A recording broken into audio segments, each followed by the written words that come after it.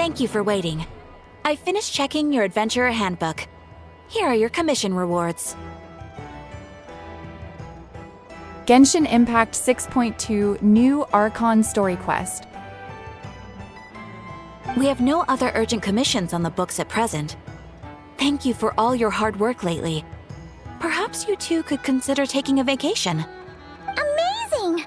Paimon never thought we'd end up having downtime and not cry. Things were pretty hectic when we first got here. Everywhere you looked, it was either the Wild Hunt causing chaos or the Fatui stirring up trouble.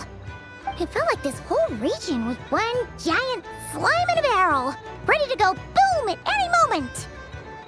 Sure have. Things were looking pretty dicey, but in the end, we managed to turn it around. Whoa! Paimon just got deja vu! Oh, that's right. It's because we've done this like a million times now. Ah, yes. Are you two aware that the Moon Prayer Night is soon to take place? Oh, yeah! Llama told us that was coming up soon. Wait, why do you mention it, though? Do people in Nasha Town celebrate it, too? Paimon thought it was just for Moon Goddess worshippers. You're partially right. Most people in Nasha Town just see the festival as an opportunity to do business. They do not concern themselves with the religious element. The festival was first celebrated by the Frost Moon Scions. On this day, they would wear moon prayer blossoms and celebrate the birth of the moon goddess through song and dance. They would also prepare food and handicrafts and give them as gifts to others. Over time, it became Nodcry's most lively festival. Whew! Sounds like fun! Great! Well, in the meantime, since Catherine doesn't have any commissions for us, let's focus on some personal business instead. When we first got here, you mentioned that this was where your spaceship landed? We didn't get to follow up on it at the time, because we got wrapped up in that whole rare situation, but now we can finally start investigating it properly. Well, there's a saying Paimon's heard around these parts, which goes, if you lift up a rock, you'll find something you weren't looking for. By that logic, you'll never find what you're looking for while you're searching, but the moment you stop looking, it'll jump right out at you.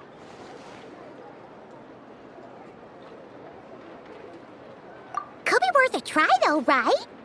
Anyway, Paimon suggests we focus on other stuff we want to do for now, and just keep an ear out for spaceship-related intel as we go.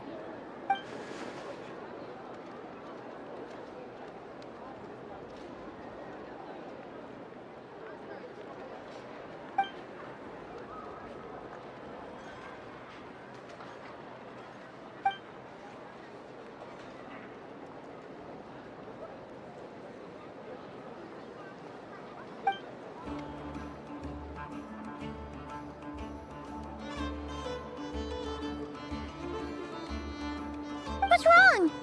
You look super serious all of a sudden.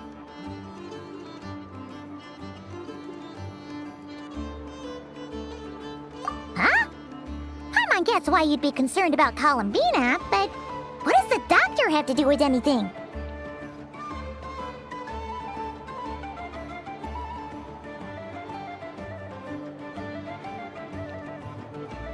Oh, that's true. And now that you mention it, we're definitely overdue for a showdown with the Fatui. It is weird that he hasn't shown himself this whole time. What could he be up to? True. Paimon would much rather deal with Marionette anyway. She says the meanest things, but when it comes down to it, she doesn't seem like a bad person. Maybe it's the pressure of being a Fatus? Especially as a Harbinger. Does she feel like she's gotta act tough to keep up appearances or something? But then, every time we headed out with Rarier, she always wound up having to repair Polonia and her other robots. That's gotta sting. Losing face always hurts more for people who care a lot about their image. She's probably still furious about it.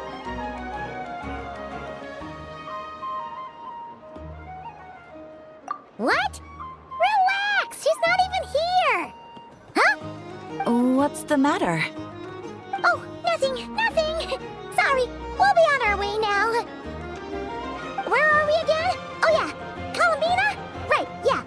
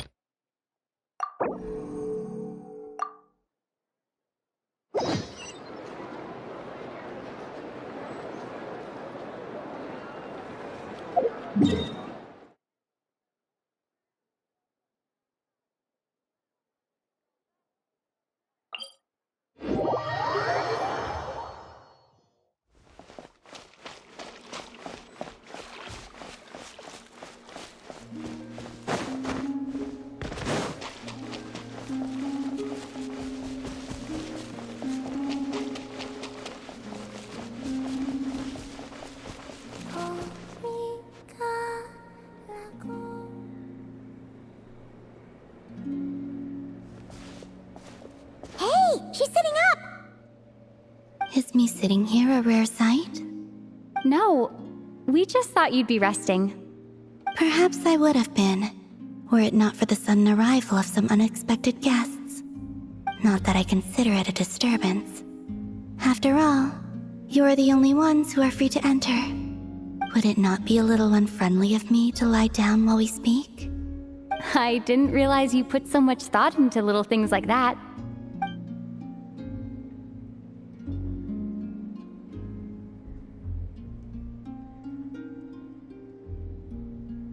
Only sometimes.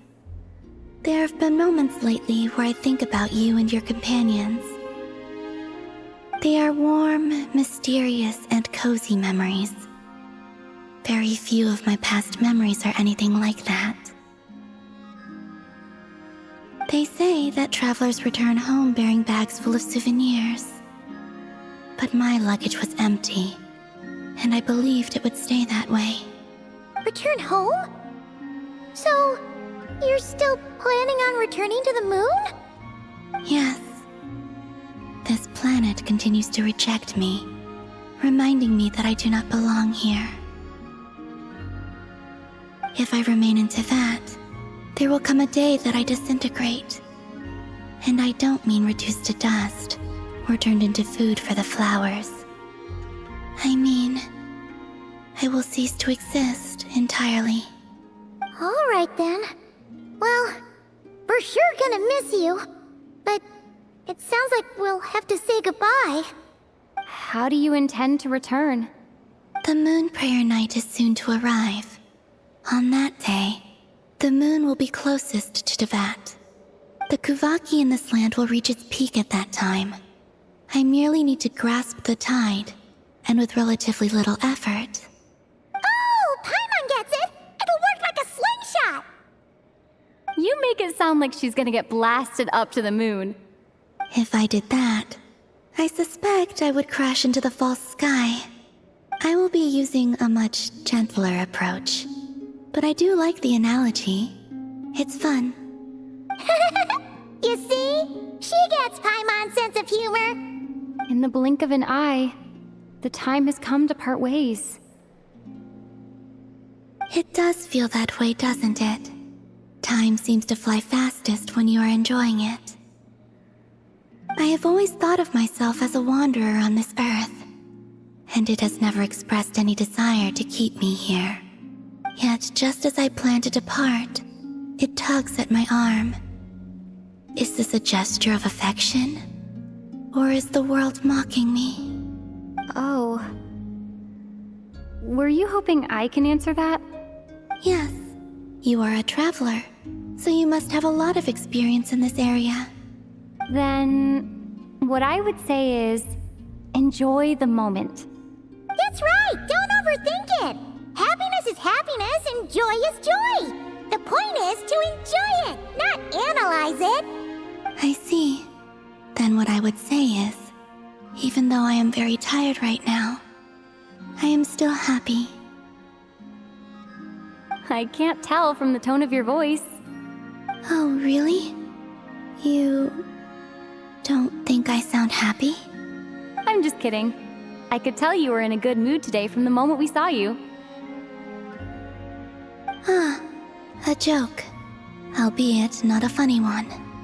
Anyway, I assume you're here about you-know-what. Give me your hand. Actually, it's not that. There's something else we wanted to discuss with you. Oh, then, do you still want to give me your hand? Or not? Sure.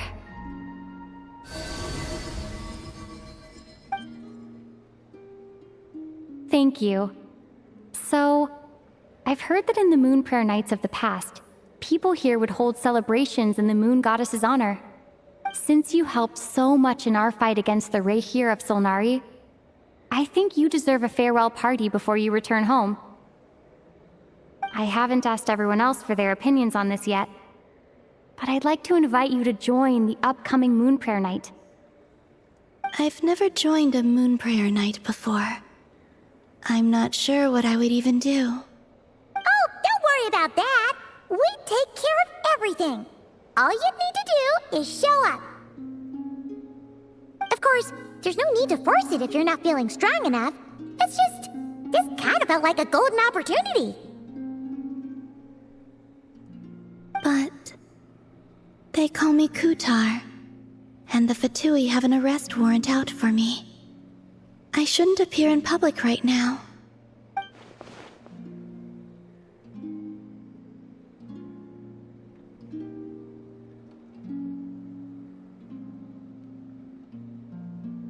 I'll make it work. You have my word. Yeah, we got your back. Well, she does. Paimon's actually not too sure what she's planning. All right, if you're sure. I will not refuse your invitation. I suppose it wouldn't hurt to pack a few more sights from this world into my suitcase before finally learning what my homeland looks like. Oh, if you see Llama, please tell her that my answer to the question she asked me is neither yes nor no. Rather, it is, there is no need. That was kinda cryptic, but sure. Guess it's between the two of you. We'll pass along the message. Bye for now.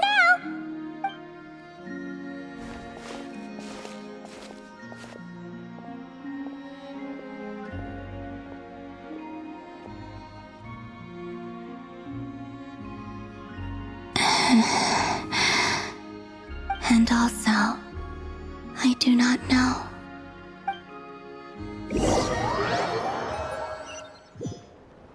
Since she's agreed to join the festival, let's go see who else wants to take part. Llama's gotta be the person most familiar with the Moon Prayer Night. We should start with her. Also, what exactly is your plan to keep her safe? Not sure yet. I'll figure something out. What? Are you serious? And Paimon even gave you her vote of confidence back there. When did you become so sneaky?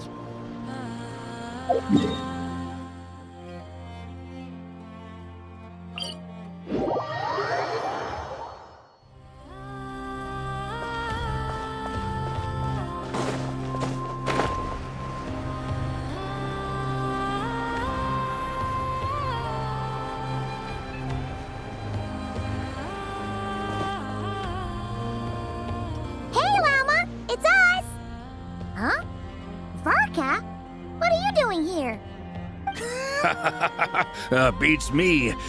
I had a bit too much to drink last night, and when I woke up, I was on Hisi Island. Mr. Varka is helping to oversee Nasha Town's preparations for Moon Prayer Night. He is here to go over some details regarding the decorations and custom cloth designs. Right, yeah, that too. What do you mean, that too?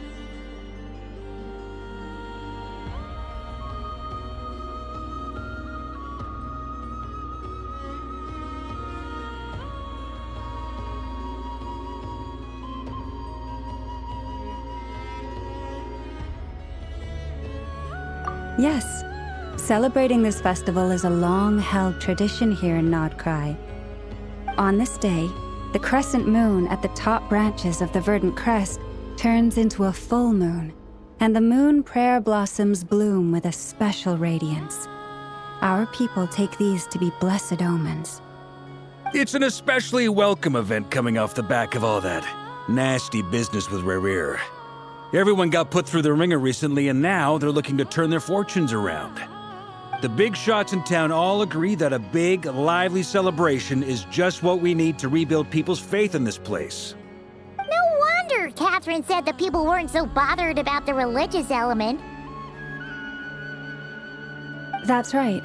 It's become more of a local custom by this point. The celebrations have little to do with whether the religious stories behind this event are true or not. Even the Frost Moon Scions are eagerly awaiting the coming of Moon Prayer Night, despite now knowing that their past beliefs were founded on a falsehood. That's fair. It's a bit like the Lantern Ride in Liyue. It's a chance for people to enjoy themselves, not debate the existence of the Adepti.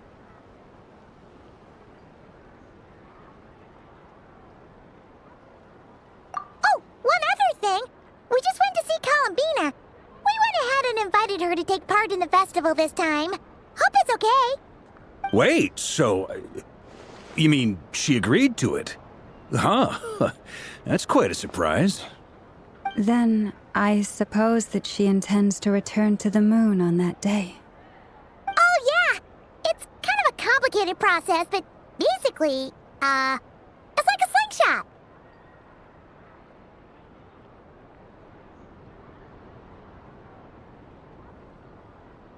I understand.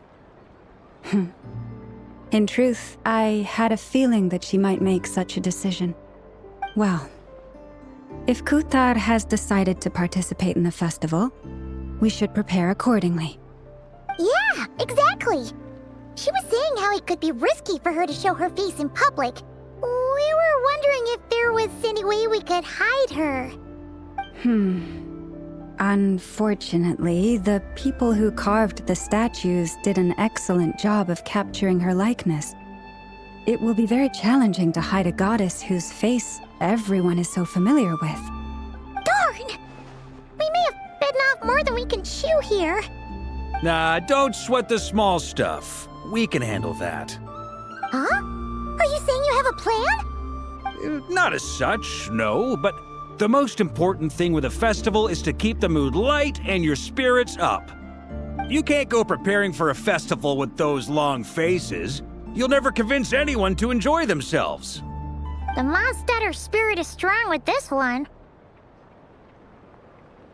As it happens, I agree with Mr. Varka. Let's start by making our appreciation for Kuthar the beating heart of the festive atmosphere.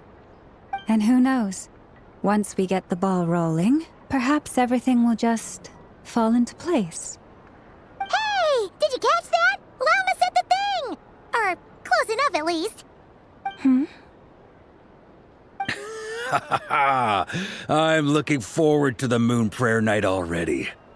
We have a festival in Mondstadt called Windbloom, and you can always tell which couples are celebrating it for their first time by the smiles on their faces.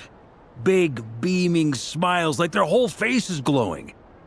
And I have a feeling we'll get to see that same smile on the Moon Goddess's face at this festival.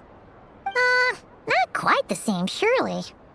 Anyway, I'll take care of business in the city, but I'll have to leave the decor up to you and the Frost Moon Scions. No one else can capture that traditional aesthetic quite like you guys. But lastly, there's the final key element that brings the festival to life. Companionship.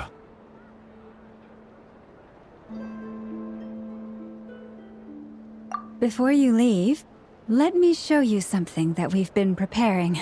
Mr. Varka had asked to see it already, so you may as well tag along. Also, I have some further questions about Kuthar's decision.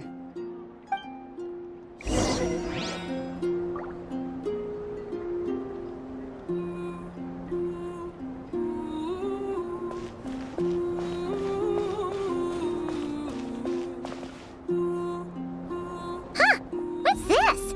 They sure look like they're having fun. I believe so. Kuhenki seem very skilled at playing drums like these, although I'm not sure where they learned it from. Maybe it's an innate talent? In their eyes, they're probably just playing with toys.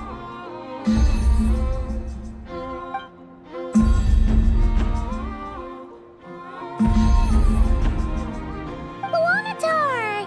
You want to play too?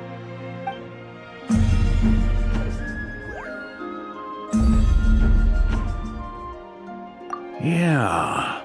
She looks more confused than anything. Maybe we can teach her next time if we get the chance.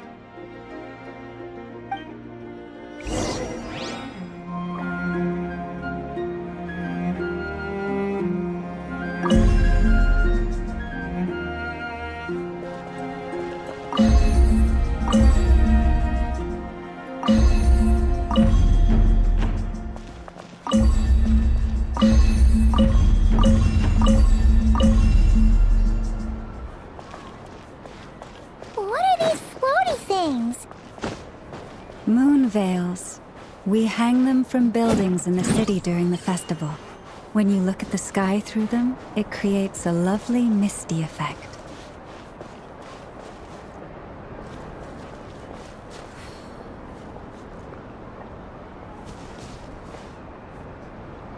Everyone seems hard at work. They're preparing items for Moon Prayer Night.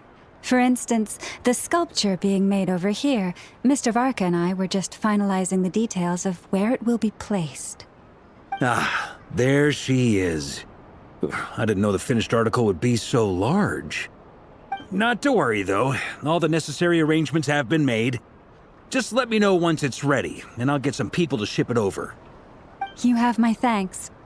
And over here, we are preparing a very traditional confection. Oh, look at all these colors! It looks great! Can Paimon try one? Of course. I have a feeling you'll like it a lot. You bet! Sweets and treats are Paimon's favorite! If you included those in the Feast of the Moon, I bet Paimon would have joined the Frost Moon Scions by now. There will also be verdant crests like this present in Nasha Town during the festival. The timing of Moon Prayer Night is not completely set in advance. We make a rough estimate, then observe the changes in the verdant crests and moon prayer blossoms to guide us. As such, the wait itself is a fun feature of this particular festival.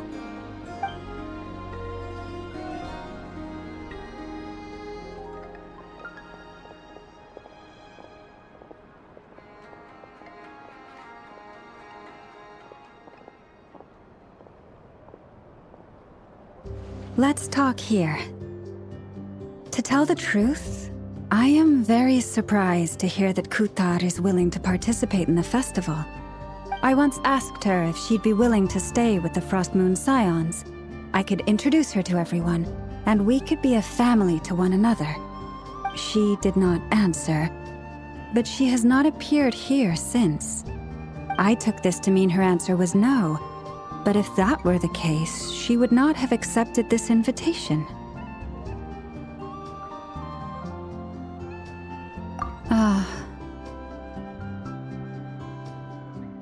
I see. Maybe she is right. Maybe the Frost Moon Scions of today no longer need a moon goddess. But my wish was not for her to come here and be worshipped as a deity. I simply wanted to offer her a place to stay.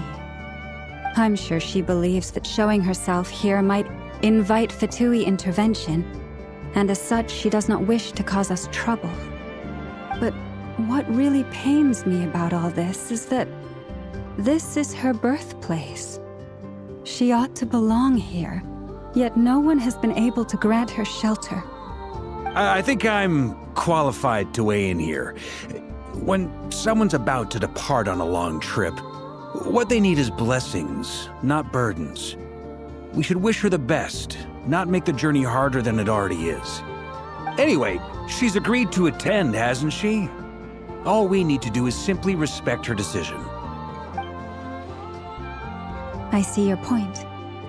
Yes, she will soon depart after all. Our job is to leave her with some happy memories. Besides, who's to say her journey to the moon is a one-way trip? It's not like she can't come back and visit if she wants, right? Paimon agrees wholeheartedly. Festivals are all about having fun, so let's keep it simple. All right, I'm gonna head back to Nasha Town soon. Want to come with? I'm guessing you have some other folks to visit there. Sure thing, let's go! Bye for now, Wilma! Thank you all. Goodbye.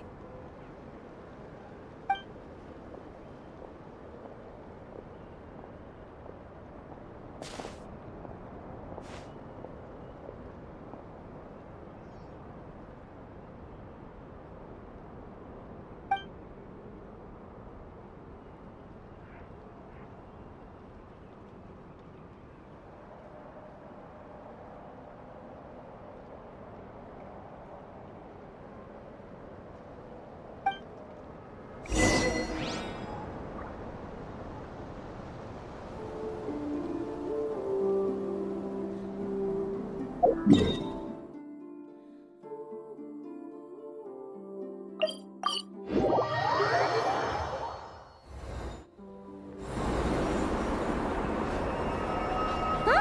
Hey, over there! It's Durin and Albedo with Flints! What could they be chatting about?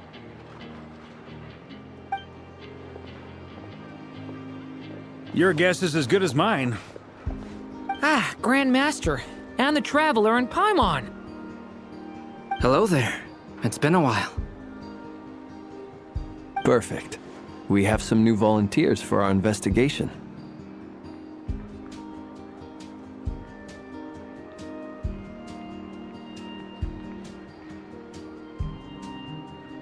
Wait, let me guess. The righteous Lightkeepers are finally ready to hunt down the Abyssal Dragon? Haha. Yes, that too. Yeah, right! Oh, wait! Why does everyone keep saying that too? Well, to be precise, the facts match, but not the causality. Wait, so I guessed right? Half right! Don't act so impressed with yourself. Maybe I can explain. We ran into Mr. Flint's north of Nosha Town. At that time, we just noticed a few abyssal creatures out in the wild, but the strange thing was, I didn't detect any traces of abyssal energy on them at all. On closer inspection, we realized that they were not real monsters, but something akin to reflections in the water, or perhaps a mirage. Huh? What do you mean? Like, you could see them but not touch them? Exactly. It was very peculiar. They roared and tried to attack us, but we could not make any physical contact with them. I think I've heard of things like that happening in Notcry before, but I don't know much about it. Yes, it's a known phenomenon. Mirage-like illusions tend to appear in Nodcry in the run-up to Moonprayer Night. From a distance, they appear quite real. I myself thought that Misters Durin and Albedo were locked in battle with abyssal monsters when I first arrived. But after sharing intel and investigating a little further, we can confirm that these illusions are harmless. There is no great cause for concern.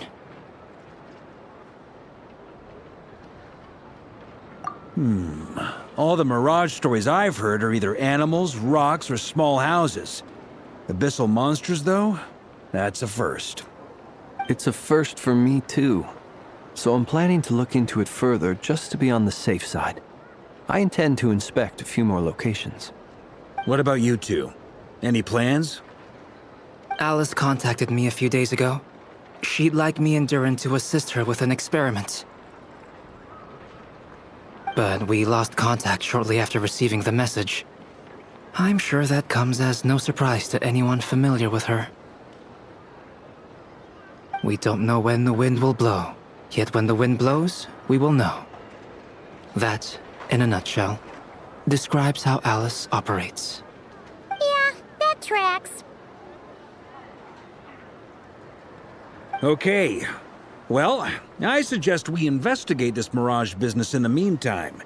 It's piqued my curiosity, and I'm pretty sure I know someone who will already be 10 steps ahead of us. Well said. Right? Whatever's happening in Notcry, she always seems to be the first one to know. Let's go see what she knows. We can invite her and her staff to the festival while we're at it.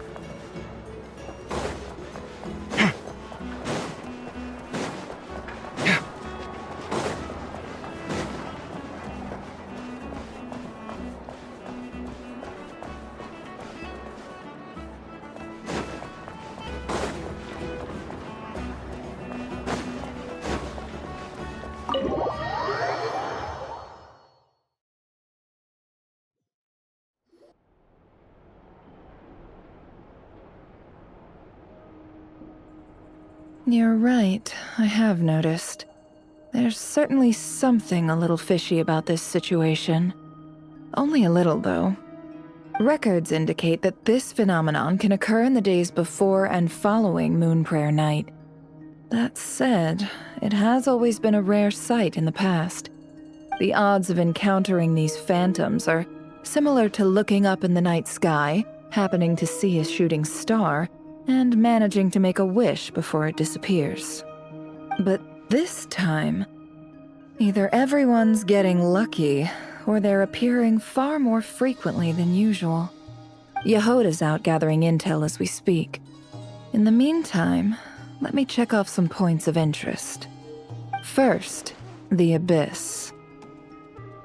The ones we saw seem to be abyssal monsters. Indeed. But we have identified one location where many more of them have made an appearance. And not just monsters, but human phantoms, too.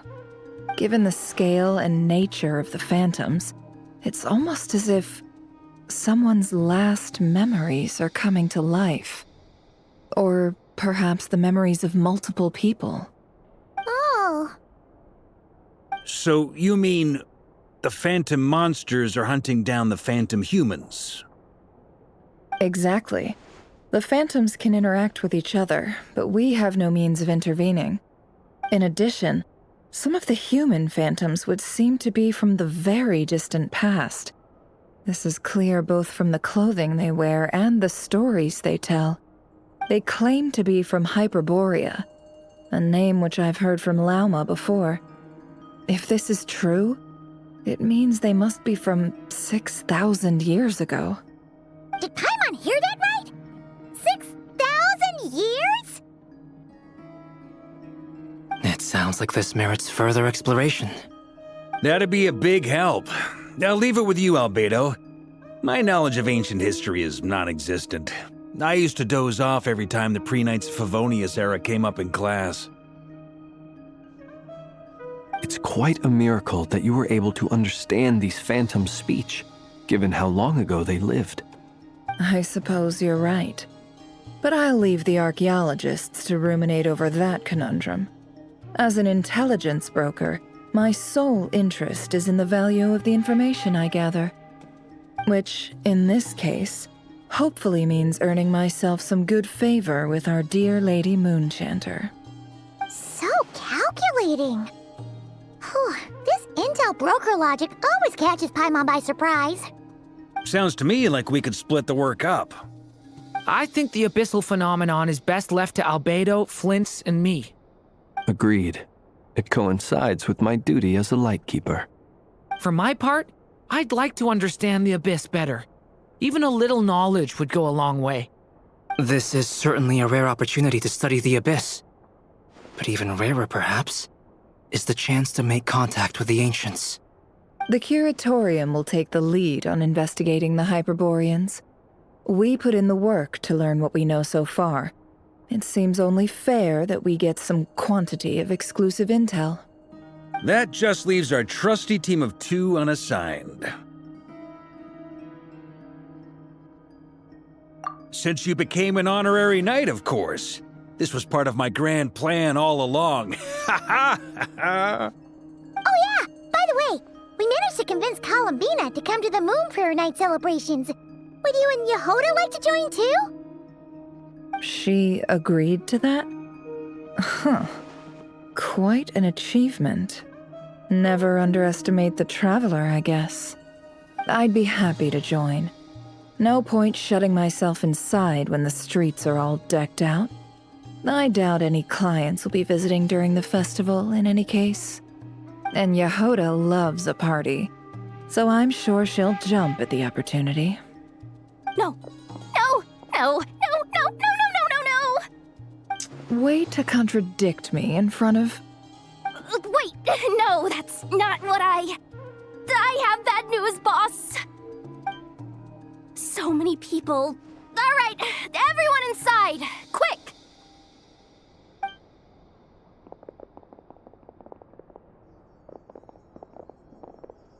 This is gonna sound crazy, but hear me out. I saw one of those phantoms at Star Sand Shoal.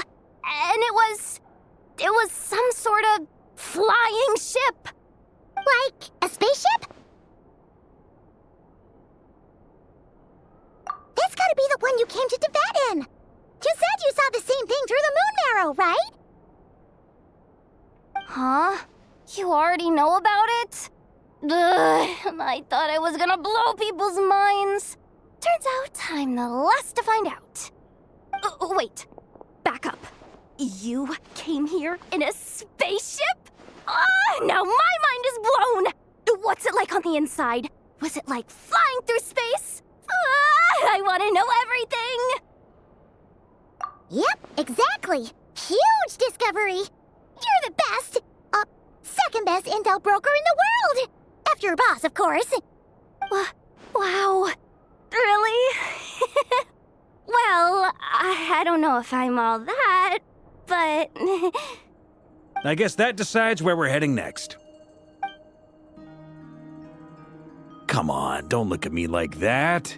I know the spaceship doesn't have anything to do with me, but you don't want to leave me as the only one twiddling my thumbs, do you? Please? Fair enough. You can tag along. In that case, let's meet back here to discuss our findings once we're done.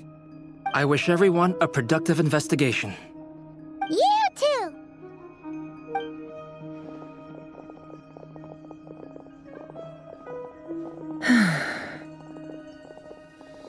What's up, boss? Aren't we gonna head out? Tell me, Yehuda, when did the curatorium start giving out intel for free? Oh, sorry, boss.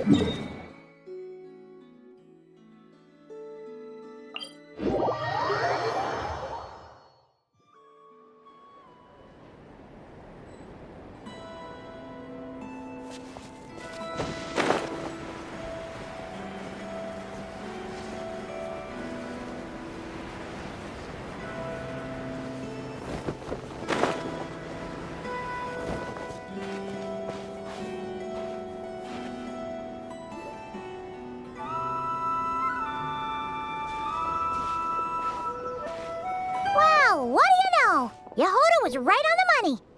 This Phantom really is your spaceship. But that's so weird. Why would it show up here? Is it some kind of projection? Or a ghost? Like, maybe it no longer exists, but somehow it left an afterimage? Ah, you're already here. Miss Lauma, what a surprise. I thought you were busy with festival preparations.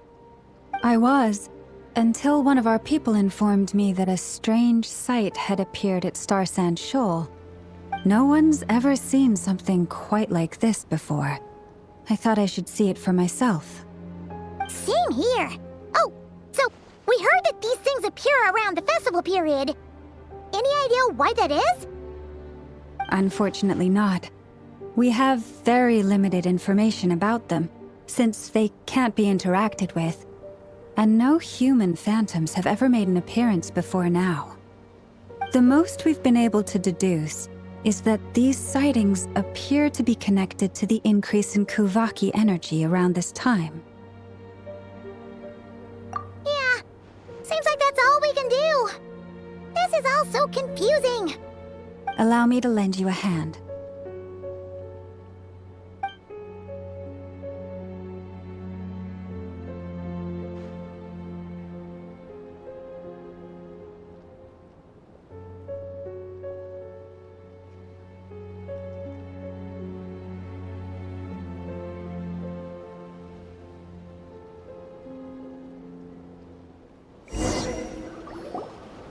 Everyone, Our friend here should be able to provide us with some information.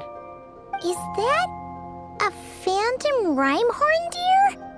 I've heard about how the Frostmoon Scions live in harmony with the animals and can even communicate with them. That's coming in handy now, for sure. Okay. Yes, I understand. Then how about this?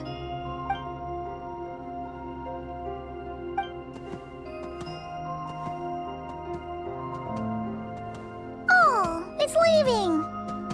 It appears to share our curiosity about this giant spaceship, so I asked it if it wouldn't mind investigating along with some friends. In return, I told it about some nearby spots where the wild fruit grows abundantly. We may live in a different era from these phantoms, but I trust that the terrain, climate, and ecology here are more resistant to the effects of time than some things are. Let's give them a moment and hope for the best.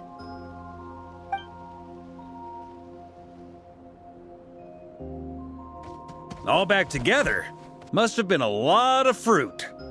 Indeed. Now let me ask them some questions.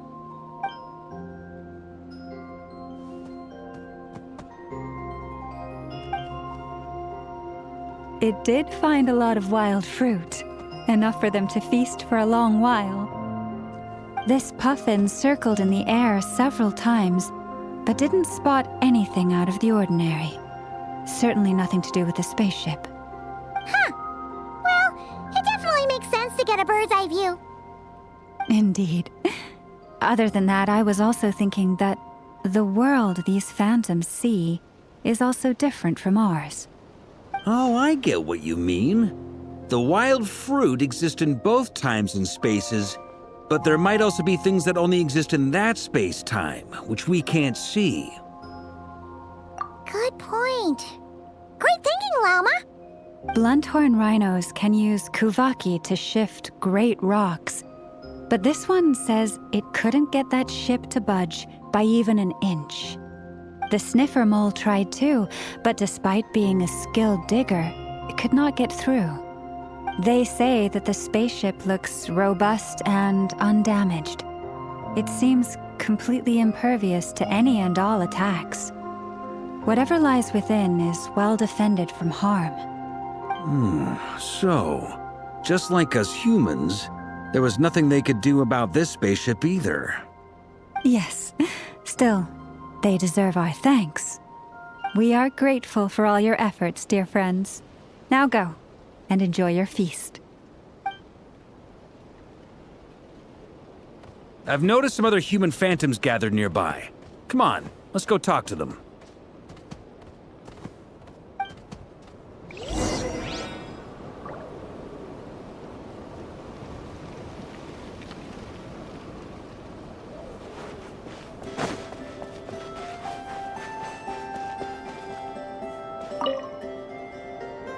What is this thing?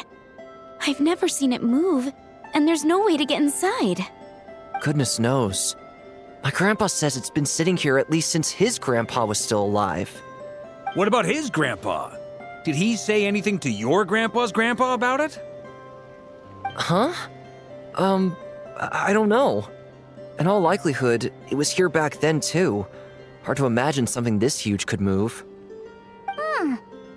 Guess that means that as far as they're concerned, this ship's been around a long time.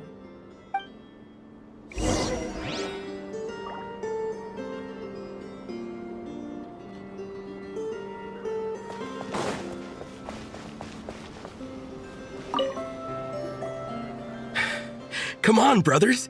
If we can get even a small chunk off of this thing, it's gotta be worth a fortune. Today is the day we strike it rich. Huh? You mean Paimon? Yes, brother, I shall join you. Let's make our fortune. We should go with them. What the?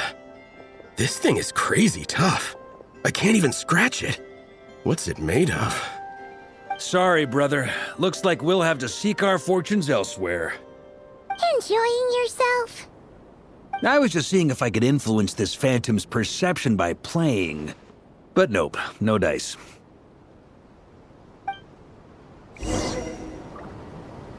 I'm sure we're all starting to build up an idea of what's going on here now that we've spoken to some of the people. These phantoms are reenacting real historical events in Nodcry. It's almost like we're in some kind of interactive stage play. We can talk to the actors, but the plot is fixed, and we can't influence it. It makes sense. History is set in stone. The objective facts of the past cannot be changed. Paimon totally thought you were just goofing around earlier. But actually, you were doing some serious investigating. Of course I was. Anyway, at this point, I think we're forced to conclude that although the Phantom spaceship is right there in front of us, we aren't going to learn much about it from these people.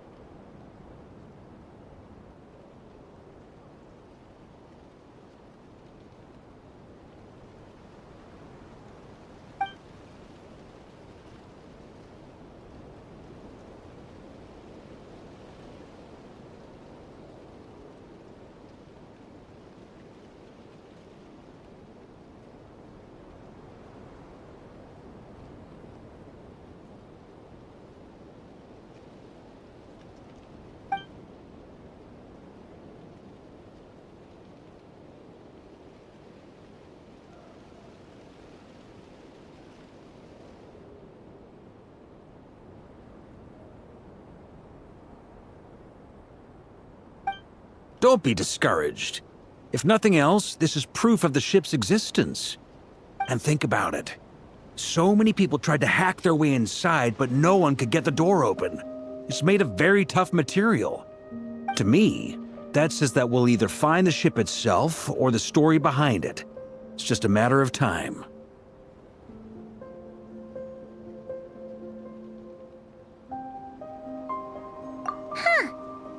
Every now and then, when Varka gets serious, he actually does seem like Grandmaster material for once. I wonder how the others are doing. Let's head back for now. Sounds good. Also, drinks are on me if Team Knights of Favonius is the first to finish. Wait, we have a team name now? Am I in Team Knights of Favonius as well? You're very welcome to join. We've even got a cathedral ready for you. Isn't that technically blasphemy? You wouldn't dare make a joke like that if Barbados was in earshot. Nah, I'm sure Barbados doesn't mind a little harmless blasphemy once in a while.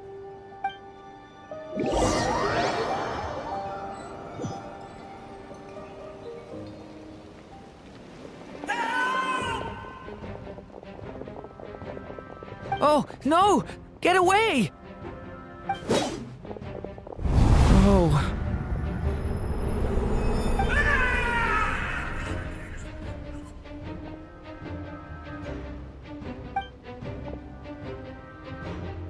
I know it's hard to stomach, Mr. Duran.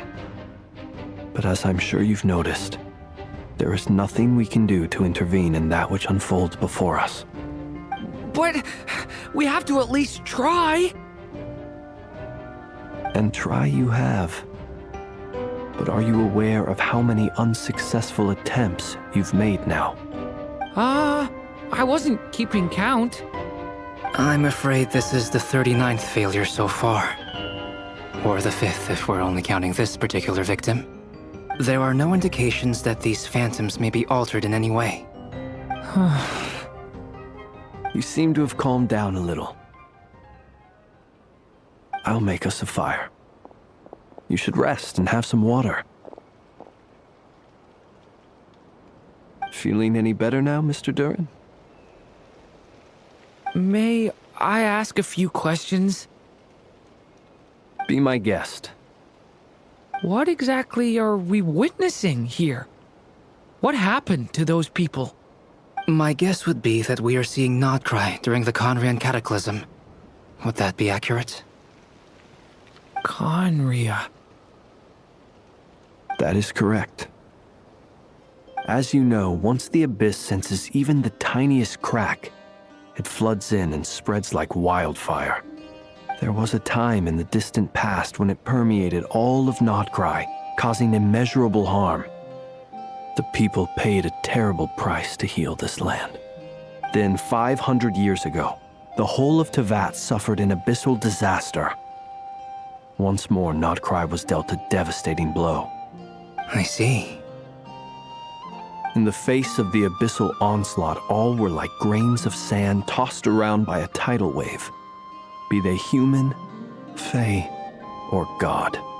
The moment you witnessed is but one drop in a whole ocean of catastrophe. All right. I guess that answers my second question, too. I wanted to know why there's nothing I could do to help them, and that's because what we are seeing is history. That would be my guess as well.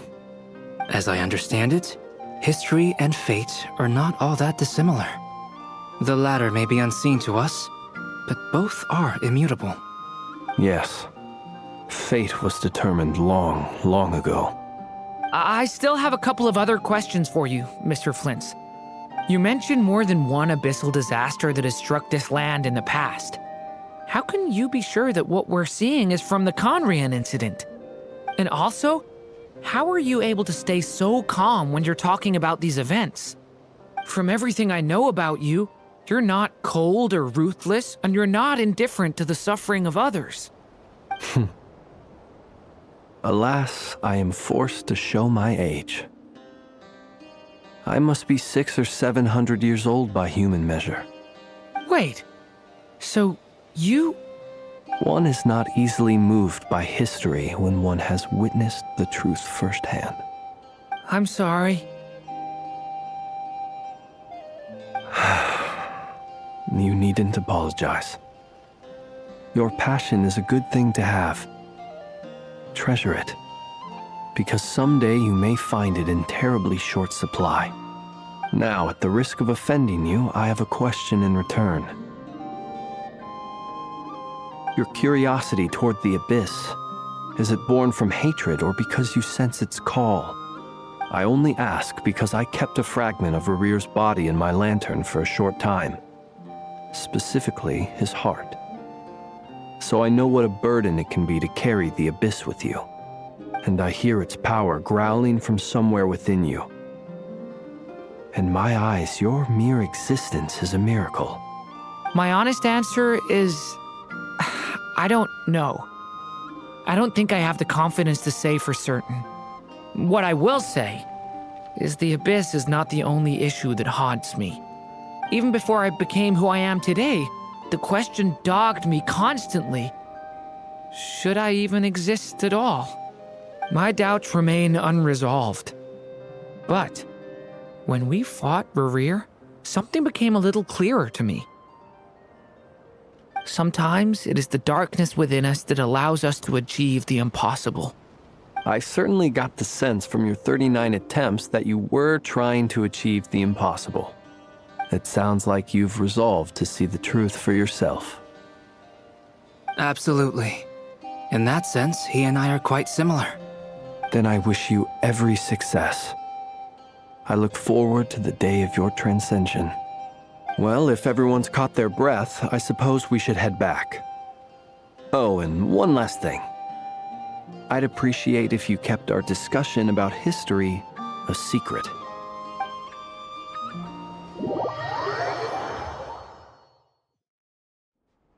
Incredibly, our separate investigations led us all to the same conclusion. Hooray for consensus! Yeah, but we barely learned anything, though. I totally thought this would be the mother lode. Talking with the ancients? I mean, come on! But nope. All we got was useless snippets of conversation. And all this stuff about moons and hyperopia. What a load of baloney. Seems like people back then had a few screws loose. I understand your frustration. We found the same issue. Each phantom only showed a very brief moment in time. There isn't much value to be found in these miscellaneous fragments of a civilization's history, no matter how glorious it may have been. If there's a silver lining, it's that these phantoms are harmless to the present reality. They shouldn't get in the way of the festivities. Paimon agrees. And not just because it's the first thing she understood in this whole conversation. You look disappointed, Nefer.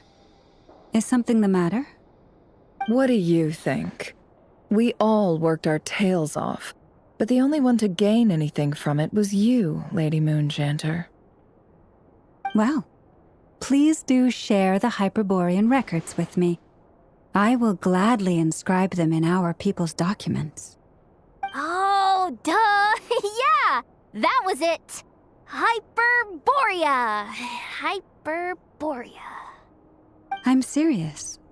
Only an expert in the Frostmoon Scions and their history can turn these records into valuable research material. The alternative is to let them gather dust on the Curatorium's storage shelves until the pages turn yellow. Nefer, you're wise enough to know that cooperating and sharing the profits is the best course of action here. Well, that goes without saying. Sure, let's do that. Huh? But didn't you say we aren't supposed to give out intel for free? Sorry. Shutting up. Now is not a good time to push Nefer's buttons. Anyway, back to Moon Prayer Night. I'm thinking that we should prepare something a little special, aside from the usual decorations and so on. You mean a parting gift? Can't go wrong with food. Although, does food go bad on the moon? Perhaps a lantern would be a better choice. It might be dark up there. It could prove difficult to light a lantern on the moon. Magical stones might serve that purpose better. What about a clockwork mecha model from Fontaine? I've got a whole bunch at home. I use them for fighting practice in my free time. None of these sound like things she would be even remotely interested in. But we don't interact with her enough to know what she likes. Yeah. It would really save us the guesswork if someone could find out what she's into. Wait, what the?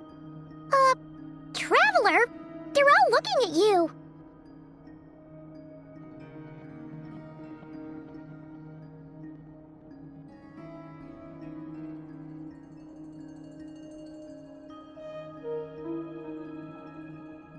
Great! Haha, problem solved. Now, I need to stop by Dory's. Gonna need her help sourcing a bunch of stuff for the festival. Then let's leave it there for now. We all have our own business to attend to. Traveler, if you find out what Kutar likes, let us know right away.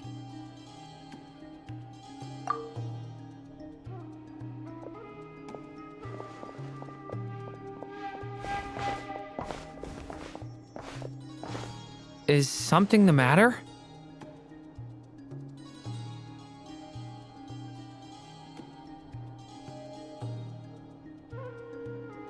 I'm fine. It's just... I'm still feeling a little rattled after witnessing the horrors of the Abyss. But it's okay. This is something I have to work through. I'll be all right. Thanks for your concern.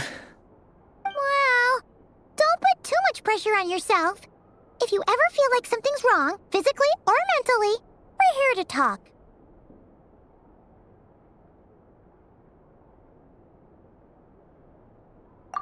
Come on.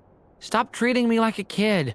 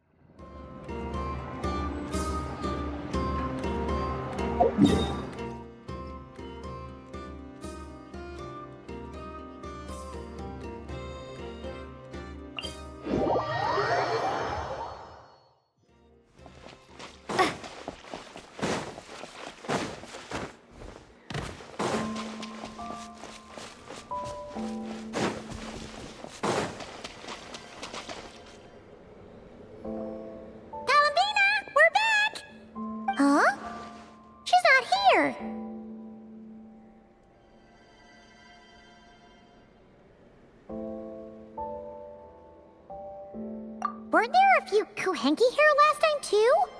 Where did they all go?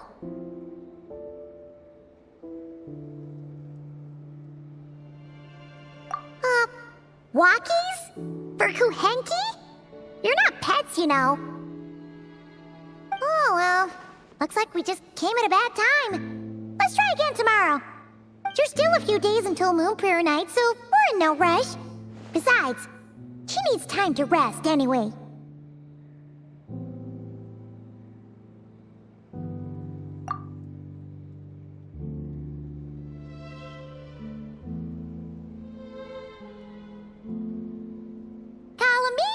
Are you back yet? Oh, how strange. Looks like she still isn't here.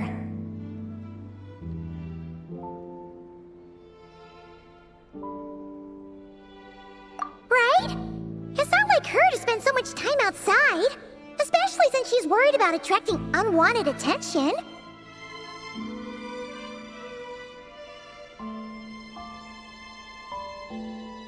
What about Luonatar? Luonatar, you there?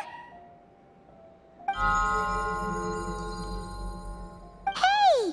Do you know where Columbina went? Sorry, didn't understand. But if you know where she is, could you take us to her?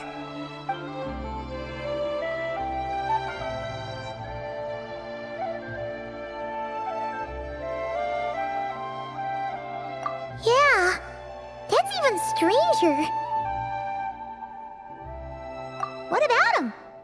Oh, that's not good news. They change color when Columbina gets weaker, right? And they look super pale right now. Good idea. She might know what's happening.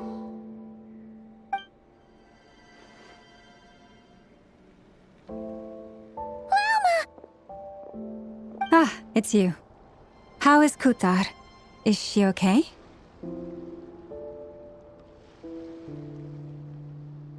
No, she hasn't. I came here to check on her after I noticed the flowers had changed color. Based on past precedent, she must be very weak right now. Even getting up to walk would be a struggle. It seems unlikely that she wandered off outside. Not to mention that she doesn't do that at the best of times either. So yeah, this is super weird. No. Very few people are in the know about Kutar's whereabouts. And if anyone suspicious had visited, they'd have left some sort of evidence. Come on, let's go to Nasha Town. If anyone has seen her, someone there will know about it. It's not Cry's information hub after all. Makes sense. Let's go!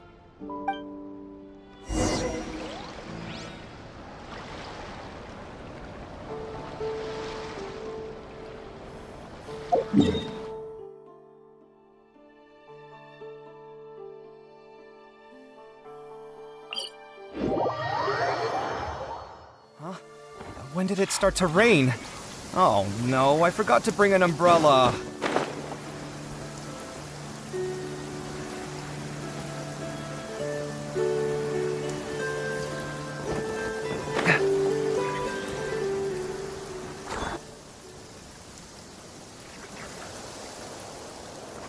Wait a moment. Is it just Paimon, or is this stall kind of suspicious? It's never been here before, right? No, I don't recognize it. Alas, your free and easy adventure time is over. Now, prepare to face the final boss of Nod Cry. Whoa! Where'd that voice come from? Not sure, but it's definitely hostile. No, no, no, not that way. The final boss is right here. The sniffer mole? That's the final boss? Surely not. Also...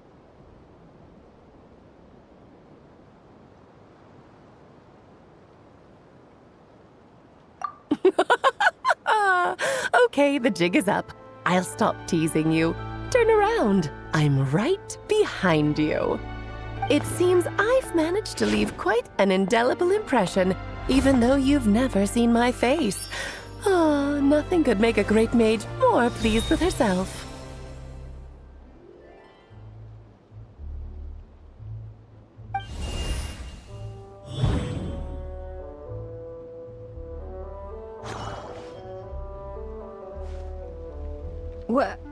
What is going on? I've heard that all the big shots in Teyvat have long, wordy titles that stun people speechless when they make their entrance. Unfortunately, none of them are affiliated with the Hexen Circle, and we ourselves keep a very low profile. The notorious name-dropping doesn't quite work for us. Still, I, for one, think I'm really quite amazing. So that didn't stop me from coming up with a title anyway. Alice! It's really you this time? Not a lantern or a dodo but Alice in the flesh? Oh, that's right. So, what do you think? How does it feel to finally meet me? You look like... Oh, that's the first thing you thought. A little surprising, but that actually makes me very happy. Because that means that when Klee grows up, she'll be just as stunningly beautiful as her mother. So she's a friend of yours? Kind of. This is actually the first time we've seen her in person. I see. Madam Mage, that was, quite a powerful entrance. I certainly won't be forgetting it anytime soon. It's okay, Lauma, don't force it. Paimon will do the honors. This is Alice from the Hexen Circle. She's a friend of ours. And of Arcus, too. That's right. She's a good person, just kinda unpredictable.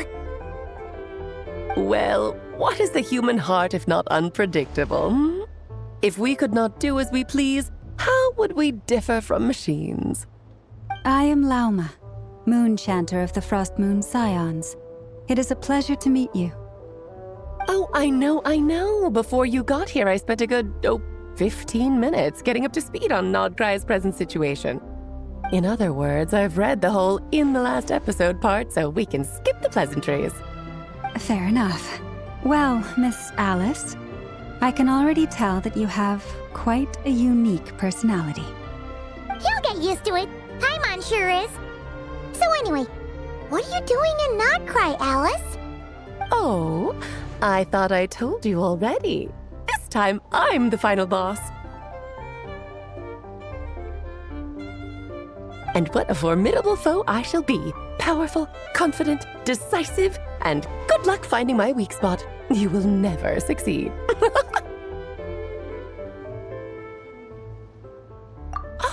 Oh, drat! My one weakness, and you found it in an instant. Fate has been dealt a devastating blow.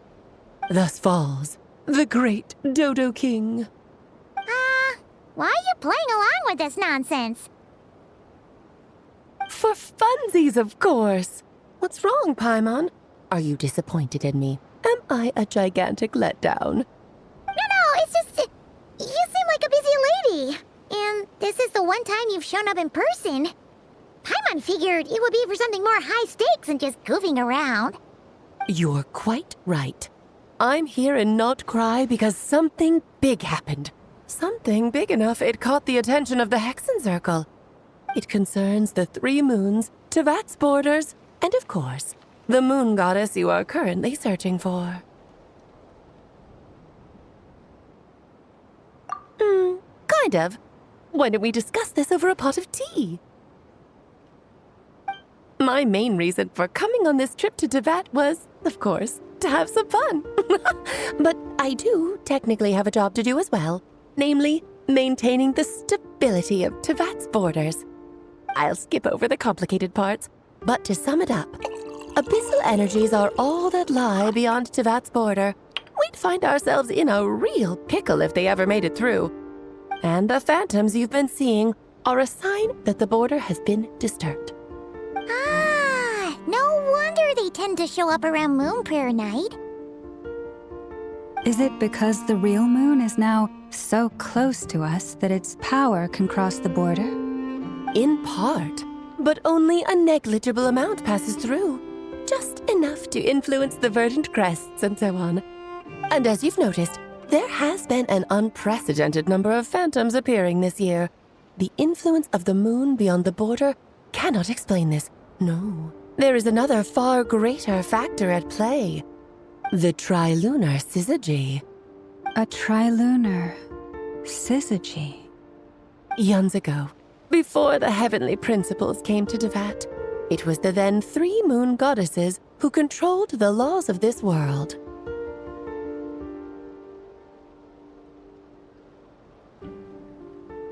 Oh, that's exactly it!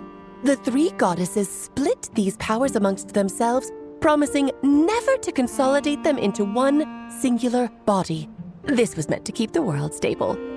But, fast-forwarding to the present, the eternal moon's marrow is with you, while the iridescent moon's marrow, which should never have appeared in this world, has been retrieved.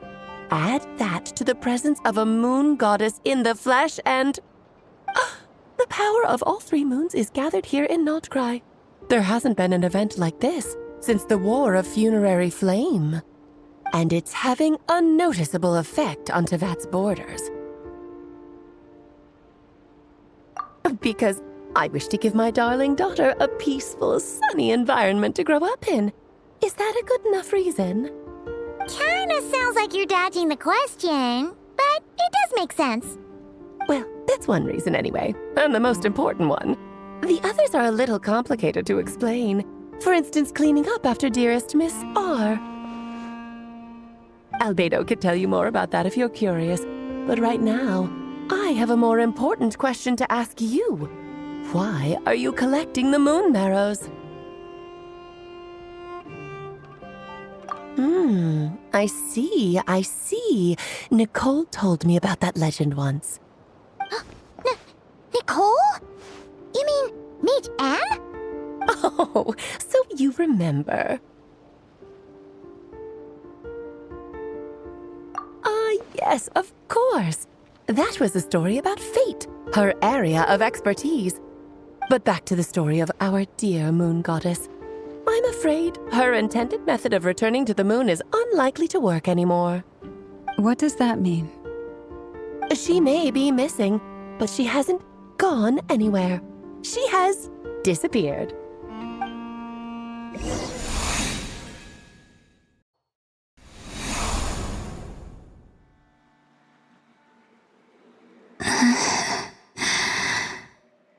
My body is so heavy. Wait, no. It's my mind that's heavy. My arms and legs are as light as a feather. What's happening to me? I feel drowsy, like I've been asleep for too long. Is it daytime or nighttime? Is the moon out? I think I'll go for a walk.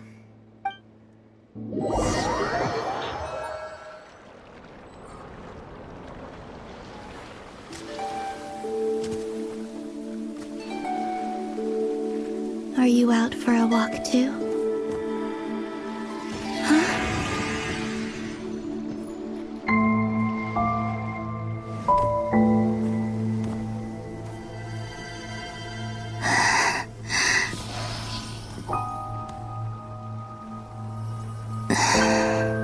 The day has come at last.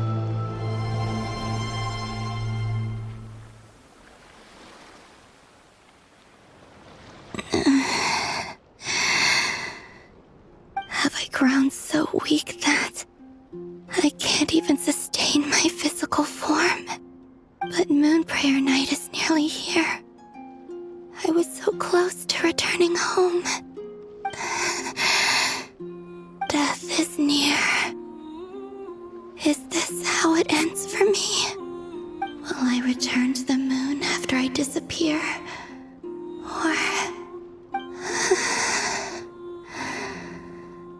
I don't want it to end like this. So far, at least, can still feel. But as my power wanes, I'm sure that too will fade. I suppose I might take one final look at this world. The world where I was born.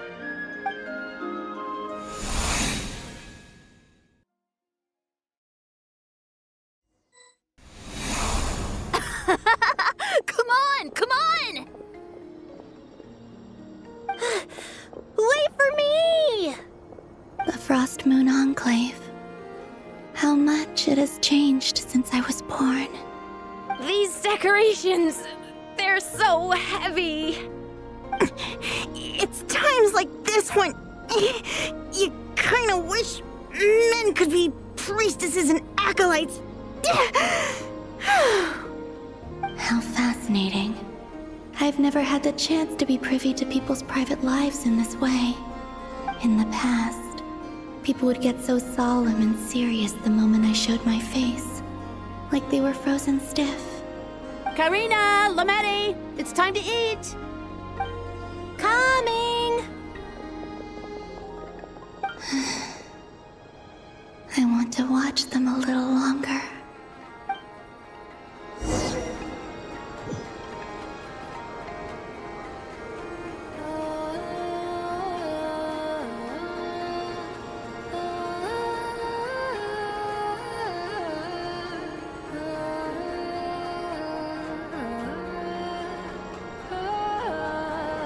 So just fill these balloons with air, right? Yep. Try a couple now to test things out. The rest can wait till Moon Prayer night. Think fast! Rada! Teasing an acolyte of the Frost Moon Scions? Surely that's a punishable offense. Take this!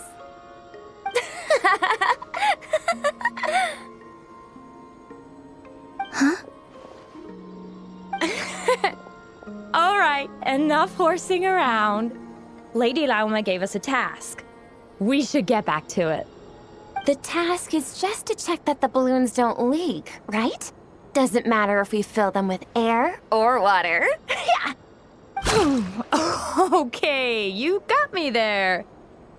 And you got me there. But still, we can't use all the balloons before the festival even starts. We won't use all of them. And as long as Lady Lauma's trusted acolyte doesn't snitch, this can stay as a little secret between friends. A couple more can't do any harm, right? Oh, you menace. Then, think fast!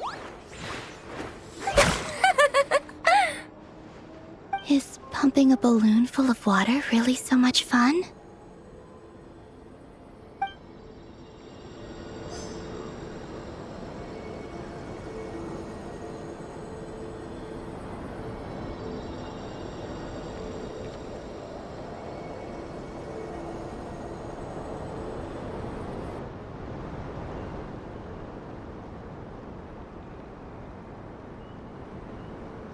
I'm sure you're both tired from playing all day. Come on, eat up. A plain, humble meal. That has always been the way of the Frost Moon Scions. Huh? How come Lametti got a midsummer berry dessert? Oh, I always get Lockaberry. I don't mind sharing.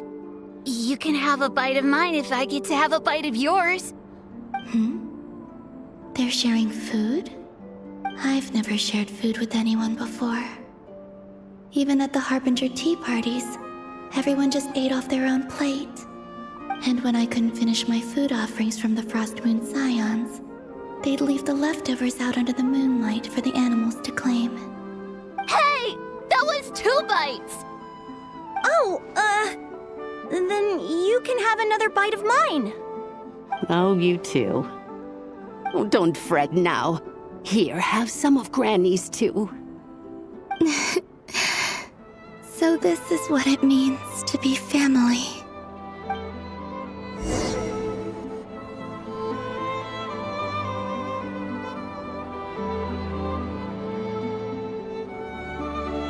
I'm seeing so much that I'd never usually get to see. They'd never act like this when I was around. It's nice, being able to just watch people in peace in these final moments. What a rare opportunity. I think I'll go take a look around Nasha Town, too. Maybe the Traveler will be there.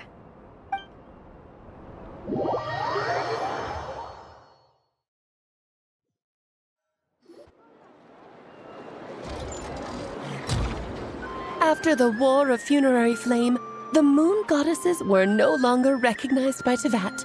They lost the whole foundation for their existence. That's why the Moon Goddess's strength is fading. She cannot withstand the world's rejection of her.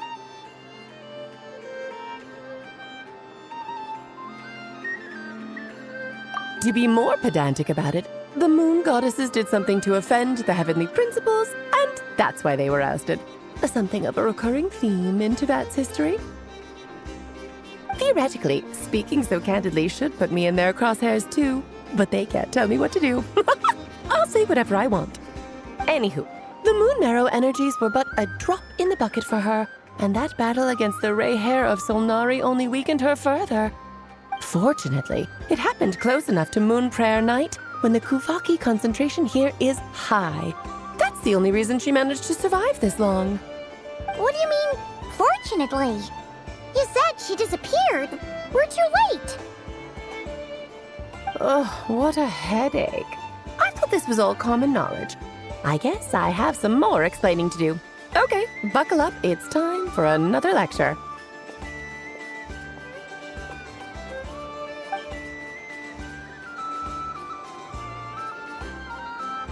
Now, I said earlier that the Moon Goddesses lost the foundation for their existence. The reason for that has to do with the natural order. Basically, the rationale for their existence in Teyvat was lost. The same logic applies to the present Moon Goddess too. Consider her existence so far. Her comrades in the Fatui called her Damselette. And she was worshipped as Kutar by the Frost Moon Scions. But these connections have now been severed, whether by her hand or yours. So, the rationale that once sustained her existence is now gone. Wait, we did that to her? Oh, well, strictly speaking, yes. But let's not start pointing fingers, shall we? I'll only end up as the big bad villain, and that's not the kind of final boss I want to be. Of course I do. I'm only the greatest mage in the whole entire world. Now, if you wish to find your Moon Goddess, there are two problems we need to solve. Firstly, we'll need to strengthen the connection between her and Teyvat, at least enough to sustain her until Moon Prayer Night. Strengthen her connection? But does that mean I'll have to rally all the Frost Moon faithful behind this? I'm afraid a bygone faith and a former home won't be of any help to her now. Do you know her name? Her name? Oh, yes. Names are very important things. A name is a fundamental concept that anchors one's entire existence. Then your first job is to find it. As a moon goddess, I'm sure she must have a name she identifies with. Neither Columbina nor Kutar is her true name, and she's never really accepted either of them. So, finding out her real name is enough to sustain her existence? Yes, I know it sounds like a small step, but every journey begins that way. So for now, that's all we need to focus on. The second problem is with her plan to use the moon marrows to return to the moon. Unfortunately, piercing through the false sky will take an enormous amount of power. Given her current condition, she won't be able to provide anywhere near enough power, even if she recovers her physical form. But no need to fret. Nicole's the expert in this field, and I'm sure she'll figure something out. Wait, Mage N is going to help us out too?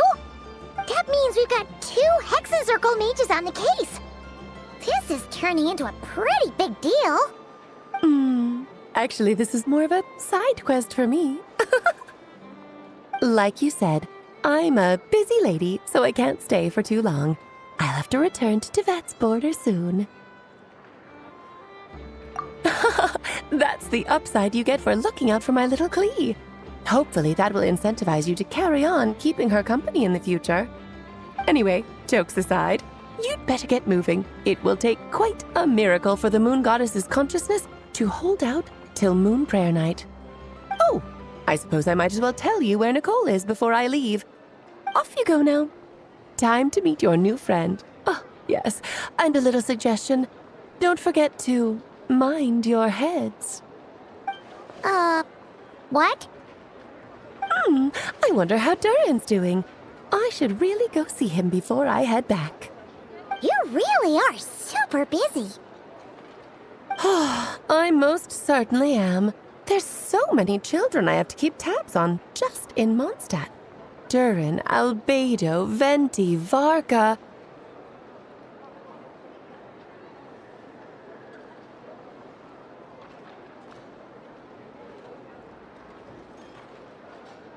Klee didn't make the list, huh? Of course not. Klee is my pride and joy. I have no qualms about her, because she's the best child in the whole wide world. Yep. Klee's a little angel. I'm glad you agree. Well, all the best. See you when I see you.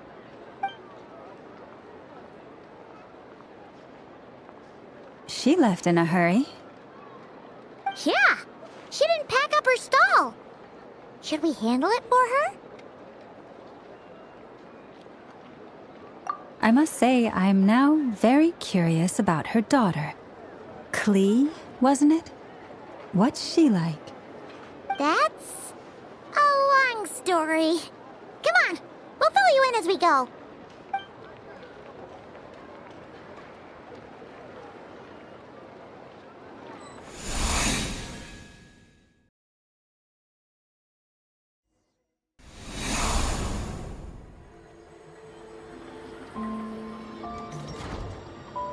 What a lively place. I've never experienced Nasha Town like this before. Hey, you old geezer! Your hammer's rusted through! Who are you calling old geezer? Are they quarreling? I'm looking right at him! You've really gone downhill since giving your daughter free rein in the workshop. Can you even swing a hammer anymore? It shouldn't take you days just to fix a single chair! You might as well use that hammer to massage my back for all the good it's doing. Don't run your mouth, or you'll get a back massage that'll put you in bed for the rest of your life. Look, the materials haven't arrived yet, all right? You know how busy it gets in the days before Moon Prayer Night. I'll bet you send all the materials to your little princess. Blood's always thicker than water, huh? All right, you've made your point, Uncle Koski. As soon as the materials arrive, fixing your chair will be the #1 priority. And Dad, if you've got time to chat, why don't you lend me a hand, See? Lolka knows what the score is. I guess they're friends. But the way they spoke to each other was so ugly. Then again, it wouldn't be the first time I've seen something like this. Columbina! Sing outside my door in the middle of the night one more time, and I'll unscrew your vocal cords. You hear me? Oh, Zandrone. So that was her way of trying to be friends with me. What a pity. I won't get the chance to say any ugly things in reply.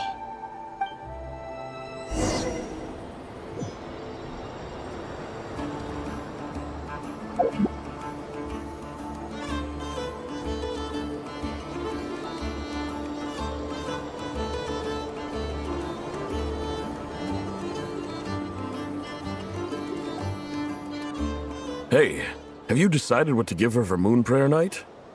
I sure have. She's gonna get the surprise of her life when she's least expecting it. Then I'll whip out the ring and pop the question. The surprise of her life. What a fun turn of phrase.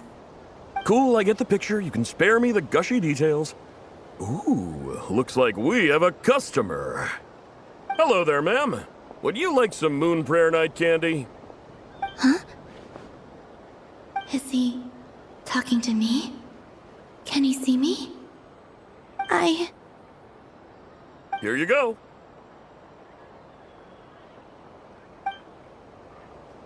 Oh.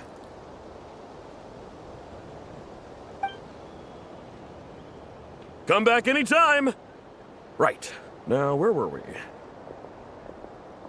I don't know why, but I still held out hope.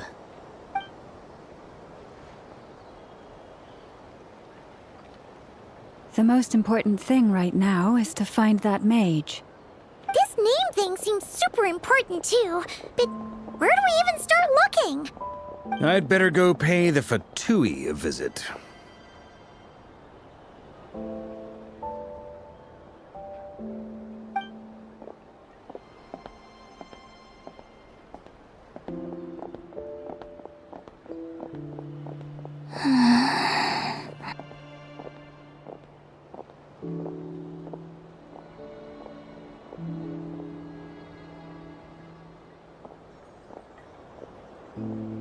Columbina?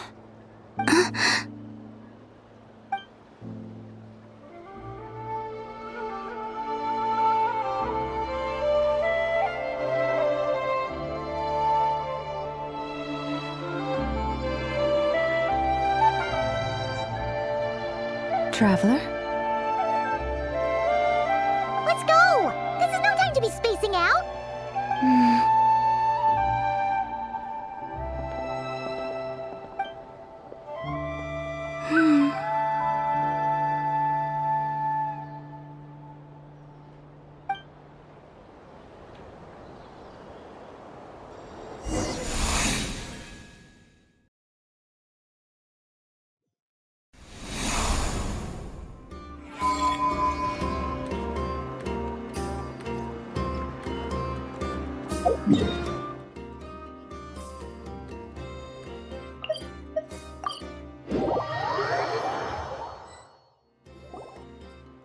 Where are they going? They mentioned a mage and a name? So, Mr. Varka, are you acquainted with this Nicole? Or should I call her Mage N? Not really. We've never met, though she has come up in conversation. From what I've gathered, Alice kinda took Nicole under her wing. Taught her how to speak in a more ladylike fashion, that kind of thing. Huh. Hard to imagine Alice as an etiquette coach. Yeah, Alice is a larger-than-life personality, I'll give you that. But then again, that's why she's able to draw such an eclectic mix of people into her inner circle. If I remember correctly, being an interesting person is actually one of her main entry requirements. So, if you ever wanted to join the Hexen Circle, I'm sure you'd both be eligible to apply. Hey! Don't go around making promises on Alice's behalf! I wouldn't dare. I'm just trying to paint a picture of the Hexen Circle for you. Okay, sure. Anyway, since none of us have ever met Nicole, how are we supposed to find her? We can't just go up to every woman in sight and ask, "Hey, are you Nicole?" Maybe something she's wearing will give it away? Like, a wind bloom pinned to her chest or something. Wait a minute. Alice never said Nicole was from Mondstadt. Oh, true.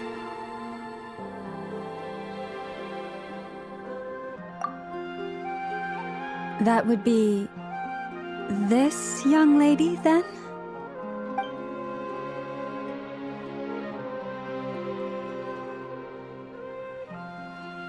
Hey there! Sorry to disturb you, but are you Miss Nicole? Varka, Knight of Boreas of the Knights of Favonius. Alice might have mentioned me before. Have we got the wrong person? Sorry. Well, this is awkward. When I shook my head, I meant, no, Alice hasn't mentioned you before.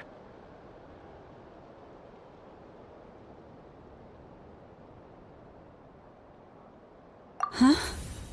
Where is this voice coming from? My apologies. For certain reasons, I am unable to speak. This is the only way I can communicate with you.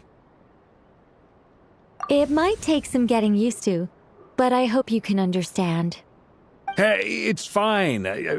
I'm more shocked by the fact that Alice never speaks about me. I mean,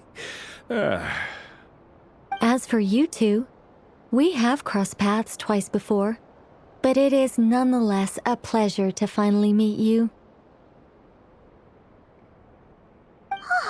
It's really you! Thanks for all your guidance in the past! You're quite welcome.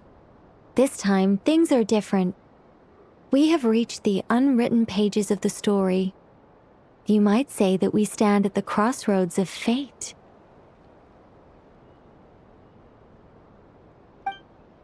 Now then, allow me to formally introduce myself. My name is... No, stop! Alice! I can't believe it! I had a whole speech prepared. I'd agonized over every single word. She always picks the worst moments to ruin other people's plans. I'm so sorry about that. Alice took the liberty of devising some bespoke self-introduction magic for each member of the Hexen Circle. But I could have sworn I deleted all of the triggering conditions for it. How did it bypass everything? Oh gosh, this is so embarrassing. This is a very different side of Nicole than what we're used to. Is she not used to face-to-face interactions? Don't worry about it. We've seen that introduction magic once already, so it wasn't too much of a shock. Please go on, Miss Nicole. We'd love to hear what you have to say, or, well, communicate. Huh? Are they talking to this lady? But... Will you all promise to forget that horrendously embarrassing introduction? sorry, embarrassing. When?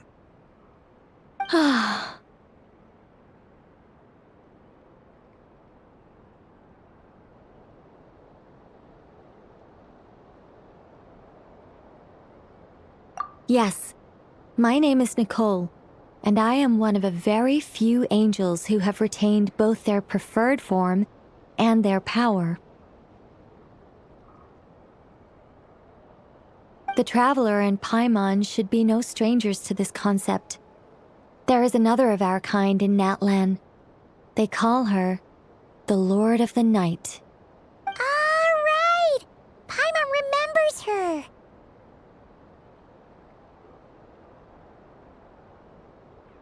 Yes. Well, I have retained more of my power than she. It's because I don't have a long-term duty to fulfill. To be more specific, no. We'll be here all day if I get into the specifics. Moving on. If I'm not mistaken, you are here because you wish to learn how one might reach the moon beyond the sky. That's right. Is that something you can give us any guidance on? Yes, I do know a way. It began with the Hyperboreans, who lived after the War of Funerary Flame. Blank looks. Maybe I should start with the background of the war. Or maybe not. It shouldn't be an issue. I'll fill in the gaps for you when we have more time. Anyway, after that war ended, the three moons retreated to beyond the false sky. The Hyperboreans were humans I once aided. They accepted the civilization and creations bestowed upon them by the angels. But despite accepting many blessings of the angels, many among them still held on to their faith in the moons. They were reluctant to accept the new order. Even after the War of Funerary Flame, they sought to contact the moon goddesses beyond the sky and receive their guidance. But all three had passed away by that point.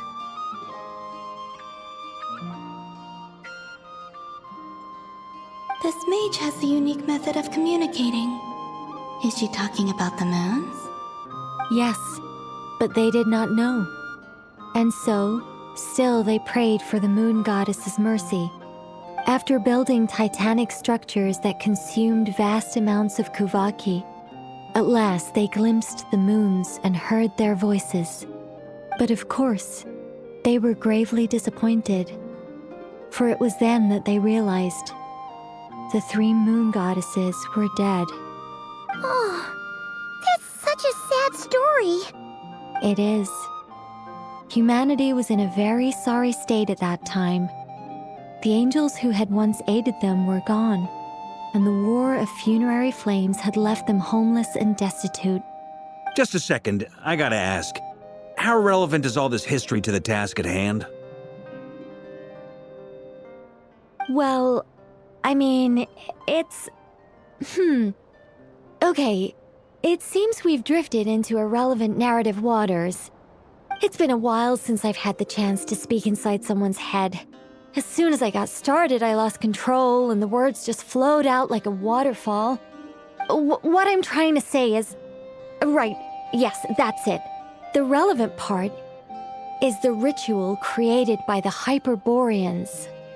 The fact that they bypassed the false sky and saw the true moons implies that they successfully built a connection between Teyvat and the outside world. Which means, with enough Kuvaki and a sufficiently stable connection, it should be feasible to send one person over the border. Okay, so they built some kind of portal? Oh, yes. A portal. Yes. Is something wrong? You sound disappointed. I just didn't expect you to summarize it so well. It turns out I could have said all that in one word, if only I'd managed to think of it. No, please, it's fine. This is invaluable knowledge. I'll be sure to record and preserve everything in writing. Oh, really? Well, in that case, I suppose I could backtrack and add some more detail. I did gloss over a few things so far. Whoa, time out. Let's summarize what we've got first. The Hyperboreans were the last ones to use this method, right? So we somehow need to find whatever structure they built and make sure there's enough Kuvaki to power it up. Luckily, we have the moon marrow of both the eternal and iridescent moons, so we're all good for Kuvaki. Which means the key issue we need to focus on is finding the place. Am I right so far? Yes. Although I expect the structure is long gone by now. That said, what if we could take advantage of the phantoms to travel back to a time when it still existed? Well, travel back isn't quite accurate. It's more like we'd be creating a handshake between 2 points in space-time. We wouldn't even have to pick a time when it still existed. It could just be a time when it still appeared in phantom form via projection, or we could project our own phantoms, fold them together, and... You look lost. Was that too hard to follow? Yeah, things got a little, technical there. Paimon's brain is reaching capacity. All right. Let me think about how to put this more simply. Okay, got it. Over the next few days, I'll search for phantoms that we can use. Once I find one that meets the criteria, I'll let you know and we'll regroup.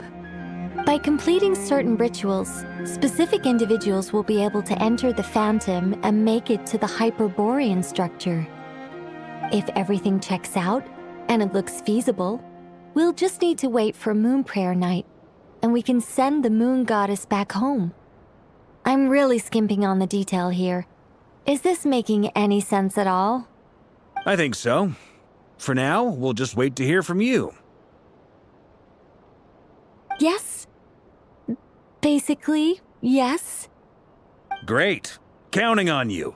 In the meantime, we'll focus on finding the moon goddess's name. My name? Are they looking for a way to stop me from disappearing? Excuse me, Miss... Go on, Miss Nicole. This conversation was a little all over the place. I didn't catch your name. I am Lauma, of the Frost Moon Scions. Ah, I did wonder. I noticed that you listened very intently when I spoke about Hyperborea and the moon's history. If you'd be interested, I'd love to visit you this evening and go through it again in greater detail. Also, if you were serious about making a record, it would be too risky to simply write down the raw details as is. I would suggest some tweaks. Maybe rewrite the stories as fairy tales or fables, perhaps even prayers. Anyway, we can cross that bridge when we come to it. So, see you later then? Oh, and no need to prepare anything. Just a cup of tea will do. See ya! She seems friendly. It's just... It's so nice to find someone who's actually willing to listen. I've been dying for a chance to finally go through all this systematically from start to finish. Any longer and I'd probably start forgetting it.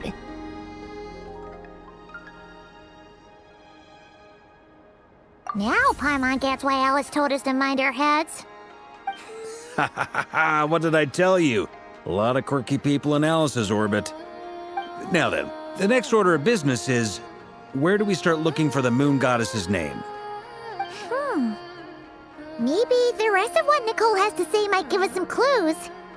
Once I've heard her out, I'll summarize the salient points and share them with you all. I'm also inclined to review our other documents. Yes, our faith was first established by our Hyperborean ancestors, but many of the more factually accurate records are from after Kutar's birth.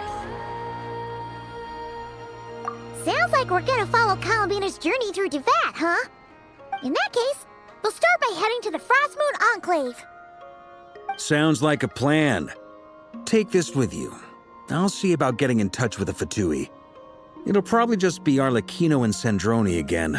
They're the only ones who would want to help. Thank you, Mr. Varka. Ha ha ha ha ha, don't mention it. Honestly, I'm more comfortable dealing with the Fatui than prying into the details of a young lady's childhood. Catch you later. I should follow them, just in case there's some way that I can help.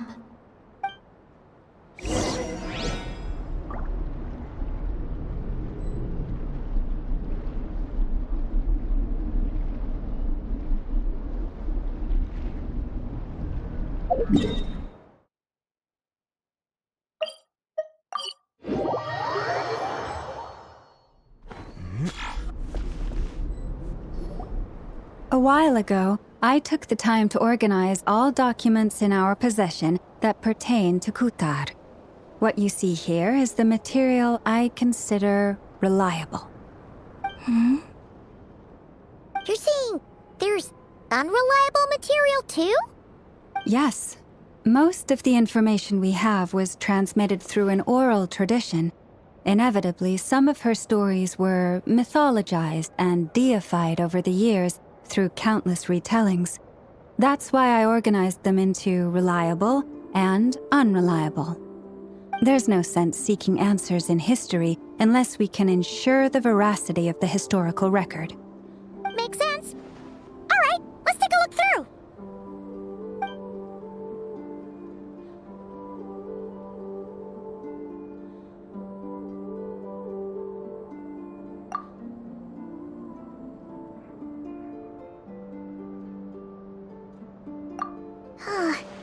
Almost all these records refer to Kutar instead of Columbina.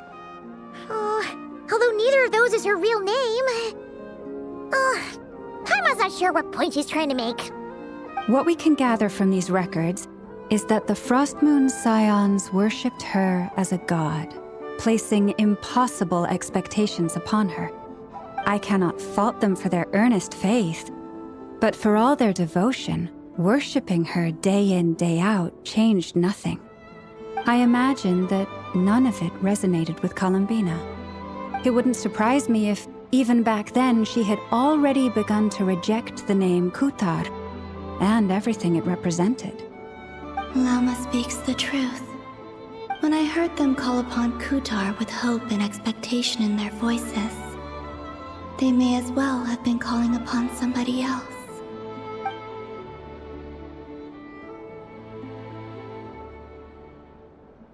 Well, that's a bit complicated. I looked at the level of detail, perceived authenticity, prose style, and how realistic their portrayal of Kutar seemed to be. Amongst the Frostmoon Scions of today, only I know of her existence, and I alone have spoken to her face to face. As such, I know that there are certain things she simply would never do. That being said, I have sensed some changes in her lately. Changes? Me? Oh, seems like this is getting us nowhere. Oh, for what it's worth, why don't we check the unreliable sources too? Sure. Give me a moment.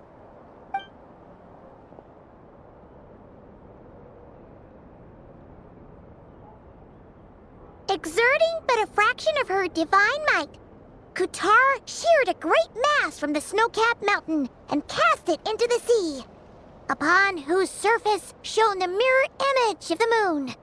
Thus was formed the island of Hisi. Yeah, right. That doesn't even begin to pass the sniff test. The 3 moons are naught but lies through and through. Only one moon has ever shone for us, and Kutar is her name. The vast majority of ancient texts are filled with fanciful tales like these. I trust you understand my criteria a little better now. Kutar did not speak, merely gazing into the distance in silence. And where her gaze landed, this was her prophecy. Clearly, whoever wrote this text never even met Kutar. Otherwise, they'd know that her eyes are always closed. What about you, Traveler? What are you reading?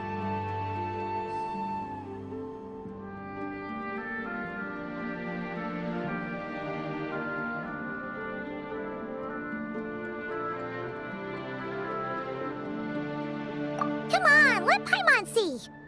The child wished to build a wooden nest with which to shield a fledgling bird from the cold. But being so young and lacking in strength, the child could not snap the branches from the trees. Kutar was passing by. Upon seeing the child, she summoned forth the Kuhenki, who built a beautiful nest for the child. I remember that. Not knowing the meaning of Kutar's divine intervention, the child dared not to respond, and thus ran home to call their parents. But Kutar was gone. The Moon Chanter declared the event a miracle and took the nest as a relic, placing it on high for all to see. The child was named as one favored by the goddess and was greatly respected amongst the people.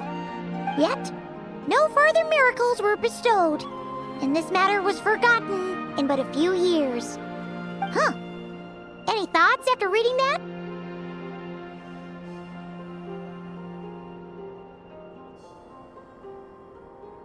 Yeah. Columbina probably just wanted to join the kid in making nests. Ah. I'd originally considered this a fabrication, because Kutar did not perform any similar actions in subsequent records. But now that I think about it, it does seem like something Columbina would do. It's just that... She didn't know how other people would interpret her actions. She was probably worried about making things difficult for people. And so, she gradually stopped joining in. Yes. Oh, that's so sad.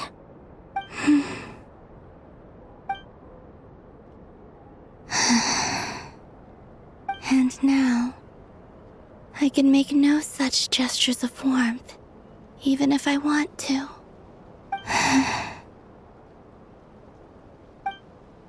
Still no name. That's a bit of a shame. But we did learn some interesting stories. That's gotta count for something. Varka said he was gonna set up a meeting with Arlecchino and Sandrone, right? Let's go back to Nasha Town and see how he's doing.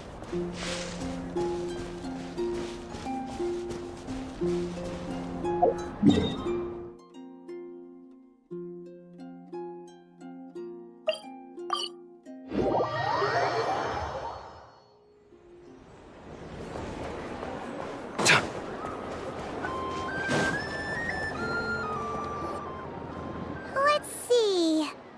There's Varka. Oh, and it's Durin and Albedo too.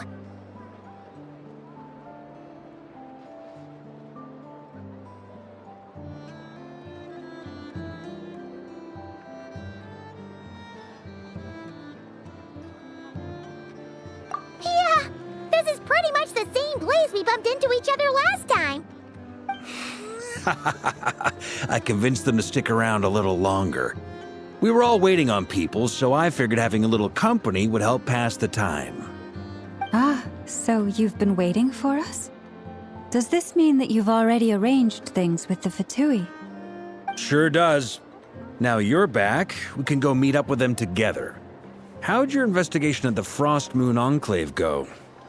Well, we didn't find out Columbina's true name. But apart from that, it went pretty well. Aha, just as well that I didn't tag along then. I'm sure our moon goddess wouldn't want every man and his dog knowing all about her private life. Still, desperate times, desperate measures, I guess. Someone had to do it. So, Varka was waiting on us, but what about you two? Are you waiting for Alice? Oh, no. We already met with her. We discussed that experiment I mentioned to you last time. Oh, and she also handed me this communication device.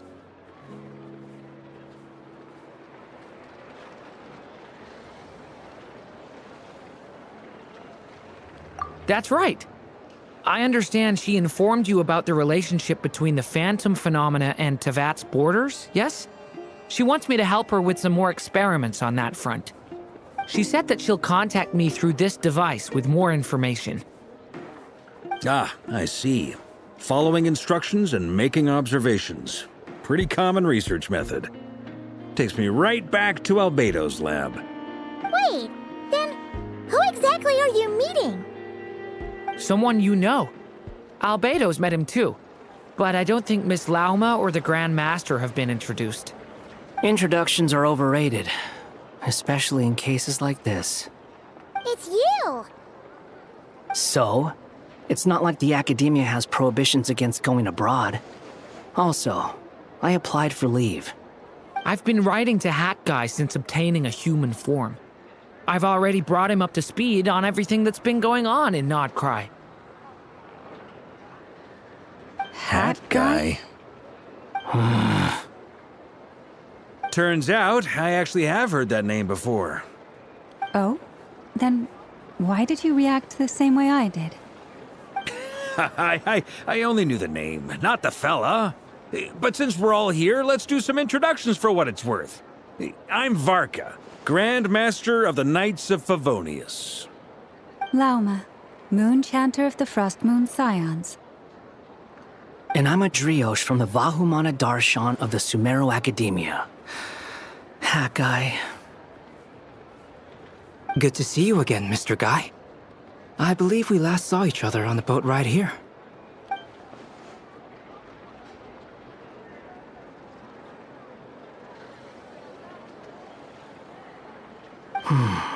Mind you, the only reason I came here is because there's someone I want to look into.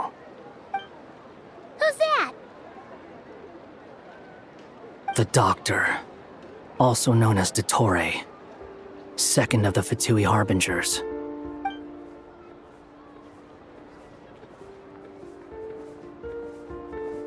From the tone of your voice, it sounds like there is bad blood between you. I was reviewing our archives and noticed that a lot of information about him was missing.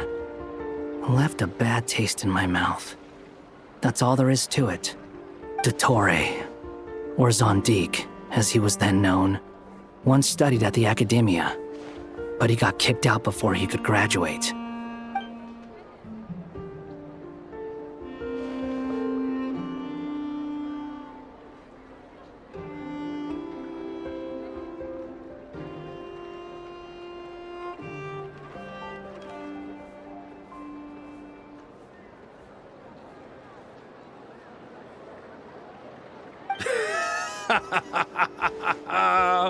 So the Harbinger's #2 man is a college dropout? How embarrassing for them. Last we heard, he was planning something. We actually heard that a few times before, even coming to Notcry. But we haven't seen a trace of him since we got here. He only appears when something interests him.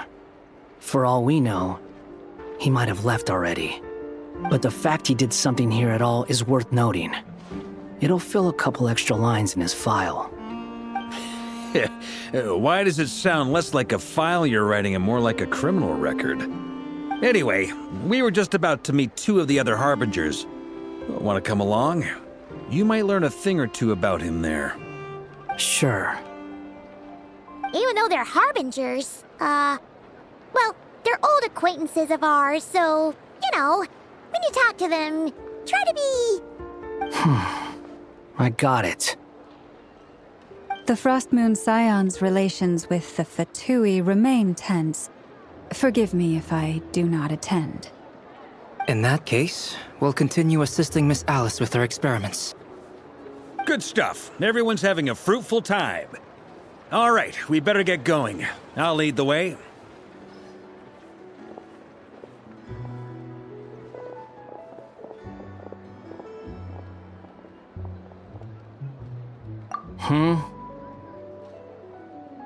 Well, yeah.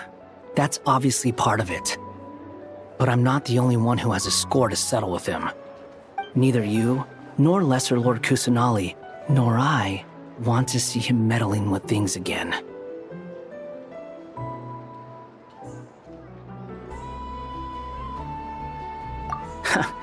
What's the hurry? Don't worry. Pigeons always know which way home is.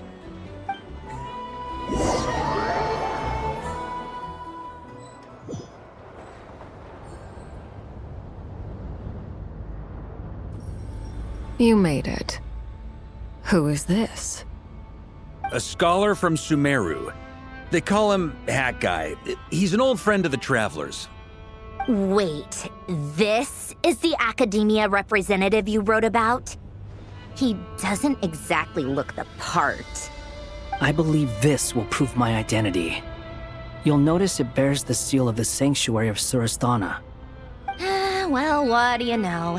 So it does. All right then. My mistake. It's fine. I expected as much. What? So as I mentioned in my letter, the Academia's got its eyes on Dottore. But this matter remains top secret. Apart from those assisting in the investigation, the fewer people who know, the better. If anyone asks, I'm here in Notcry to pursue my personal academic interests. Gotta say, Barca, you did pretty well to keep all this under wraps for so long. Sounds like you got in touch with the Academia about this way back. you flatter me.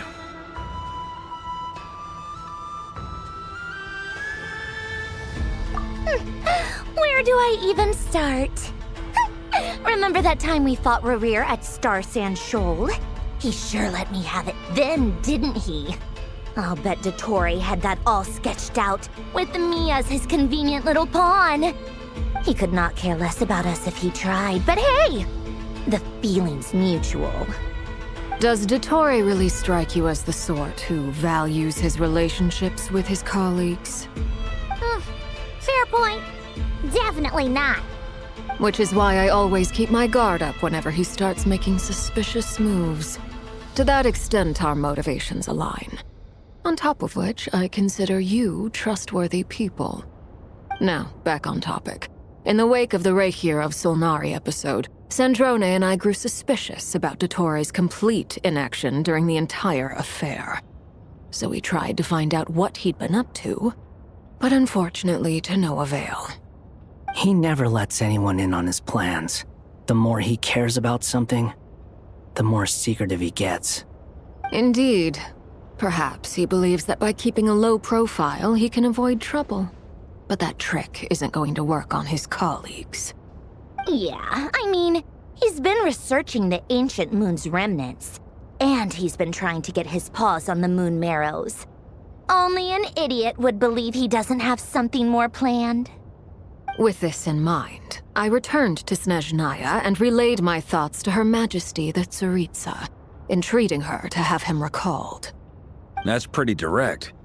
Did the Tsaritsa agree? Yes. I made it abundantly clear that the Fatui's business in Nodcry is almost concluded, and we do not need 3 harbingers in this territory. Her Majesty concurred. Accordingly, Dottore has returned at her orders. I imagine he is continuing with experiments, which no one besides he would ever have any interest in. Common sense might mean nothing to him, but he's not stupid. He knows that no good can come from opposing the Tsaritsa. Smarts alone won't get him all the way. He needs the Rooster's resources and Regrator's Mora, both of which the Tsaritsa can strip from him by waggling a finger. But doesn't he have a track record of publicly following orders while going against them in private? He probably has it down to a fine art by now. Wouldn't put it past him. We worked together on a research project once. Only briefly, but it was enough to show me that we're fundamentally different people. He has no interest in doing things methodically, stage by stage. His thoughts jump all over the place, and the moment his curiosity is satisfied, or he gets the results he wants, he disappears. The only similarity we share is that, once we set our minds on doing something, we will see it done, whatever it takes. Well, we definitely saw some of that in your battle with Rerir. You got so competitive.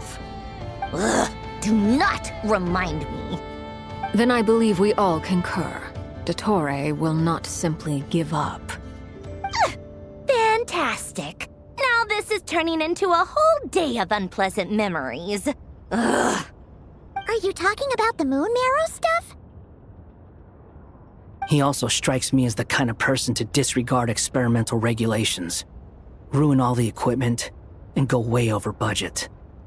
Then leave the first person he can find to deal with the fallout. Exactly. This one time, he was running some high-temperature experiment and the substance exploded. But does he care? No. He orders his subordinates to open the device so he can observe the results, which causes the gas inside to leak out. That gas was poisonous! If I hadn't been there, who knows how many people might have died? And after all that, he left while I was still cleaning up after his mess. What a waste of time, he said. Waste of time? The nerve! He wasted my time! You've been bottling that up for a while, huh? Hat guy, I must say, you seem awfully familiar with internal Fatui affairs. Especially when it comes to Dottore. Thank you, Lady Harbingers, for providing such valuable information. I have no other questions for now, so I'll be on my way. Wait, what? You're just gonna leave? You're welcome to join if you want. Ugh. Just when Paimon thought he'd finally mellowed out. He makes quite the... I'll say. I've met tons of headstrong people, but not many of them would join me in bad-mouthing Dottore. Anyway, back to the main agenda. Barca, you said that Columbina has gone missing? Or rather, disappeared. Yeah. We're working on building a connection between her and this world. The simplest method is to find out her real name. I've actually asked her that question before, but she said she didn't know. Considering our relationship, I doubt she was lying to me. As far as I recall, she was never dispatched by Her Majesty to claim a gnosis or anything like that. The Tsaritsa's plans had long contained a place specifically for her. I always thought that was weird. What could she do that the rest of us couldn't? Knowing what we do now, it's probably something related to Kavaki, right? More than likely. When she first arrived, Columbina would often go to Her Majesty and ask when she could start the task assigned to her. But Her Majesty always gave the same reply. The time has not yet come. So she spent her days in Snezhnaya doing basically nothing. The Tsaritsa has summoned a beautiful blind maiden to be a harbinger, giving her the third seat by virtue only of her enchanting voice. It was a dumb and stupid rumor, but the reality of the situation made it hard to refute. And what happened after that?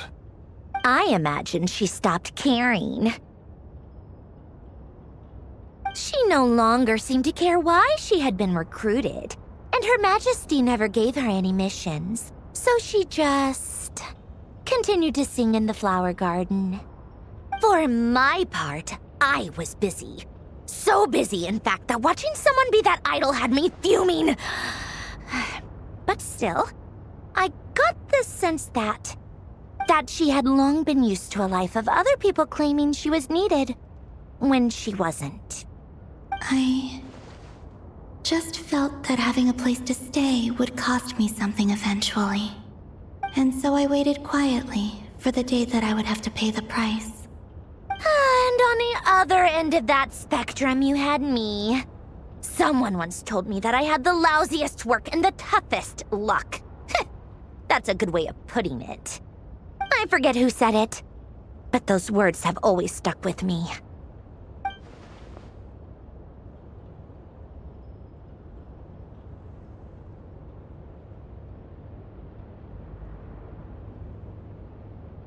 But you've done your job exceptionally well all this time. Because at heart, you are a conscientious person. What is it? Something come to mind?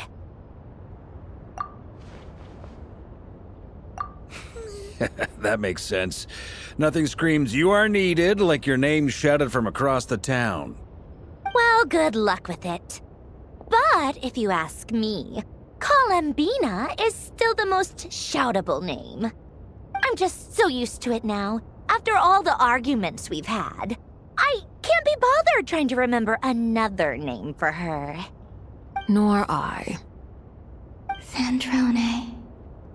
Harlequino.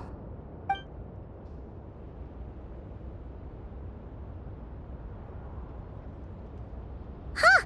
It's a Sealy! Does that mean Nicole has news for us? Ladies, I thank you for your hospitality. If the chance ever comes up, I definitely owe you both a drink sometime. I'm sure it will. You can make your own way out. Heck, you've been here enough times, you probably know your way around better than I do. Okay! Time to do what adventurers do best. Follow that Sealy!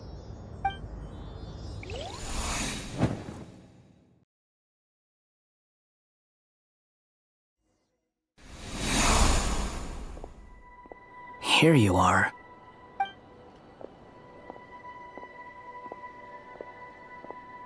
Oh, hat guy. How come you're back so soon? Did things go all right with the Fatui? Fine. Dotori's been summoned home by the Tsaritsa. Couldn't get much more than that. How about you? Any progress with the investigation? Unfortunately not. We've tried everything. Different phantoms, different locations, different points in history. But the results were the same each time. Abyssal monsters roaming the land. People crying out in despair, with no hope of being rescued. Every time I see it, I can't help but think, is this what it was like in Mondstadt when Dragonspine Durin attacked? And if I fail in the task I've been given, will I create yet another tragedy? That's just meaningless speculation. When we encountered similar phenomena previously, I tried to interfere with those illusions, using sounds and lights to guide them. However, we could not change their fates. At most, we were able to extend their existences. The events of the past are like fate that has been written into Irminsul. There isn't a living thing in Teyvat that can escape its past. But Miss Alice instructed us to try to find ways to change the outcome that these phantoms face. It's an impossible task. Can't you just refuse? Since she asked us to do this, I feel like it can't truly be impossible. Or if it is, well, mages can make the impossible possible. I could not have been born as Durin otherwise. But you also said that your past 39 attempts were fruitless. That's true. But you're still going. Yes. After this many futile attempts, surely you realize that you're not doing this because you still believe what some mage told you. It's because you want her hypothesis to come true. It's something you wish for deep inside. So, think for yourself about what you want to do. As long as you don't believe it's futile, it isn't. Yeah. Previous experience indicates that we cannot touch the phantoms, which limits the effectiveness of our interventions. If we want to clear this hurdle, we need to break this rule somehow. Same thought here. Following the same rules means repeating the same failures. Reducing ourselves to mere playthings of fate. So you mean we need to figure out a way to make contact with them despite knowing that we can't? Yes, and I suspect that's something only you are capable of. Everything in Teyvat is logged in Irminsul, but the withering that once occurred in Sumeru was a sign that the Great World Tree was being corrupted. This corruption allowed things that should not have existed in Teyvat to appear. This is tantamount to rewriting reality to an extent. You're saying abyssal power might be able to affect those phantoms? No one's ever tried it before. If you're gonna try it, it'll take courage. And you have to be confident that you can control it. Is anyone there? Has anyone seen my daughter? She's missing. I have to find her. I hear someone inside. Spargana? Are you in there?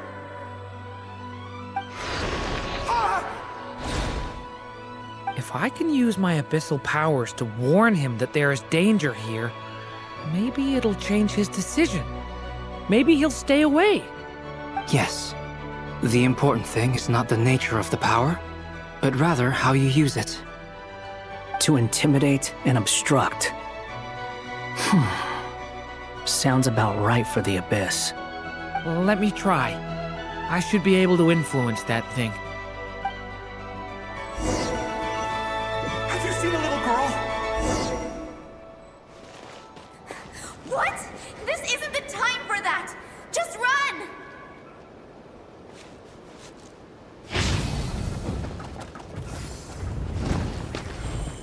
I hear someone inside. Spargana?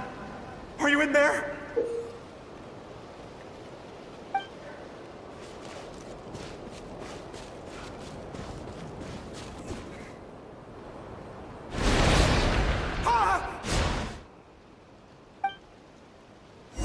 Have you seen a little girl? What? This isn't the time for that! Just run!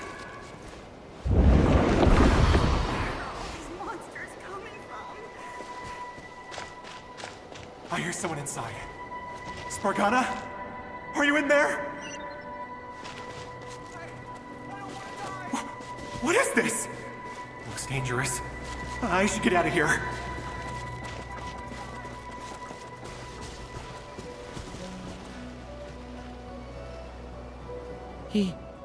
He really left. Ha! We did it! Don't celebrate too soon. Follow him. See what he does next. Monsters approaching from the front. You need to stop them and create an opportunity for him to hide.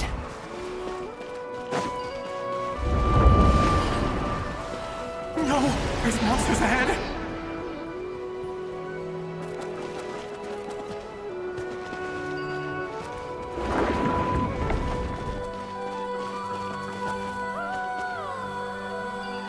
Wait, is that the barrier I saw earlier? Why is it appearing now? It's as if someone's controlling it.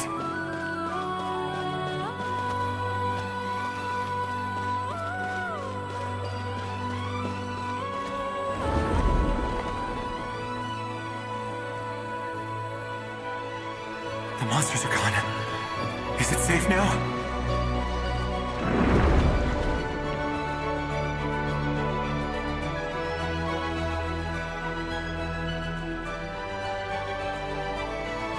Gone too. How odd. Anyway, I guess I'll keep going. Quickly, let's keep up.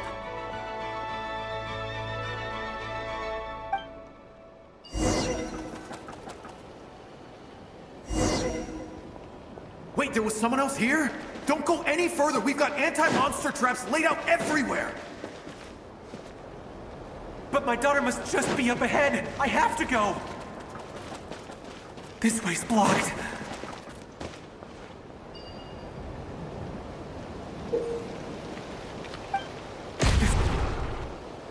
Ah!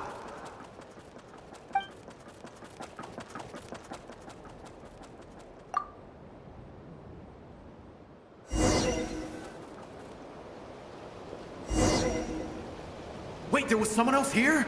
Don't go any further. We've got anti-monster traps laid out everywhere. But my daughter must just be up ahead. I have to go. This way's blocked.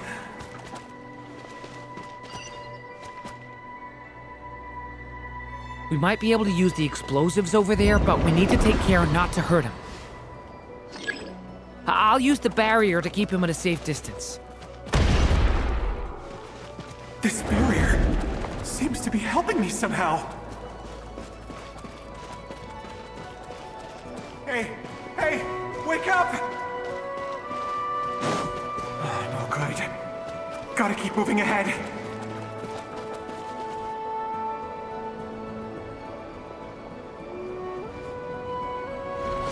So many monsters! There's still a chance, Durin. Use the traps.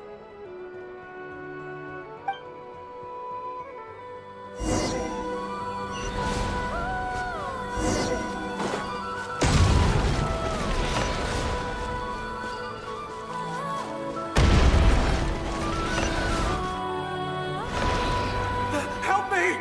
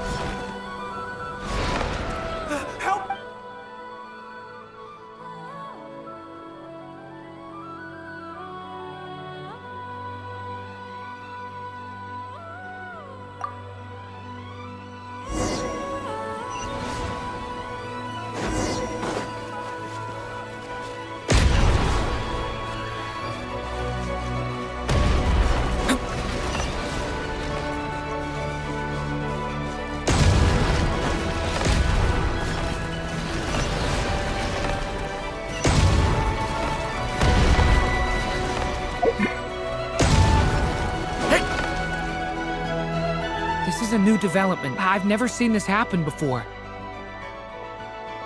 We might just be able to save this person.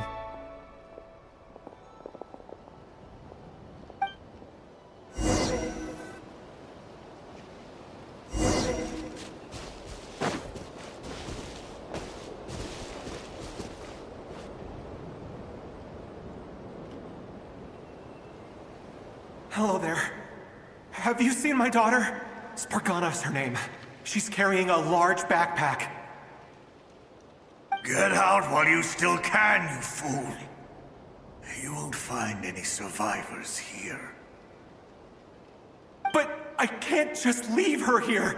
She must be so scared right now. Sorry. Wish I could help, but I haven't seen her.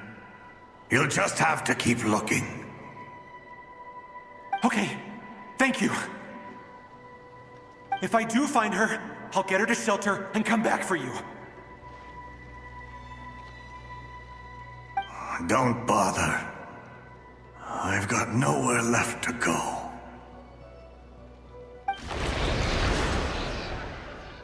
What's that noise? Monster! No, if he goes inside, he'll be walking into a trap. Let's try this once more. This time, we have to stop him.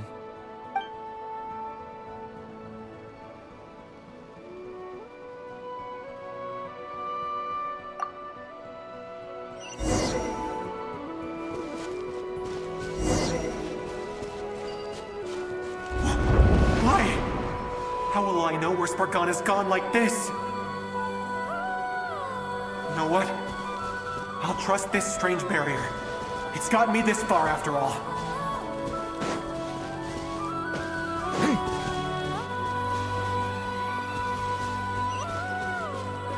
Spargana, are you there? What? Hey! Let us out!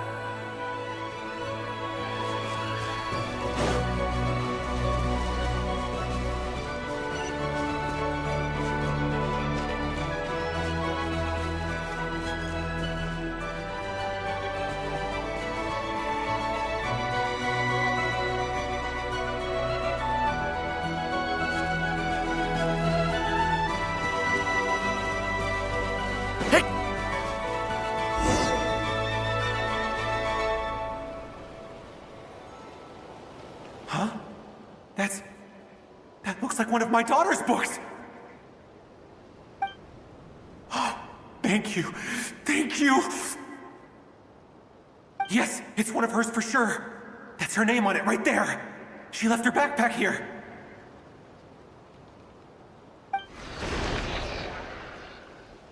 Durin, just like last time. Use the explosives.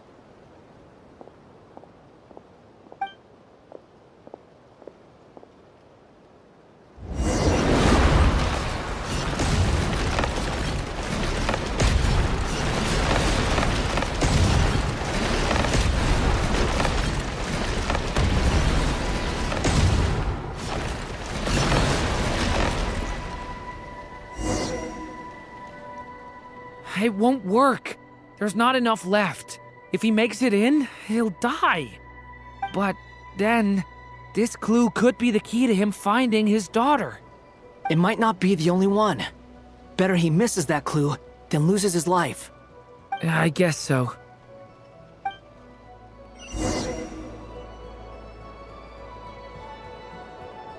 Stop him, Durin. We can't let him get any further in. That's my daughter's book! She's passed this way! Why? Why won't you let me go in? I've searched and searched and searched just for this! But how will I find her without any clues?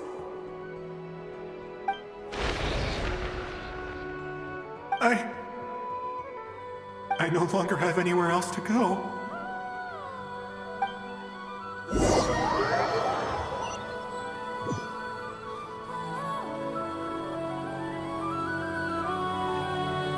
I'm sorry. I'm so sorry. He refuses to go anywhere else. Whether he opens this door or not, all that awaits him now is death.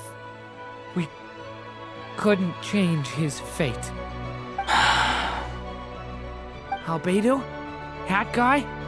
Let's try one more time. I don't know how we're gonna do this, but I don't want to give up either.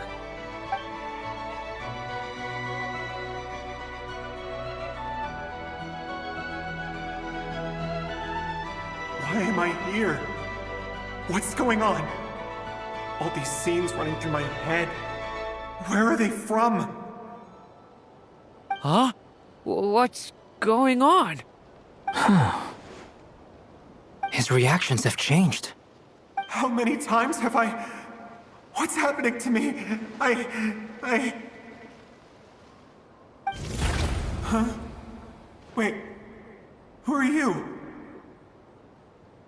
You can see us now? I feel like I always could, but that I only just realized you were there. I'm sorry, I don't know how to describe what I'm feeling. But you were the ones guiding me using that marked barrier, right? I haven't done anything yet, but those monsters, those deaths, they feel like memories. Like things I really did experience. I won't find my daughter. In fact, I'll ultimately die trying to find her. Isn't that right? Well, no, it isn't.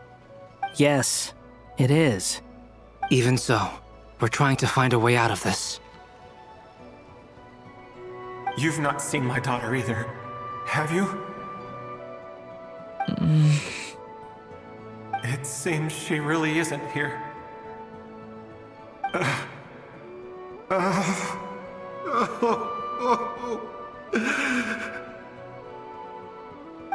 I'm sorry we couldn't help you.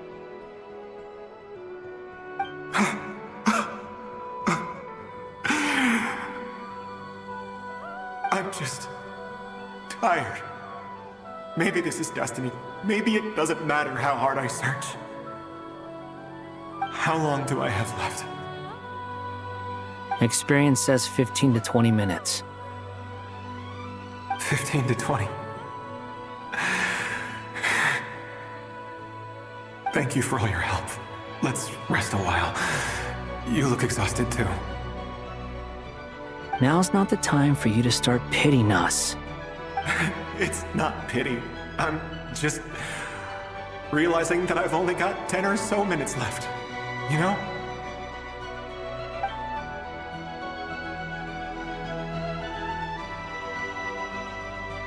You say you're from Mondstadt, yes? A place with windmills, where people enjoy limitless freedom? And you're from Sumeru, where they've built an academy into a giant tree? Yes. It seems you've never heard of either place. Those names are unknown to me, I'm afraid, yes. Have you heard of Hyperborea? I have, but I heard that it was destroyed in the distant past. I see. That was where my ancestors once lived. What about Delphi Pytho? Was it later rebuilt? I've never heard that name. Then what about Sal Vindagnir? I have seen that name on stone tablets on Dragonspine. But I'm afraid the only things left of that place are its ruins. I see. Sure enough, there was no way to turn this around, huh? I'm sorry. I was the one who asked to chat, but it seems like we're too many ages apart. There's barely any common ground to start from. It's all right. We did hear something new, at least. From how you speak of your lives, things must be going all right for you, I guess. They are. Mondstadt is a place of freedom and happiness.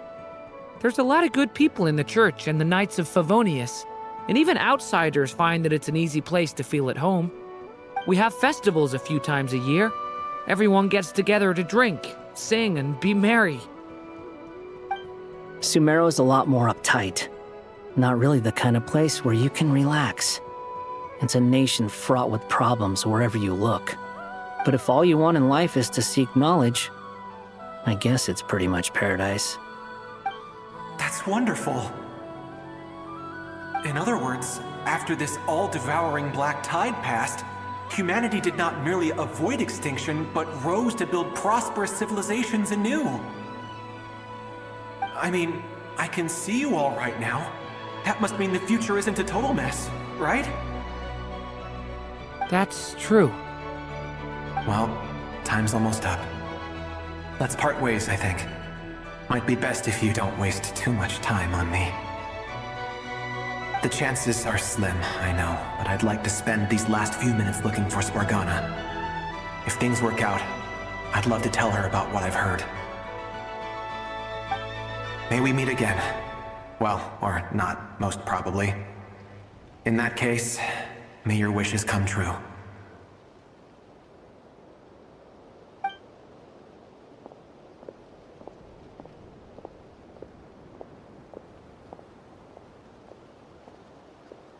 He's gone. In a few minutes, he will meet the end that was his to begin with. The ending of this tale did not change, but I believe that we've just made the most progress we have yet. May your wishes come true. If only it were so simple. Hat guy, could I ask you a question? You've never talked about your past. It seems complicated, and it weighs heavily on you, too. Would you be willing to tell me about it? I mean, sometimes it's better to get things out in the open. Take that guy we try to help, for instance. At least he said goodbye with a smile, right? I know about Albedo's past. Our experiences are very similar, and he created me. As for you, you're my first friend, and you've witnessed every step I've taken. But by comparison, I know nothing about you. Either way, I mean, we're still best friends. But if I knew more about you, I might understand your thoughts a bit better. I've told you about myself. I'm a student at the academia. And what did you do before that? Prepared for the entrance exam? All right. If you really don't want to talk about it, I won't press you any further. I was a puppet built from the branches of a white tree, using technology left behind by the Conrian schools of mechanical engineering. A white tree? You mean an Irminsul tree? Yes, a branch of Irminsul that was once connected to the main tree. So you had a human creator too? Yeah, but my creator abandoned me after deciding that I was a failure. After that,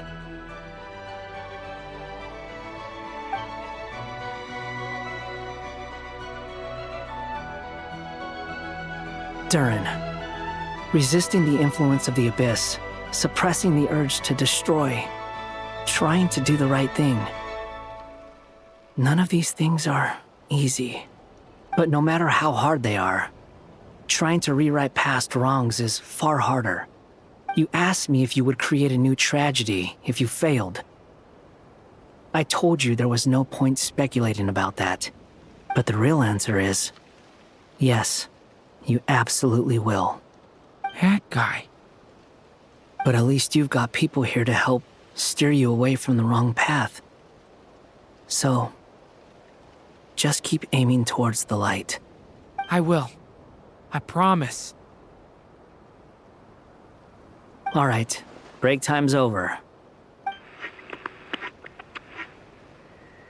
Hello? Durin speaking. Hello, friends, it's me! What have you been up to, I'm detecting some unmistakable fluctuations here at the border.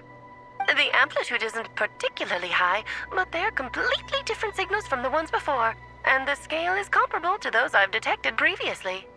Alice, we were unable to save that person.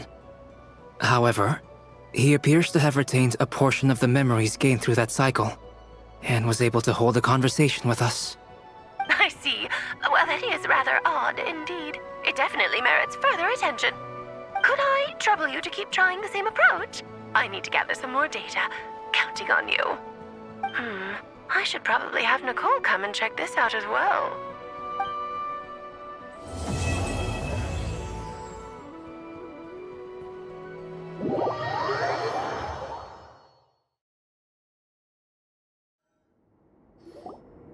There you are. I was worried you might stop to collect treasure chests opened by the Seelie along the way. It would have taken you so much longer to get here. Another conversation I cannot hear. I am delighted to see that you understand what takes priority, and that your adventurer's instinct has not swayed your resolve. Really, I must applaud you for it. You should know. Paimon's head. Okay, I'll try and keep it short.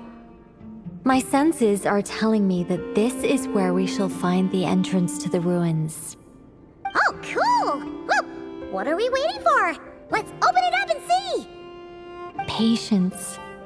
This was a sanctuary of great importance to the Hyperboreans.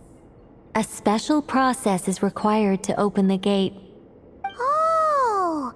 Like the place that housed the Eternal Moon's marrow?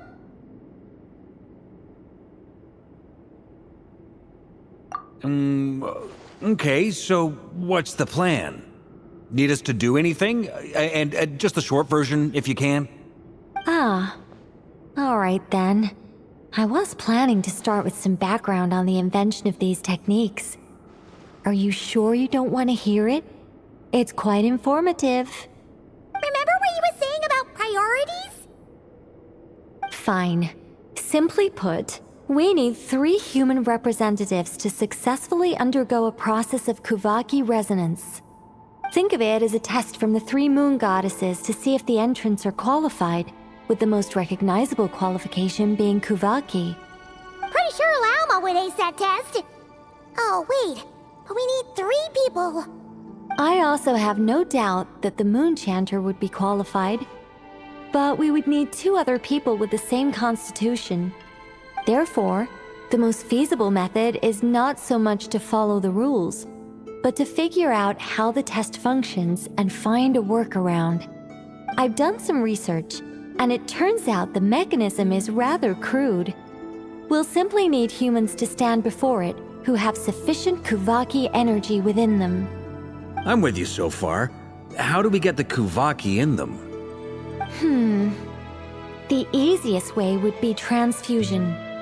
Take some Kuvaki from Nodcry's soil, put it into the bloodstream, and get it circulating in the body.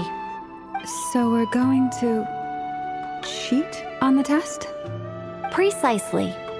There are other methods, but this is the simplest one. Cheating the system is much easier than trying to hide from it. Huh? Ah! Sorry? Does the idea of cheating upset you, Miss Lauma? No, that's not it. I suddenly had an idea. Ooh, what is it? It's about Moon Prayer Night. I figured out a way for Kutar to join in the festivities. Huh? But as Paimon said, we need to have our priorities straight.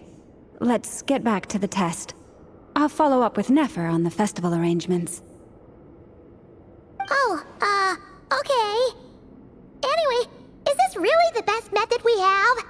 A Kuvaki transfusion sounds dangerous, no matter how you slice it. If you think that's dangerous, wait till you hear the other methods. I'd be more than happy to go through them if you'd like. There are several. No need, we're good. Let's go with this one. Very well. Kuvaki transfusion it is. Now, I should mention that the risks can be greater or lower depending on individual compatibility. It would be rash to simply infuse the Kuvaki and hope for the best. If the body rejects it, the reaction can be quite severe. The symptoms are similar to another condition that some people living here suffer from, known as congenital Kuvaki sensitivity. So, before we execute our plan, I will perform a simple test of my own to see who is compatible and who is not. Once that is done, we will have to complete the resonance process as rapidly as possible. The participants must remain stationary while the Kuvaki circulates and bonds with them, and they mustn't eat or drink anything. What? No eating or drinking? That's some hardcore fasting. They'll all be monks by the time they're through.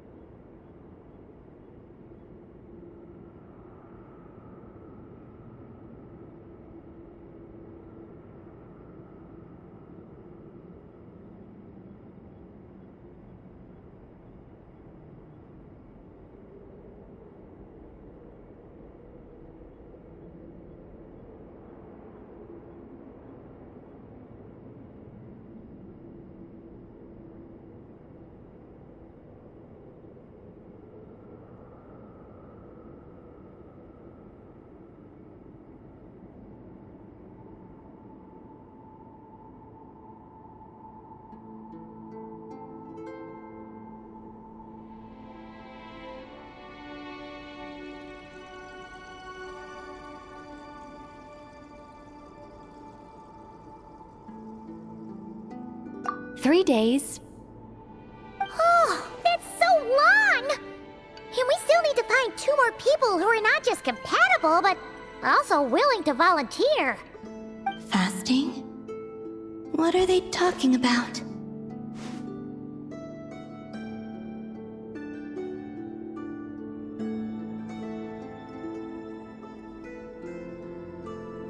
Really? Don't you want to think this through? Haha, count me in too. 3 days without food? I can handle that. Miss Nicole has made it clear that this is the easiest way. The way I see it, there's nothing else to discuss. It's time to step up.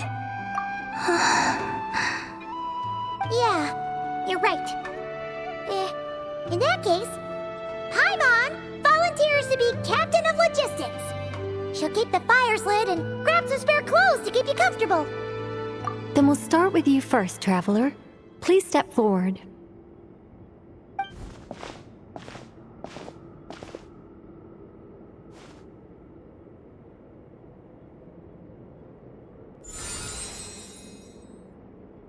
How's it going? Do you feel anything? How about now?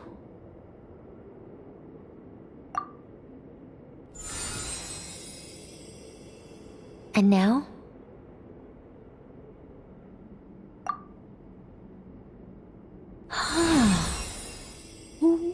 What about now? You guys, it's not a competition, you know. All right, I'm officially impressed. Even as a descender, you can withstand far more than I imagined.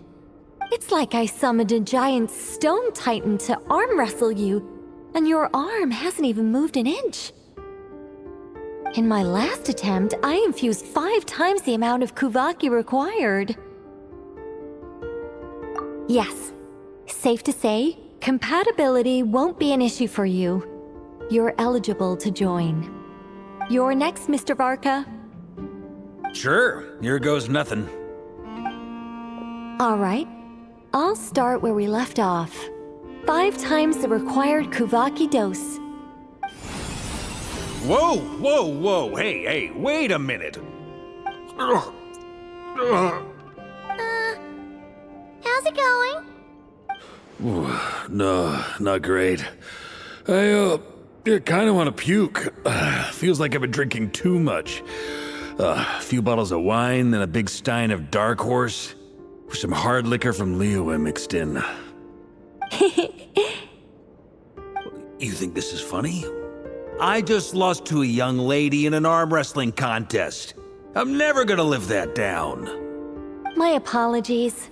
I'll lower the concentration and try again. Oh. How's it going now? I'm not as dizzy as last time, but I can still feel it pulsing around. In that case, you wouldn't be an ideal choice, Mr. Varka. Let's try someone else. Okay, let's go ask some of our other friends then.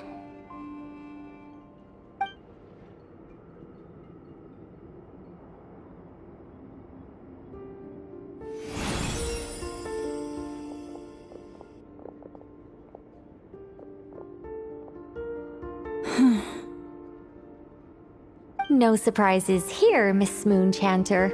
You're perfectly compatible. You may join.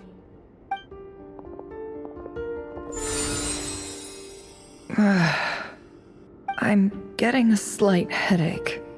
Shame. You were so close. Whoa! I'm itching all over! Allergic reaction. We can't have that. Huh? Well, are you gonna start or what? The Hexen Circle is an organization that cares for and protects children. We will not have them do dangerous things. Not even tests.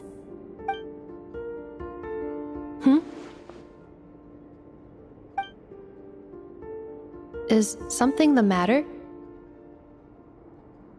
The candidates have to be human.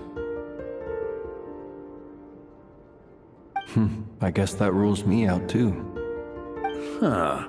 Everyone except the Moonchanter got beaten. Guess I don't need to feel so bad after all.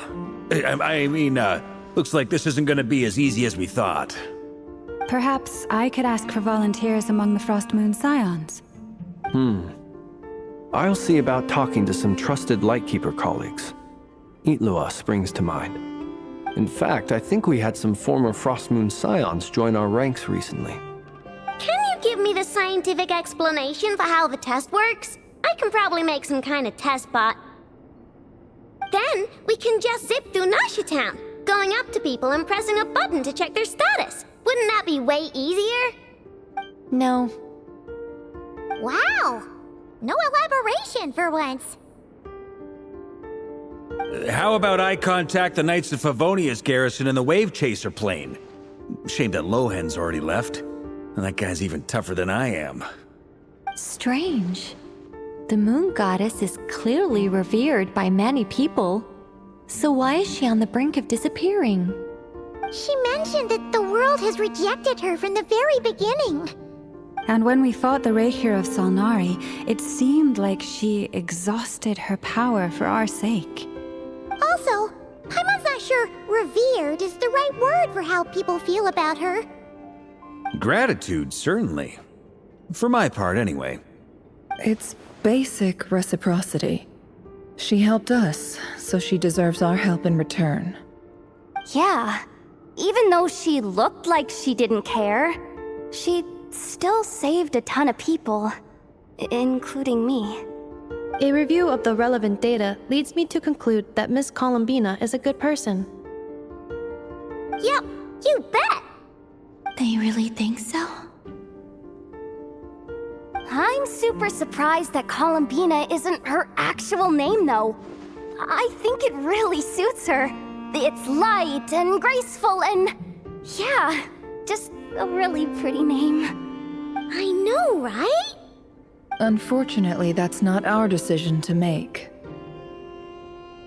Columbina. That was the code name the Fatui gave me. But it also came up in the song I heard when I was born. But...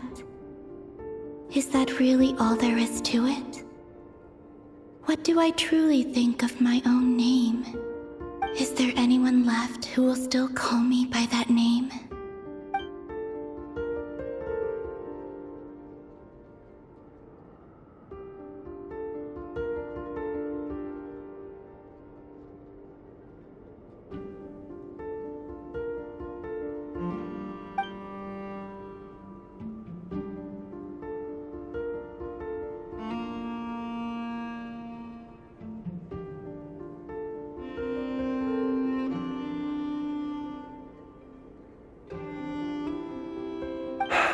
Moon Prayer Night is getting closer by the day. We're running out of time. We need to look for other candidates. Then allow me to try. Huh? What are you doing here? You contacted your friends via the Adventurers Guild. Sandrone has been keeping an eye out for something like that, so she informed me. Since I have the ability to accommodate a moon marrow, I should prove to be a suitable candidate. Arlecchino. When can we begin? I see. We can begin right away.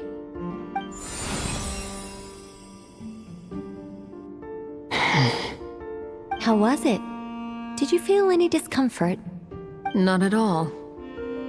Then it seems we shan't need to look for additional candidates after all. Great! Cool. Alright, like Paimon said, the rest of us can take turns making sure the three of them stay warm and comfy. Then, my job is to take care of the caretakers. I will ensure everyone receives food and accommodation. I'm ready as well.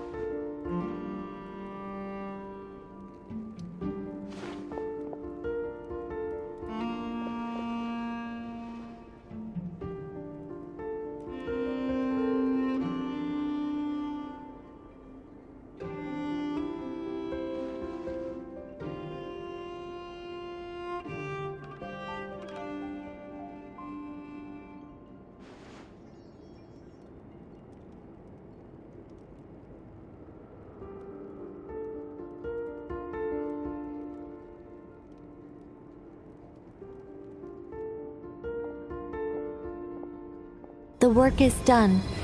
The sacred scroll shut. The stars grow dim, the people silent. The white sun sets, the silver moon rises. O path to the temple, appear now before us.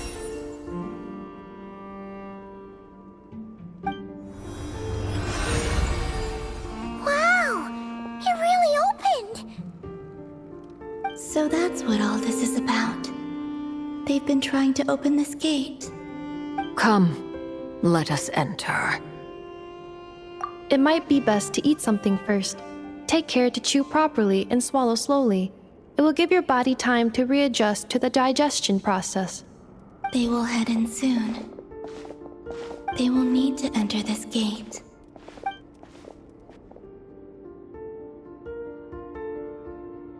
Huh? I cannot pass through. Is it because I have no physical body? It has been 3 days.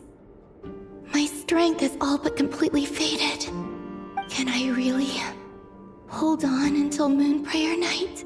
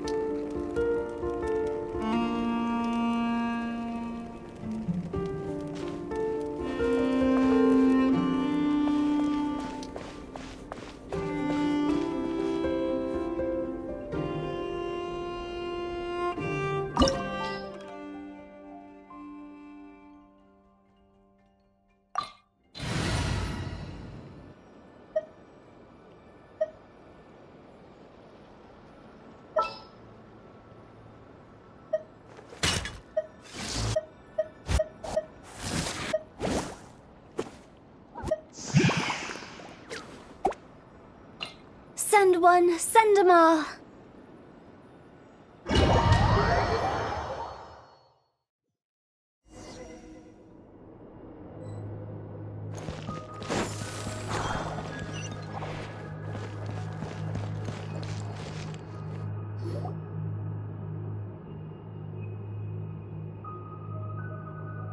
Are these people...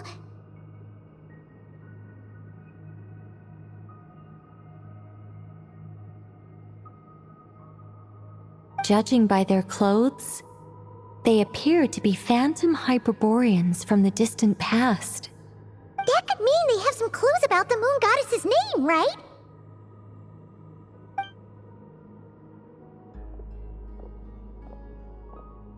Hey there! Could you tell us what the moon goddess's name is?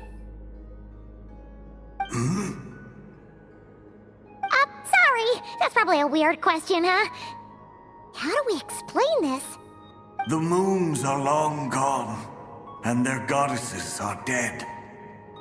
Their names no longer mean anything. When a new moon goddess is born, we will surely know her name. We have used every last resource at our disposal. All that remains is to wait, patiently and quietly.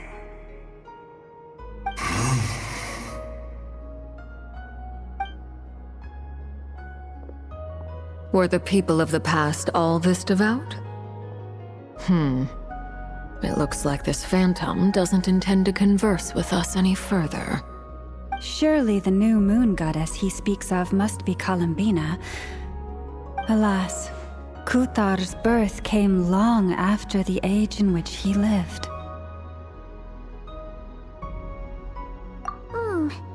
But, maybe if we find a phantom from a more recent age, they might know Columbina's real name. True. Keep an eye out. We should be able to tell which era they're from by the clothes they wear. Yeah, you've been pretty talkative this whole time. What changed? Oh, nothing. I'm fine. You all make good points. When the Hyperboreans speak of moon goddesses, they mean the three from truly ancient times. I can't imagine they would know anything about our current moon goddess. There once was a time when the moon goddesses blessed them greatly and protected them from harm.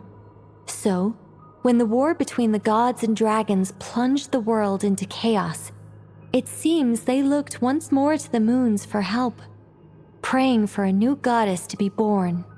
Yeah, that checks out. Let's continue on. Who knows what else we may discover?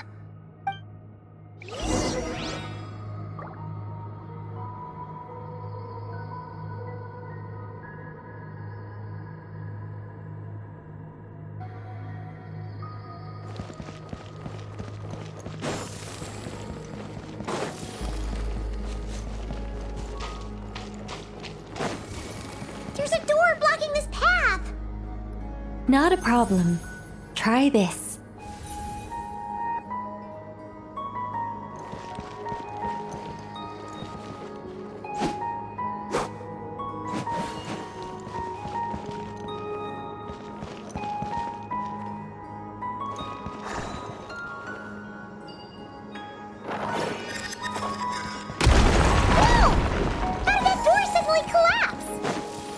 This device was maintaining the door's integrity.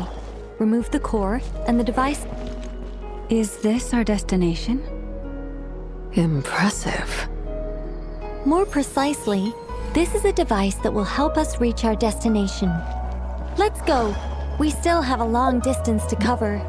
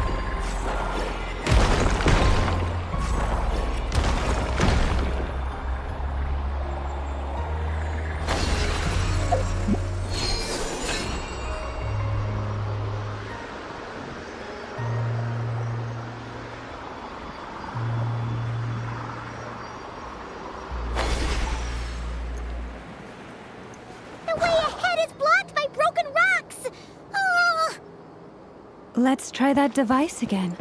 Remember the door from earlier?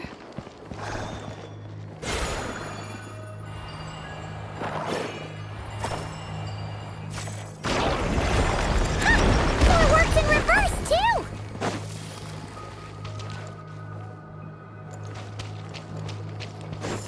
The humans we see are all phantoms, but the monsters are real. What a fascinating place. There'll be plenty of time to admire it later.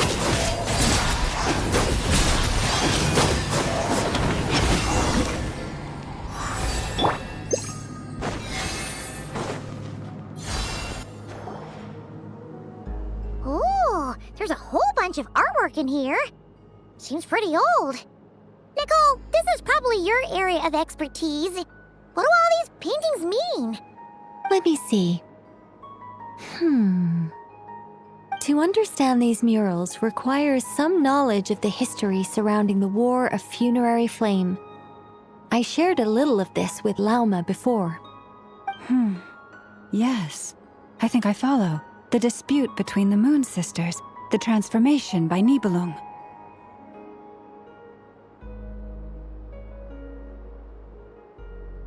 Oh no, it's no trouble. I'd be delighted to share the tale again. Alright then. Tevat's 3 moons and their goddesses were brought into being by the will of Nibelung, the then ruler of Tevat. But when the heavenly principles came, they changed the world completely, down to its very foundations. The moon goddesses were nowhere near strong enough to challenge this entity. But the heavenly principles did not view them as heretical entities that had to be removed. Essentially, the 3 moons existed to keep this planet alive and operational, which did not directly conflict with the heavenly principles' aims. Nevertheless, the inherent precariousness of this arrangement would soon be revealed. Nibelung returned, yes. He did, and thus began the War of Funerary Flame, a battle for dominance between Nibelung and the heavenly principles. Discord would soon emerge between the 3 Moon Sisters. One would voice the opinion that they should follow Nibelung, for it was he who first hung the moons in the sky. Another would argue that taking sides in the conflict would only bring the world closer to ruin. There was no telling where it would lead, especially since their creator had returned, bearing the perilous power of the abyss. Nibelung would eventually discover their disloyalty. He had all 3 imprisoned before transforming the moons into weapons with which to fight against the heavenly principles. What? Weapons? Yes. The very moons that had once defended the planet became instruments of death and destruction, striking terror into the hearts of all living things. And although the heavenly principles and the 3 Moon Sisters had once been at peace, it now seemed that the moons posed an unacceptable threat to Tevat. It is possible that the heavenly principles did not know of the goddess's imprisonment. If so, the weaponization of the moons would surely have been viewed as an intentional breach of the peace agreement. Regardless of who knew what, when, the heavenly principles shattered 2 moons and flung the other beyond the skies. Whether the goddesses managed to escape Nibelung's captivity after his fall, nobody knows. But this much is certain. From that day on, the moons no longer belonged to Tevat. The rejection slowly drained their power until eventually they passed away. So that's the full story. You say the moon ceased belonging to Tevat from then on. Why then would Columbina be born here? That is perhaps due to the lingering connection between the Frost Moon, which was not shattered, and this world. You could see it as the 3 sisters' dying wish. They never desired war. All they ever wished for was to protect this land. I see. If the final fate of the 3 goddesses is as you say, then Columbina faces the same grave danger. Our investigation has yet to bear fruit. We must hurry. Yeah, you're right. Let's keep going.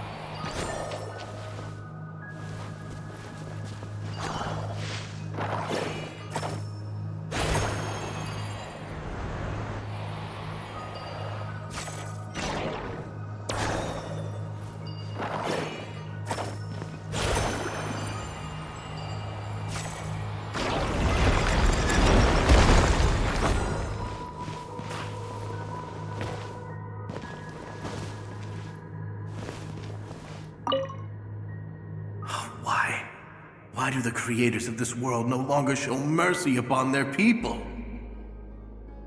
Remember his words.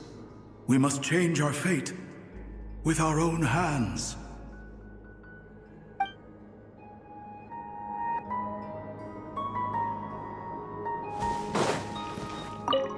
Should we trust him to keep his promise? We have to. There's nothing else we can do. Wait, that's odd. Who is he? Is something wrong? No, not really. It's just that over 30 possibilities emerged in my head, so I can't be sure who he is. It's been too long. My memory isn't as sharp as it once was. Okay. 30! Wow! Impressive!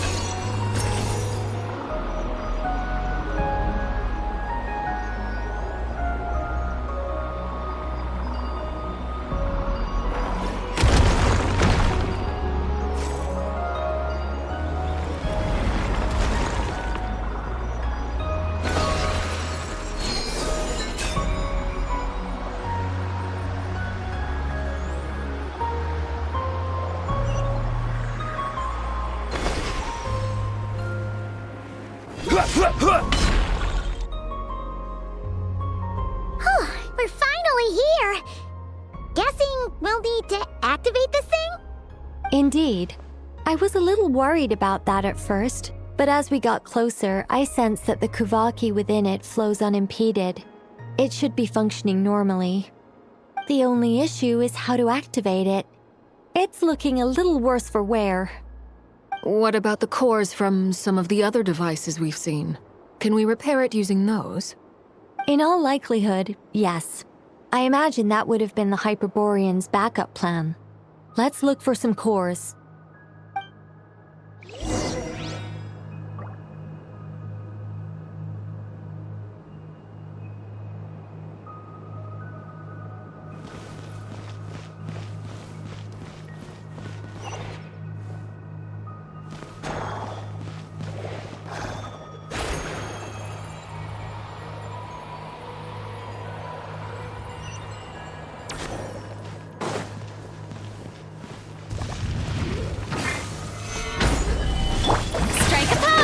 Receive my...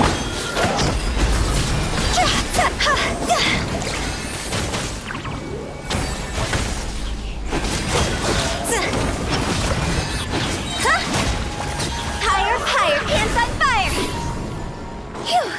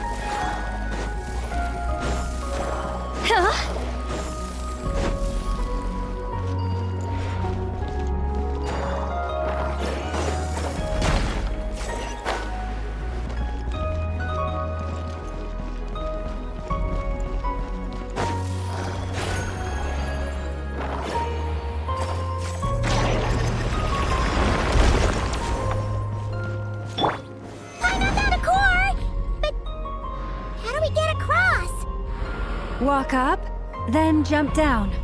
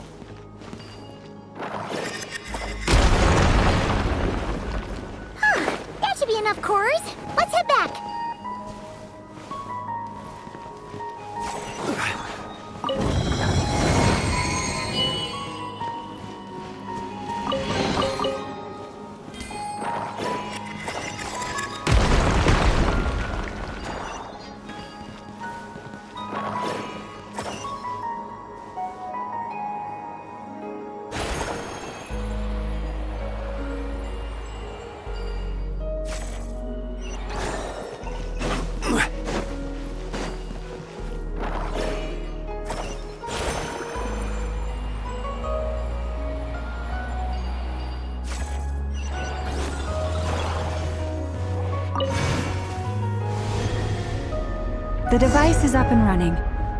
It's hard to believe that the ancients were capable of constructing such things. Paimon sees our destination! It's right up ahead! Yes, let's go.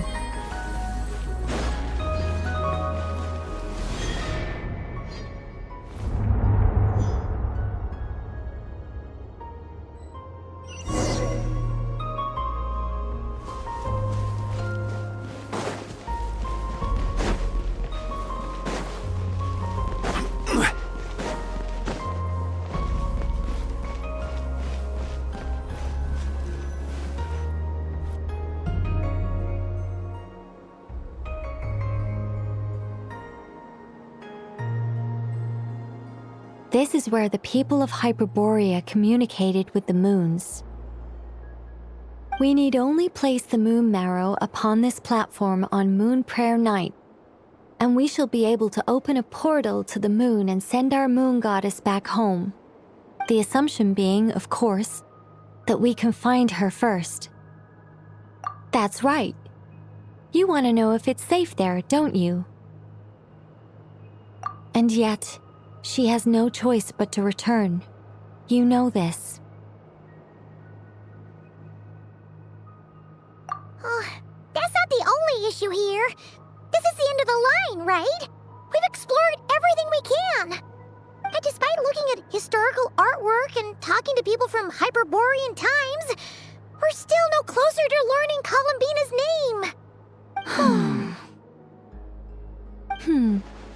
If it's not too much trouble, could you tell me exactly what Alice said to you about finding her name? Oh, sure. What she said was... Then your first job is to find it. As a moon goddess, I'm sure she must have a name she identifies with. Neither Columbina nor Kutar is her true name, and she's never really accepted either of them. Is it not also possible that she has never had a true name? Not at any point in history? That would be a hard pill to swallow. But at this point, we may have to accept that that is the truth. No one knows how she came into being, and she certainly doesn't have parents in any sense that we're aware of. Perhaps she was never granted a name at all. Does that mean there's no way to get Columbina back? She's just gonna disappear and there's nothing we can do about it? Huh? Wait, why all this pessimism? Was it the way I phrased this question? You all seem to be taking this in completely the wrong way.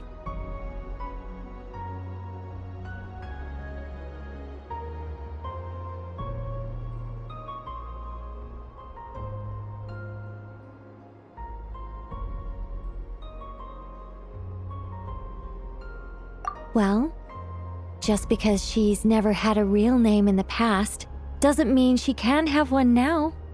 What? Think about what Alice said again.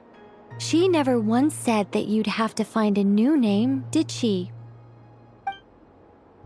Are you saying what I think you're saying?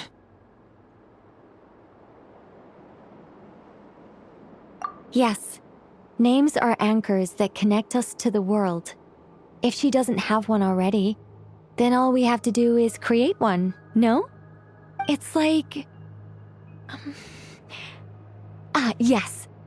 Traveler, when you first arrived in Teyvat, do you think you would have turned around if someone behind you shouted, "Hey, Tumaini"?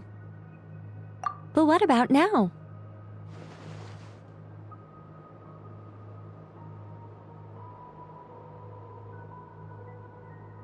I understand what you mean. Life is a long journey.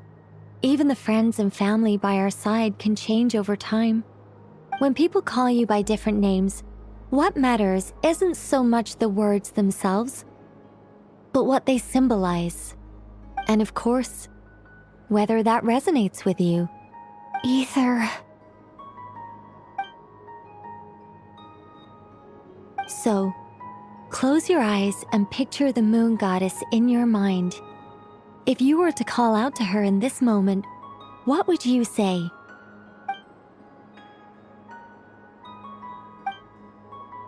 Columbina. Columbina. Paimon would call her Columbina too. Well, she has long forsaken everything that Kuta represents. I think from now on I should call her Columbina too. Well, it sounds to me like you found your answer. Are you sure? Is it really that simple? We haven't found her this whole time, and not for lack of trying. For a journey like this, the process is every bit as important as the outcome. Had you not searched far and wide, rejecting every other answer you were offered? How could you have come to an answer you felt was finally correct? Oh, it all makes sense now. This has Alice's fingerprints all over it. Are you suggesting that Mage knew from the start that Columbina never had a real name to begin with? I can't say for sure. But I can definitely imagine her chuckling in satisfaction somewhere right now, saying, "Ah, what fun." Llama! Your antlers! You should hurry. The festive moon has begun to rise. Do not worry, for when you called the name Columbina just now, I could sense that the power within was enough to summon back the moon goddess. The power within what? The name? Yes. So, the thing is... What's wrong now? This is so annoying. I really want to explain how that whole thing works. Starting from the founding principles of Teyvat and... Oh, I could talk about this for hours. But... Deep breaths, Nicole. Deep breaths. You're an angel. A sober, sensible, solemn angel who has her priorities straight. Okay then.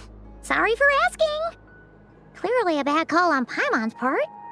Anyway, you all need to hurry. Last thing, remember how it felt when you called out that name. Then it is agreed. By the name Columbina, we shall find her.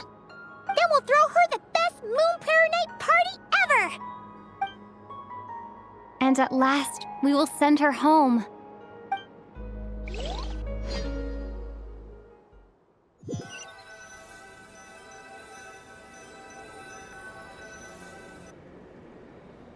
I can barely move anymore.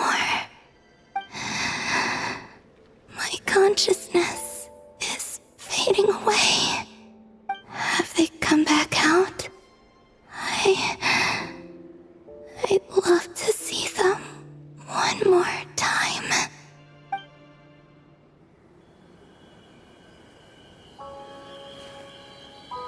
They didn't make it.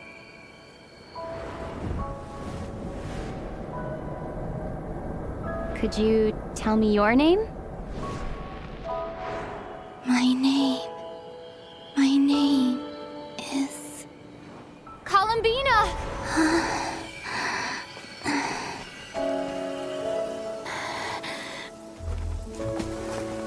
Columbina! Are you here? Columbina! That's the name you gave when we first met. And it's what I've called you ever since. Columbina. It's a fine name. I have many fond memories of Columbina, and so do all of your friends.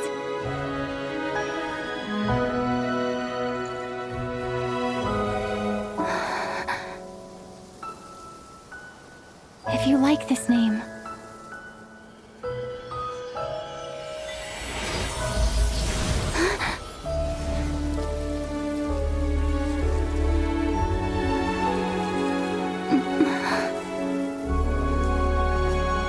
looking for me?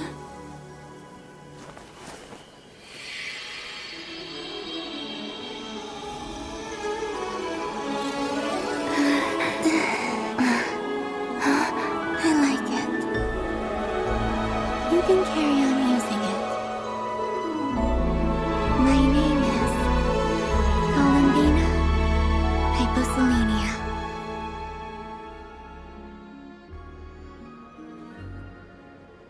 Columbina hyposelenia. That's a wonderful name. I never thought that Columbina would become my real name. But after I met you and my other friends, the things that this name stood for slowly began to change. It went from being a Fatui code name to something my friends call me.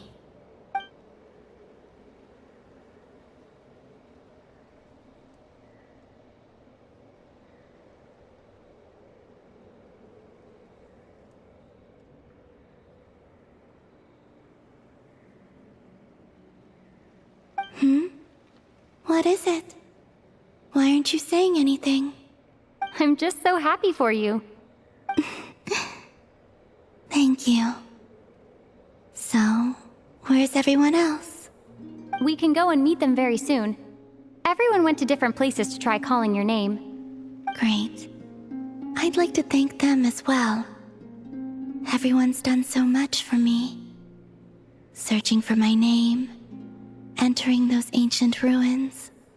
Huh? Wait, so you were... Yes, I was there. Not physically, but my consciousness was still holding on. I followed you the whole way. Starting from when? You turned around and called out my name while you were in Nasha Town. Do you remember?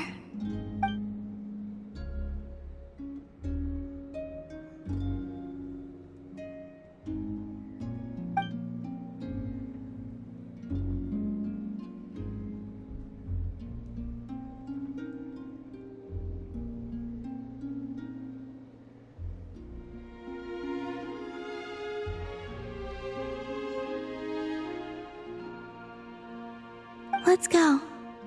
We don't want to keep them waiting. Sure. In that case, come with me. But... Hmm?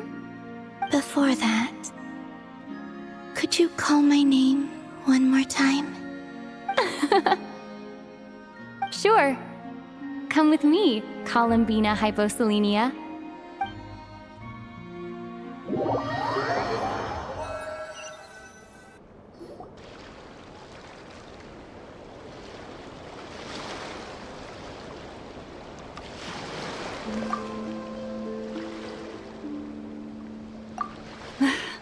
Columbina!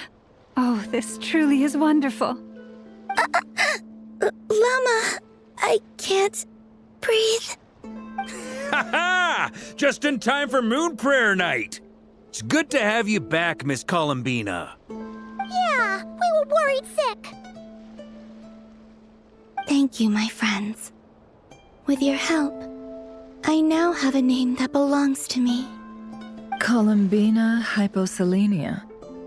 Where's the second half from? You added it yourself? That's right. It means... Born beneath the moon. Yes. And by extension, it can also mean born beneath this world. A fine name. Now, as much as it pains me to interrupt this beautiful reunion, I feel obliged to remind you that the Moon Prayer Night celebrations in Nasha Town have already begun. Don't you want to enjoy the festivities? There's so much to see and do. And some of the ambient lighting and entertainments were sponsored by the kind souls in the Hexen Circle. Nicole? Why have you turned into Dodoko? So you're Miss Nicole. Thank you for helping us, and for helping me find my name. It's nice to finally hear your voice. You're quite welcome. Guiding lost people to hidden treasure is what we Seelie do. And if you ask me, spiritual treasures are far more precious than material ones. Chests are all well and good, but this was what it's all about. Ah, so satisfying. Anyway, I had to go help Alice. It seems like she ran into some trouble. That's why I couldn't be here in person. But don't worry, we're with you in spirit. We'll be celebrating right along with you. Keep an eye out for the Hexen Circle's festive stalls in Nasha Town. I think you'll like what we came up with. Alice said she even managed to rope B in this time. The Frost Moon Scions have also prepared various attractions. I believe Aino and Effa and their crew are setting things up as we speak. On that note, Nefer, about that request I made. It's all in hand. Yehoda is on site to ensure that everything goes off without a hitch. Wonderful. In that case, Traveler? Huh? Come on, Columbina. It's time to celebrate the best moon prayer night ever.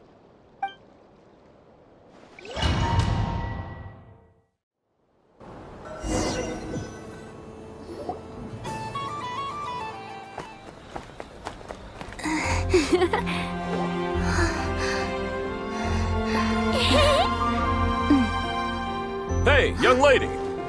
Would you like some Moon Prayer Night candy? Happy Moon Prayer Night! Oh, yeah, I almost forgot to say. Welcome home, Moon Goddess.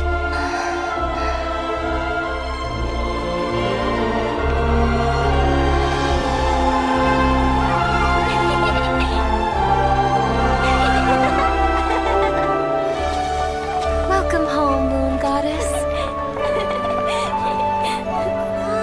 Welcome home, Moon Goddess.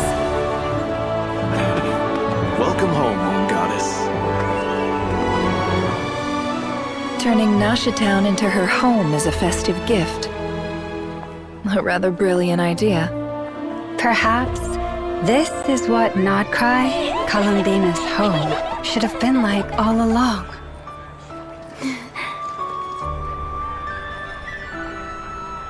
Thank you for the gift. I like it a lot.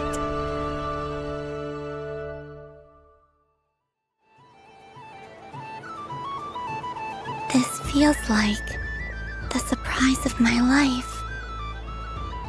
I do. I never imagined I'd ever get to enjoy Moon Prayer Night with everyone so freely. If you're happy, we're happy. Quite a strategy you came up with. Hide the tree in the forest.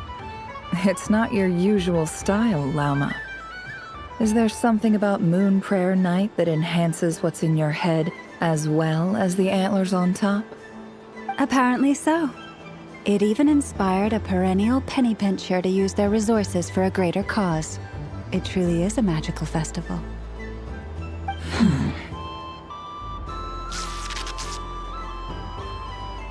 I see it now. This bickering is actually a sign of a strong relationship. Huh? What's everyone doing here? Oh, Miss Columbina, you're back. Yes, I'm fine now. Thanks for your concern. How's your progress with Alice's assignment? Very well indeed. I've never heard her sound so excited.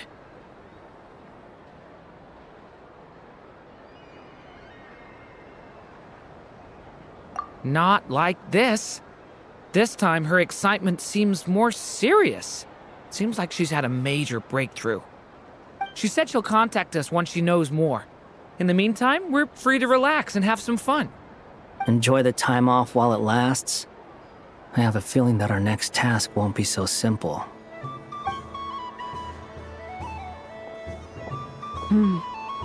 I should go. I still have a few things to attend to at the Frost Moon Scion stall. And I think I'll take a look around. With any luck, this once-in-a-year festival will come with once-in-a-year opportunities. Hold up a second. Where's Varka? I believe he made a beeline for the flagship the moment he entered Nashatown. Ah, that's Mondstadters for you. They know what they want when festivals roll around. Goodbye for now, Columbina. I hope you have a wonderful night. I will.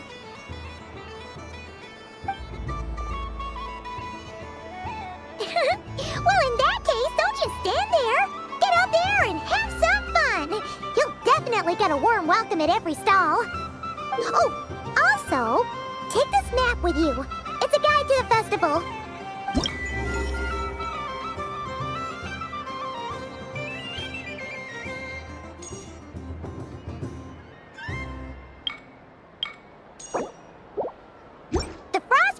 Nashitown stall is over here.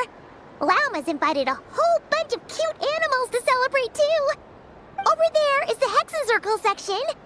Alice seemed more excited than anyone about this festival, so she insisted on making it a grand affair. Oh, and then there's the Nashitown local specialties, including... Actually, forget that. Better if you go check them out for yourself. Thank you. It looks like a lot of fun.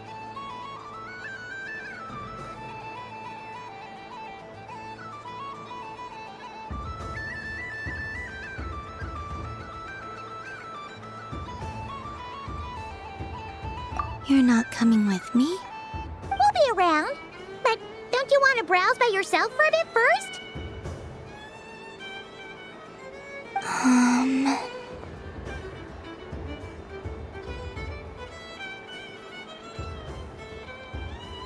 Yep. If you find something you like and want to try it out together, just give us a shout. We'll be right with you. Otherwise, just relax and enjoy yourself. There's so much on offer, so try to experience as much as you can. And don't forget to stuff yourself with all the delicious festival food.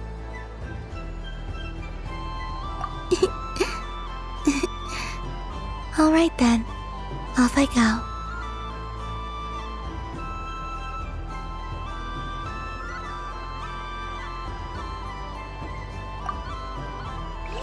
Where should I go first?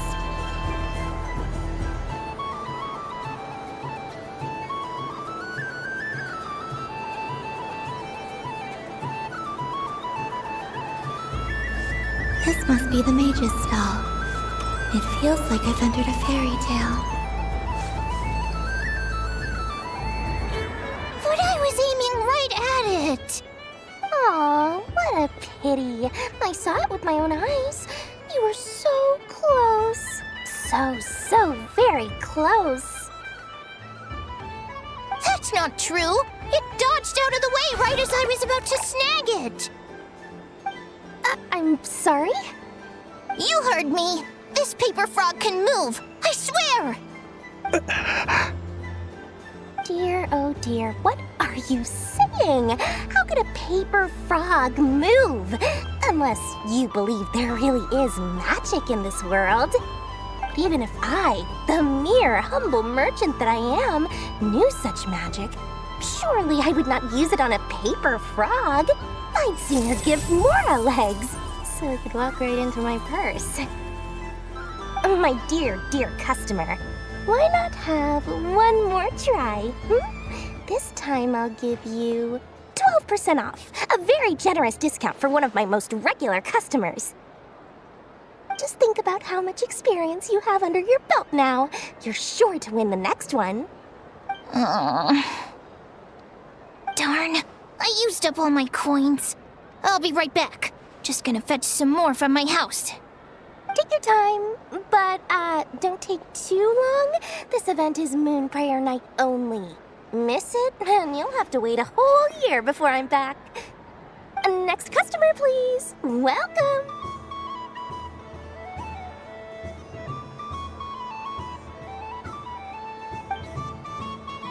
Hello. Whoa! What's this big one doing over here?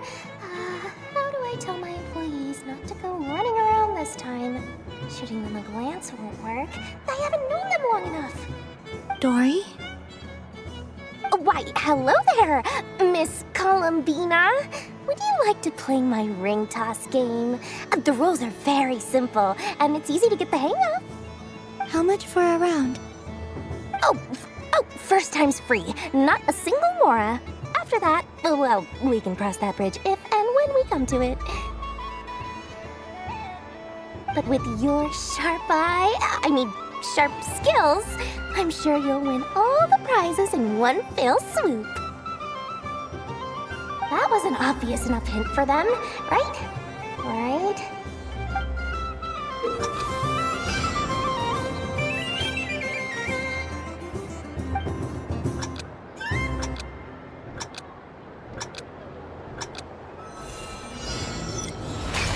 Here comes the ring! Oh, Peanuts.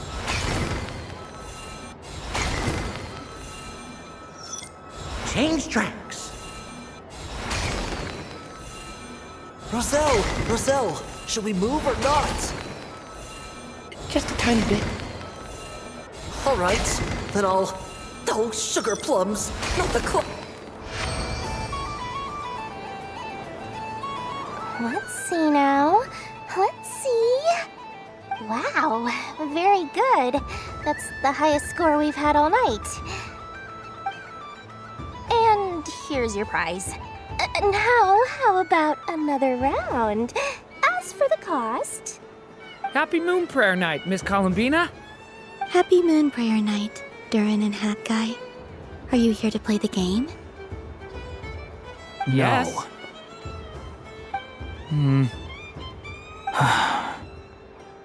You said we were just coming here to say hello. I did, but then I recognized a few more people as I got closer.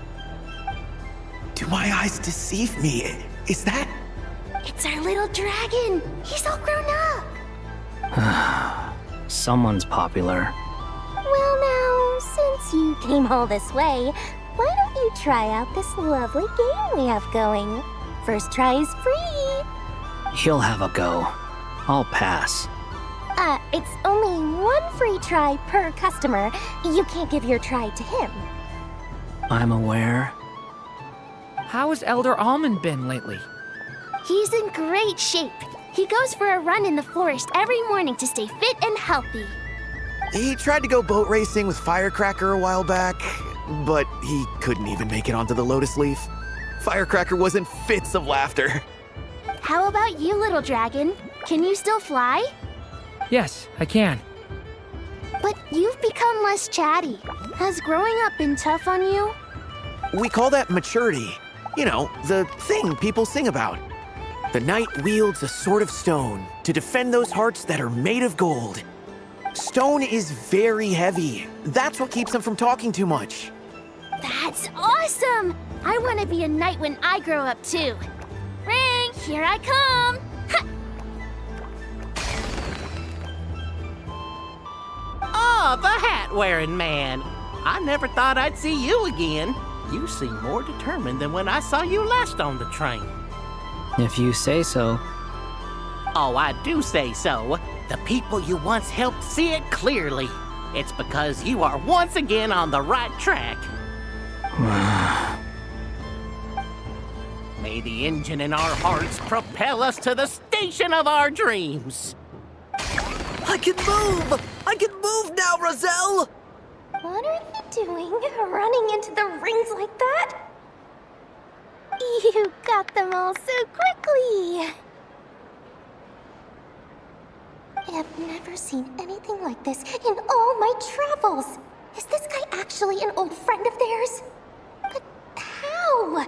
They're origami animals and clockwork people from a fairy tale! Getting to know them would be quite an arduous task, unless they share a hometown? I have to get to the bottom of this.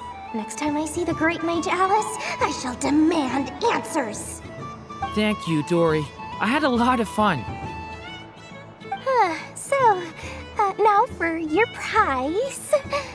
Where did I put it? Give me a moment to dig it out. Oh, sweet grand prize. How I wish I didn't have to let you go. Good thing I've already turned a profit from the customers earlier in the night. Otherwise, I'd have wasted all my hard work. Okay, I'm back. What? I leave for 2 seconds and someone's already claimed the grand prize?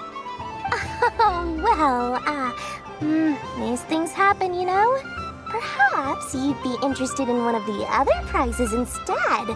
We've got all kinds of wonderful goodies here. Is this the thing you wanted? Here, you can have it. Huh? But... Don't worry about it.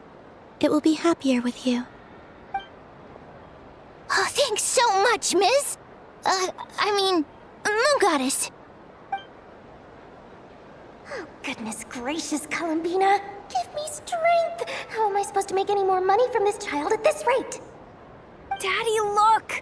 That's the game I was telling you about! Forget it. She is the moon goddess after all. I'll think of some other way to swing this. Maybe I can try to hook this new kid. Huh? Oh, someone already won the grand prize. You can take mine if you want. What? Why? Why are all these bleeding hearts coming here to ruin my business? Happy Moon Prayer Night, everyone. Happy Moon Prayer Night.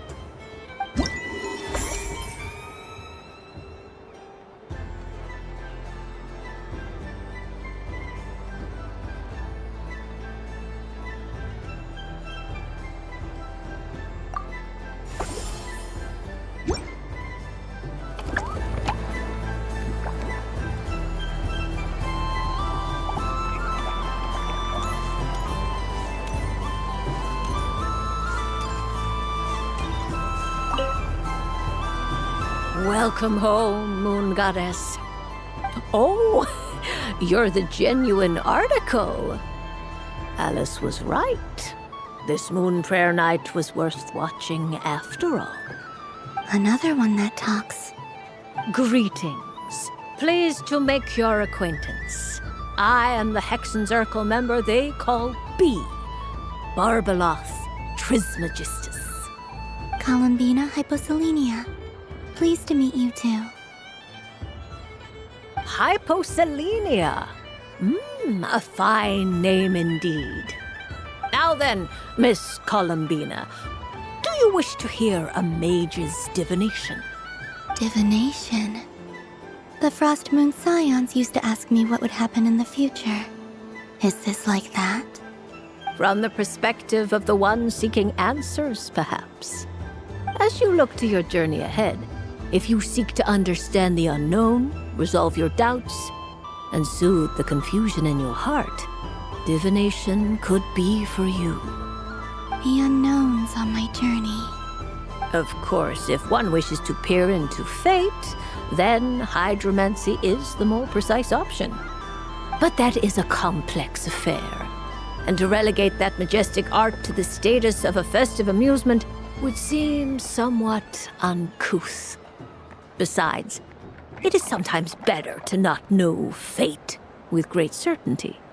Hence, I shall use the suitably festive Luna Arcana to tell your fortune instead. It is more popular with the youth in any case. Lunar Arcana. Indeed. Unlike hydromancy, this will only display possibilities and trends. People like to think of themselves as creatures of agency and free will. Peering too far and too clearly into the future is detrimental to both body and soul. I'd like to give it a try. Of course you may. Come then, take a seat, Miss Columbina. Before we begin, are there any specific questions you would like to ask? Let's stick to general possibilities and trends, like you suggested. Ah, very well. Then I shall use the basic Lunar Arcana deck. Now, try to relax. Cast your mind upon the things you have experienced and the things you are soon to experience. I will shuffle the deck. Would you like to cut the cards yourself? You do it. No problem. Now then, to make things easier for the seeker, that is to say, you, I shall decipher the cards from your perspective.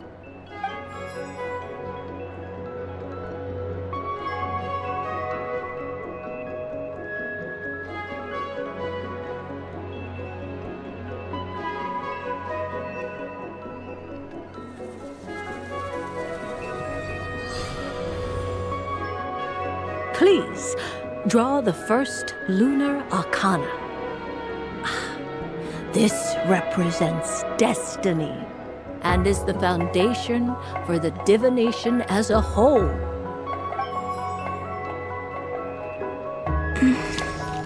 Now, draw your second card. This will stand for the past, the sum of all your experiences that have come before. And now the third arcana. This is the present, your interpretation of the current moment. Finally, the last card. This shall speak of the future, which... Oh. Kuvaki Pulse? Fascinating. I've never encountered this before in my role as a diviner. Something has exerted an influence upon this card, causing it to leave its designated position.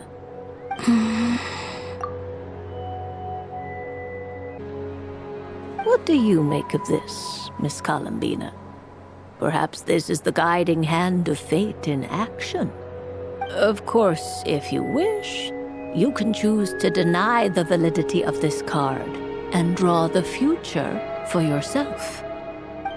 No, it's fine. Let's go with this one. A bold decision. I must say I'm looking forward to the results. Well then, let us flip the lunar arcana in sequence and see what emerges. Sure.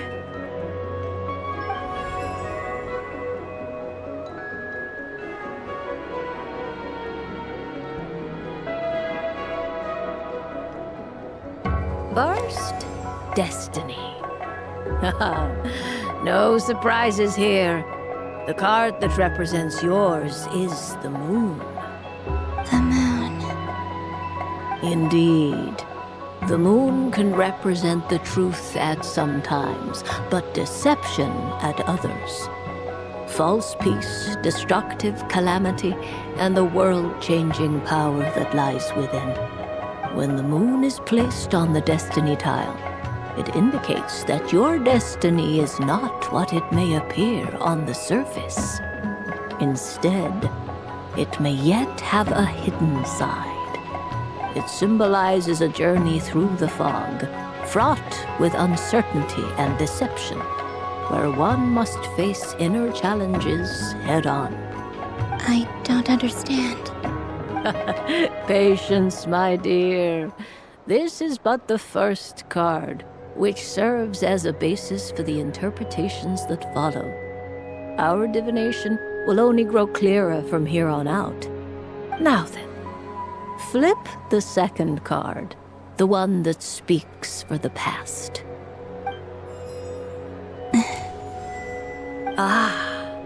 The Hermit, but inverted. Inverted? Yes. The Hermit symbolizes solitude, introspection, and the pursuit of truth. When inverted, it represents isolation, truth out of reach, and a path that leads one astray. Combined with the moon as one's destiny, the Hermit inverted represents a choice you made to stand alone in the past. It was a choice made not out of fear or arrogance, but for reasons that others could not perceive. You fumbled through the darkness without a guide, but you did not find your way. Rather, you went astray. More than once, it would seem. Is this about how I became Kutar despite not wishing to become a god? And how I joined the Fatui because I yearned for a place to belong? I suspect only you know the answer to this question. All is not lost. The past is in the past, and so it shall remain. Shall we look into the present now?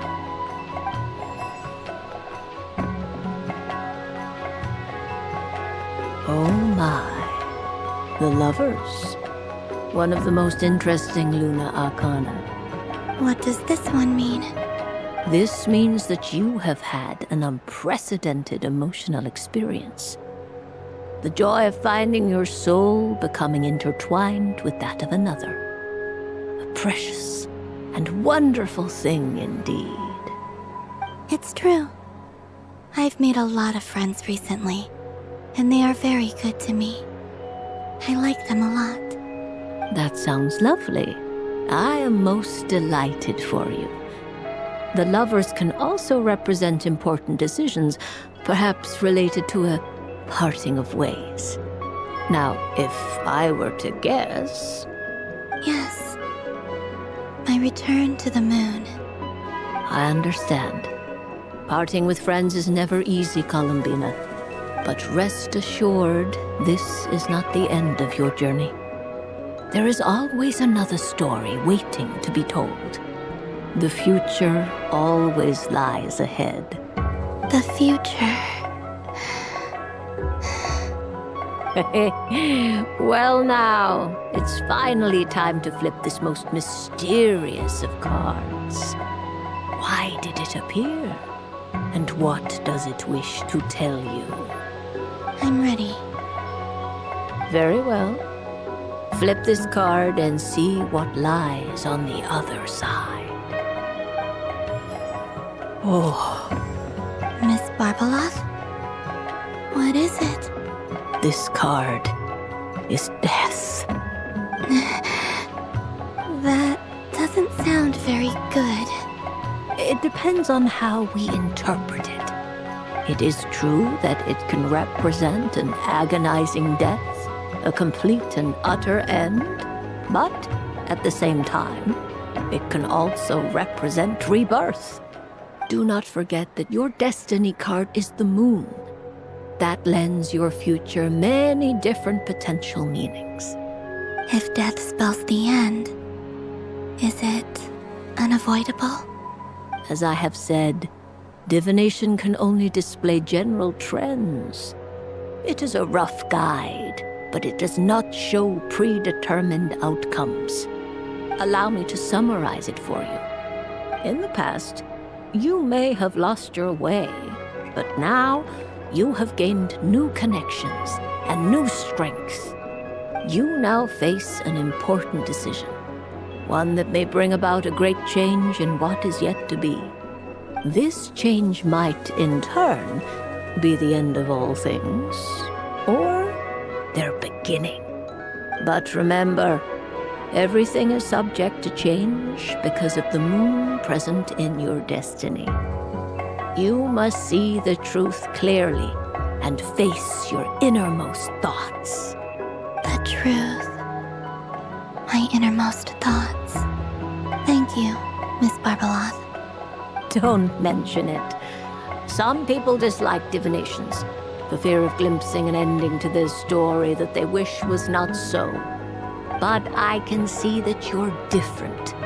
The result of this divination will not sway your decision. This is a rare quality, and one that diviners always hope to see in the seeker.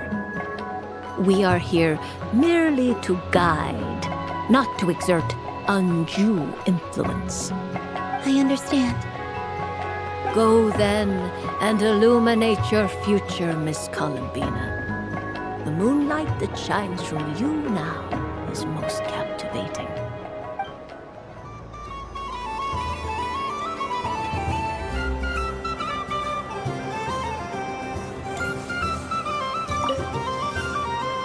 A soft and furry creature that bounces and jumps.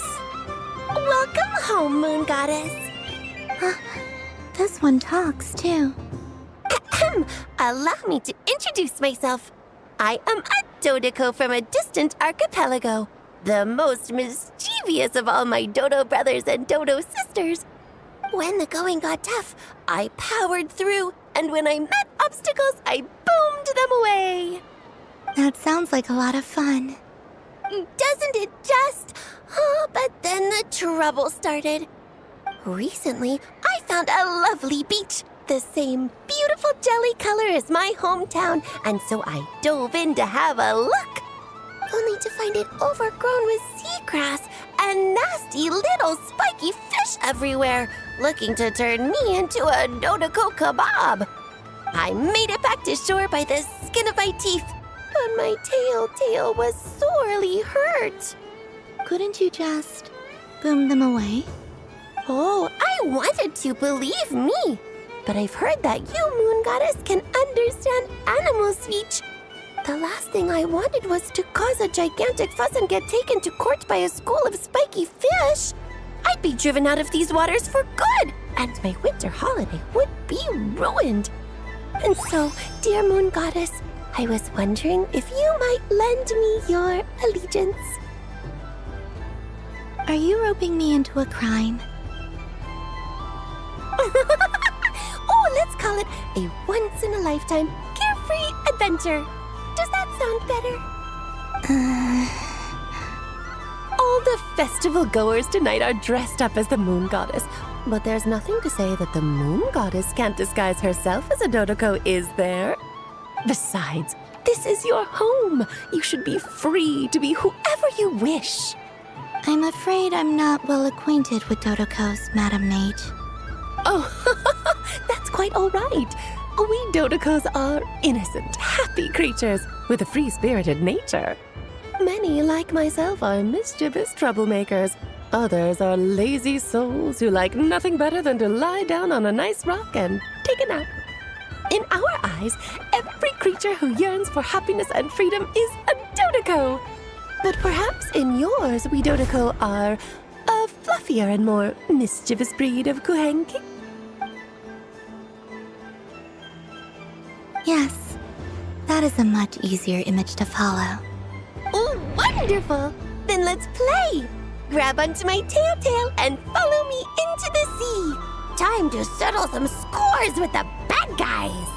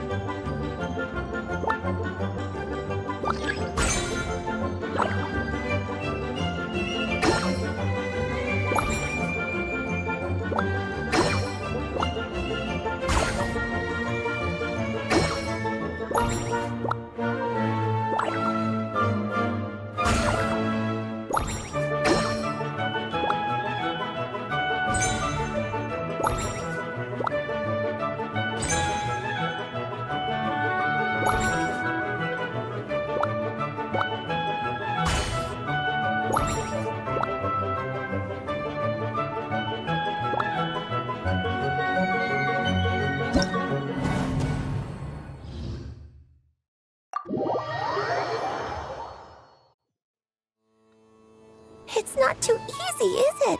Still, I'm sure you'll familiarize yourself with Jumpy Dumpty's attack range in no time. So, what do you make of it? The use of Jumpy Dumpties doesn't come as naturally to me as Kuvaki, but their unpredictability makes it fun. I think they call this novelty. Indeed! And how did it feel blowing those pesky nuisances away? Not bad. Any guilt? What do you mean?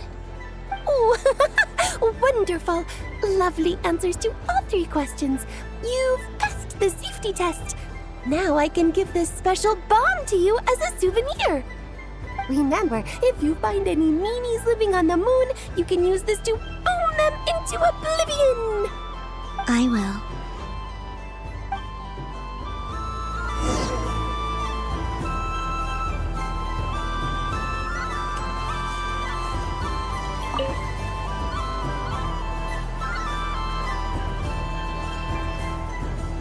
I wouldn't say it's unfair, exactly. I mean, your voice goes right into people's heads. How would you explain that to the kids? You can't just explain it away as magic. Is something the matter? Ah, Miss Columbina! No, nothing you need to worry yourself about. Ah, impeccable timing. Stick around for a second, Miss Columbina. I need your input on something. This self-proclaimed Knight of Justice has yet to give me a satisfactory answer. I, for one, would like to hear your verdict on the matter. Hey, now, I left the flagship just to help you out, Miss Nicole. What's going on? So Alice and I are both using long-range remote control spells that work on similar principles, allowing us to attend this festive fair in Dodeco form. Sorry, let me backtrack a little. While similar, there are some key differences. Alice, being a great mage, wanted her Dodeco to reflect something of her own charm and mystique. So she adjusted the way its tail moves when it spins around. An entirely gratuitous move, in my opinion. I hardly see how anyone is going to notice that. If anything, I'd say that anyone who stares intently enough at a Dodeco's tail to notice such a small detail is someone we ought to be highly concerned about. I only say this to emphasize that my question has nothing to do with tails. Now that we're clear on that, why is Alice's Dodeco permitted to interact directly with the children celebrating Moon Prayer Night, while mine is not? Your voice speaks directly into people's minds. See? Exactly what I said. Miss Nicole? Ugh, I can't stand it. I know that probably makes me sound like a whiny child acting out in front of their parents. And it's a little embarrassing now that I think about it.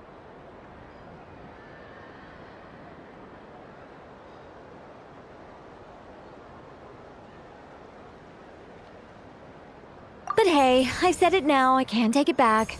That would be even more embarrassing.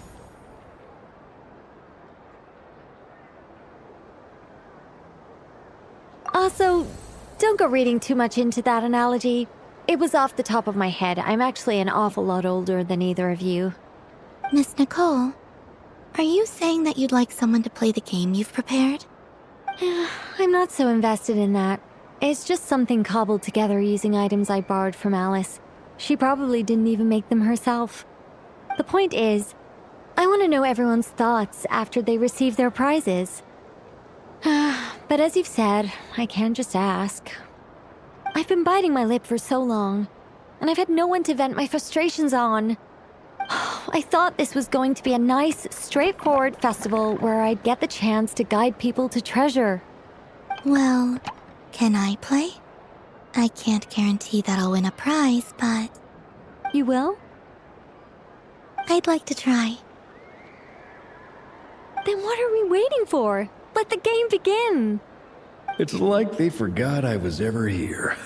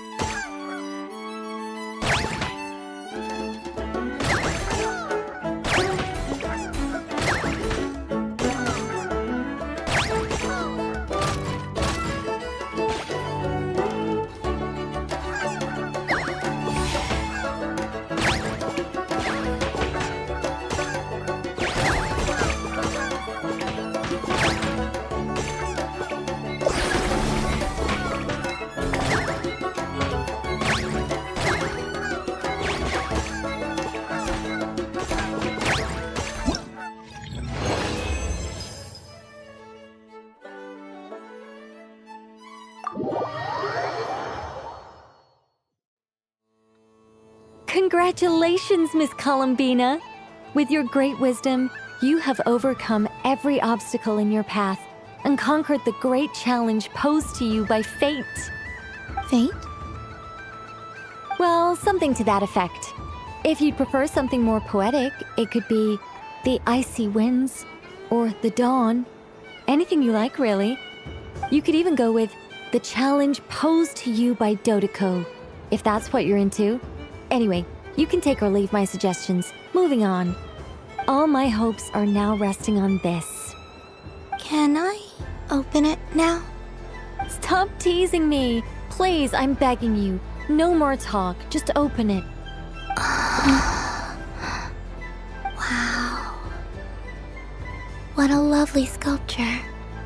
Classic and cute at the same time. Thank you, Miss Nicole. I'll always treasure it. Ah, there we go. Music to my ears. You have my sincerest gratitude, Miss Columbina. Thank you for sharing your precious time with me and fulfilling my wish. Don't mention it. You've all done much to help me. And still, I'm the one receiving all these gifts.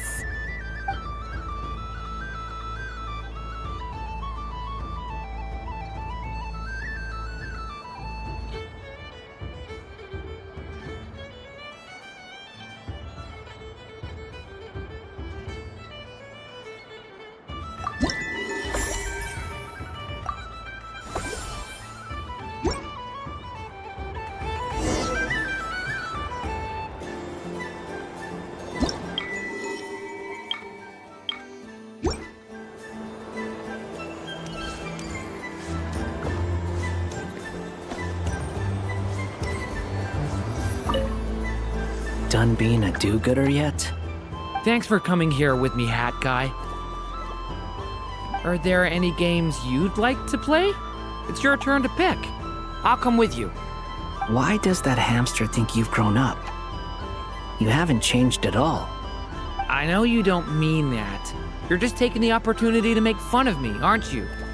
Even if you won't admit that taking some time to compose yourself is important, I can see that you're doing it in practice. Otherwise, you'd have taken off your hat and flown away by now. Looks like Albedo's socialization program has been far more useful to you than all those Vahumana textbooks.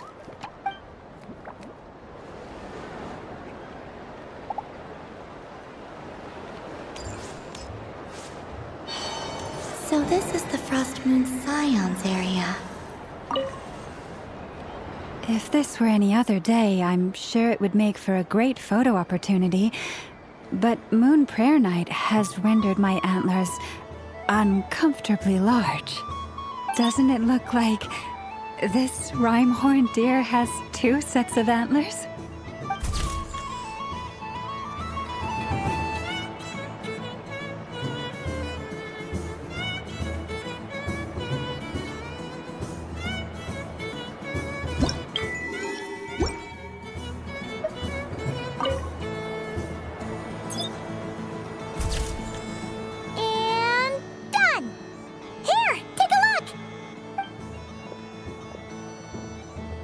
I think it looks quite funny. Well, Paimon thinks it's super cute. It looks like a silly sheik badger and a rhyme-horned deer that's about to fall asleep.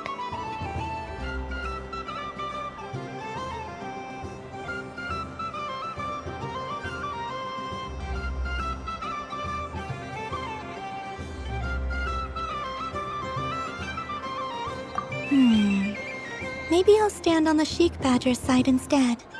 It looks like we've attracted the attention of quite a few animals. Let's make room for them.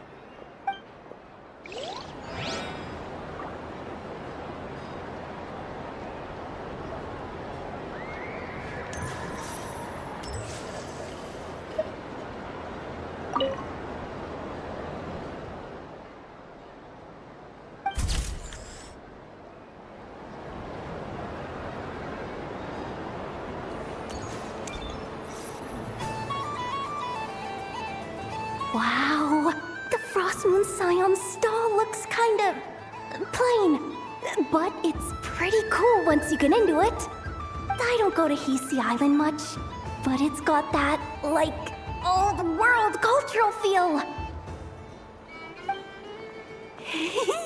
And if culture means we get more festivals, I'm all for it! Hello, Yehoda. Columbine... hello, Moon Goddess? That was too close. I almost gave the game away in front of the staff. Oh, wait. What's the deal with her shoes? They don't make a sound when she walks. I could do with a pair of those. Do you like balloons too? Balloons? Oh, you mean those? What's so fun about balloons? I'm not a kid anymore. They're probably more up Aino's alley. Yes. The animals seem very curious about these strange flying objects. I was drawn here by their voices. I recently learned a fun new game you can play with balloons, so I decided to come and give it a try. A new game?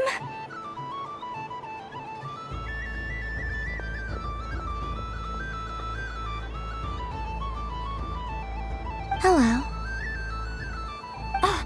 Welcome home, Moon Goddess. Here to buy some balloons? Yes. Could you give me a few that haven't been inflated yet? Are you sure? I guess it's not a problem, but... Yes, please. Thank you. Uninflated balloons? But those are just little rubber pouches. What does she want with those? Would you like to play the balloon game, Yehoda? Huh? Sure. I guess. How do you play it? Wait here a moment.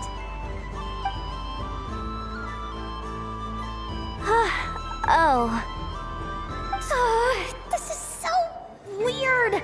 What have I got myself into now? I thought I saw Columbina nearby. Uh-oh! That's the fourth Harbinger! Although she's helped us out quite a bit, she's good people, right? Is she looking for Columbina? Oh, guess that's my ticket out of here. I'm not sure my heart can take being sandwiched between two Harbingers.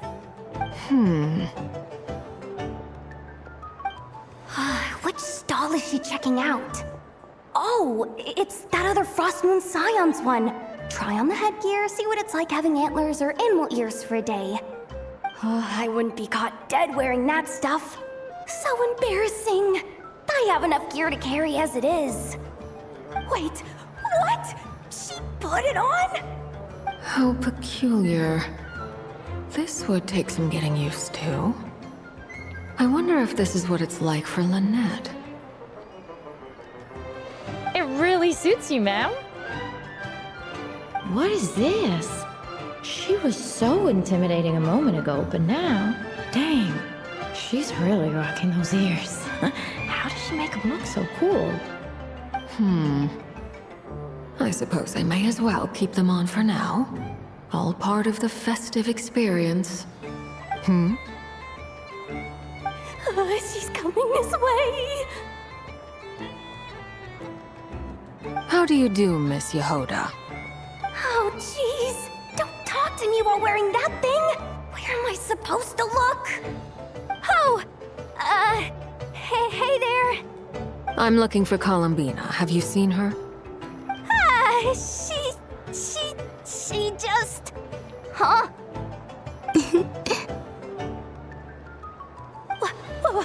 Wait, is that what she meant by balloon game? Yeah. Huh? No fair! How come I get caught in the crossfire? An ambush from the rear? Is this a declaration of war, Columbina? Would you like to play too, Arlecchino? Seriously? Are they gonna start some beef right here, right now? Gladly. That said, I believe there is another who would like to join. Boss,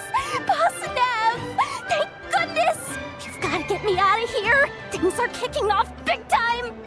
Hello there. I'd like 10... no, make that 20 balloons, please. Uninflated. What? Miss Moon Goddess, I hope you're prepared to pay the price for assaulting my employee. Welcome to the game, Nefer. Just to be clear, let's keep this a fair fight, okay? No strange powers, please and thank you. Naturally. Don't just stand there, Yehoda.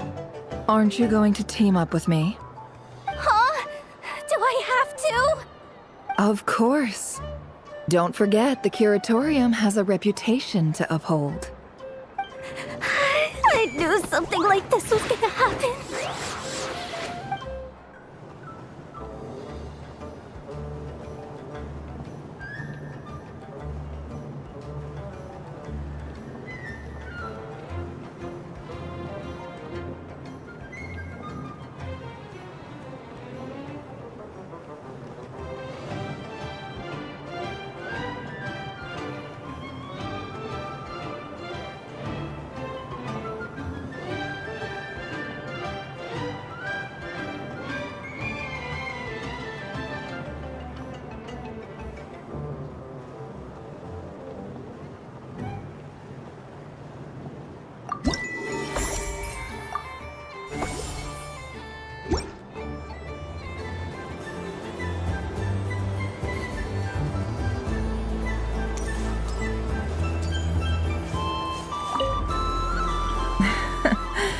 That was fun.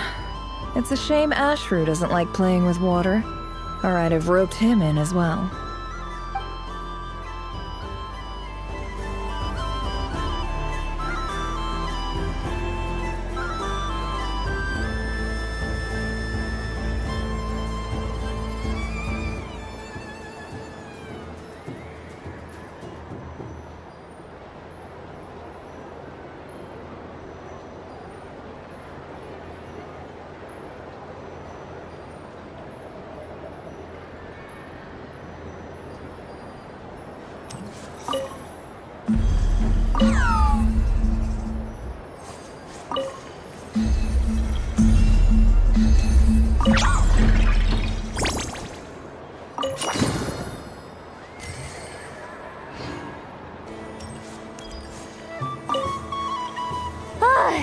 I just had a water fight with 2 Fatui Harbingers. Pretty scary, but also surprisingly fun.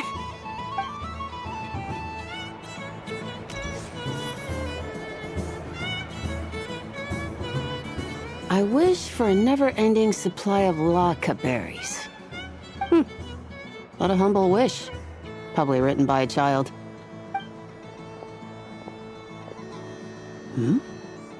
Is that Llama the Moon Chanter?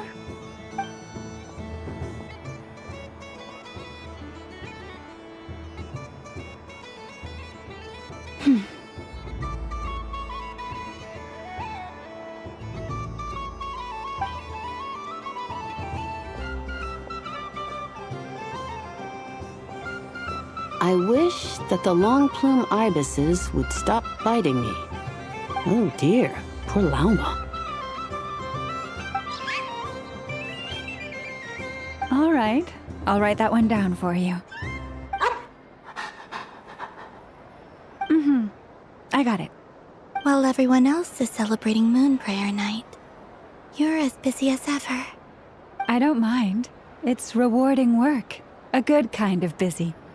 My antlers are at their heaviest tonight, and the Kuvaki waves are especially strong. But as I help these dear friends hang their wishes up, I feel a great peace within myself that is hard to describe. You see, they're all such beautiful wishes, and they are ones that we can fulfill by our own strength. Do you blame me, Llama? I want to hear your honest answer. It is by the help of so many people that I can return to the moon. But I feel as though I've hardly done anything in return. You've done plenty, Columbina. I say this in earnest. both as someone who knows your history and also as a friend who has seen what you've been through. What about as a moon chanter? I feel proud to honor our moon goddess's wish, and I'm sure any moon chanter in history would have felt the same way. Thank you for your kind words, Lauma. But... Since you asked for my honesty, I won't lie to you. My feelings are mixed right now. Besides pride, I also feel... I suppose it's a reluctance to let go. Once you return to the moon, we will be far apart and separated by a false sky. I'm sure those of us left behind will gaze up at that sky, yearning for the moon once in a while, just as you used to do. I will miss you, Lauma. I will miss you all. I hope to stay in touch. I will try and find some way to send messages down from the moon. Perhaps you could use Kuvaki. I've heard Yehoda say that signals can be sent using long and short waves, or strong and weak lights. That sounds a little complicated. What if we forget what the signals mean? We could prepare a codebook beforehand, but... You're right. It wouldn't really suit you. Still, whatever happens, I believe that you will find your own unique way of communicating with us. And now that I think about that, my heart feels lighter. Because you trust in me? Yes. I have faith in you, and in the power of truth. In my experience, the truth tends to be difficult. But that's what makes it stand out from what is false. So I'm confident that your thoughts and your love will shine through the curtain of lies. We will know it when we see it. Thank you. Now, could you help me hang up my wish? Is this?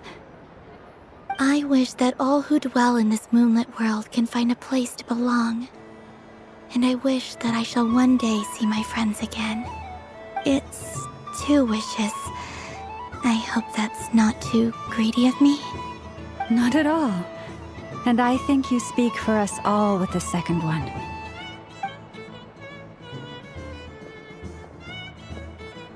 I shall continue to pray until the day that all of these wishes come true.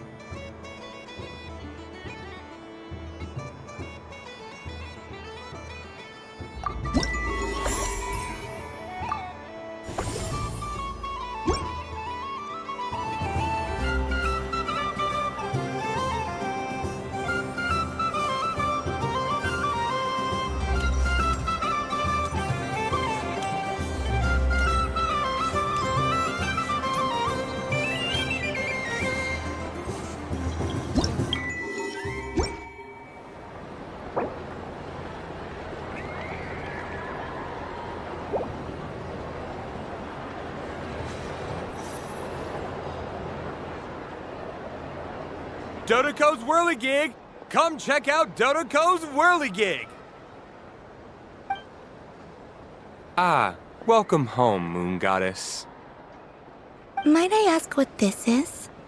Ah, it's a very special amusement sponsored by the Great Mage herself. Ride on a soft and furry Dodoco and embark on an unforgettable adventure. I say that, but I'm just following a script here. Who is this mage, anyway? And what the heck is a Dodoco? I'd like to ride. No problem. But, are you by yourself? Is that not okay? Oh, no, it's fine. It's just that each Dodoco can accommodate 2 passengers. Would you like to bring a friend along? My friends...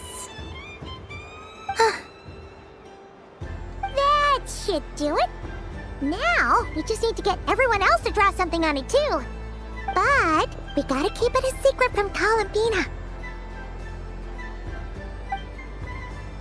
Traveler,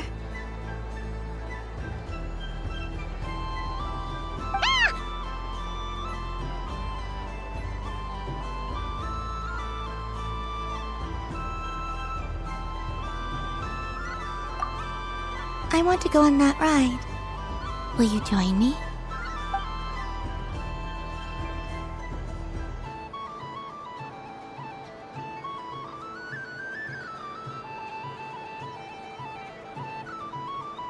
Let's go then.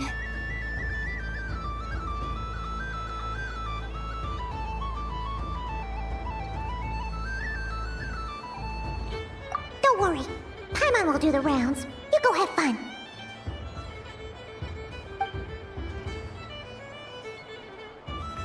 Hmm?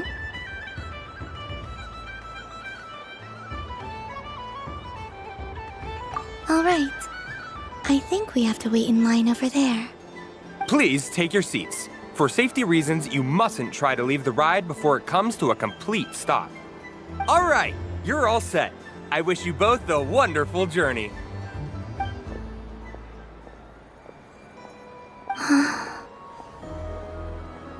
Not bad. It reminds me of riding a moon lane. Sometimes, the Kuhenki circle around me like this, playing their beautiful melodies. Yeah, I'm going to miss them.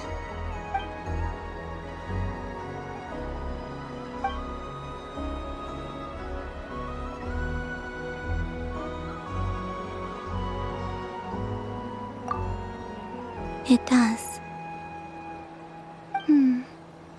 I've felt scared in the past, too. But this is a little different. You know something? I got to see a lot of fascinating things during my disappearance. I saw how the Frost Moon Scions act around their families. So different than how they used to act in my presence. And I also saw how they interact. It made me curious at first. Why do people act so sincere when they're worshipping gods, but save their truest, warmest feelings for each other? Slowly, I came to realize that it's because they trust one another.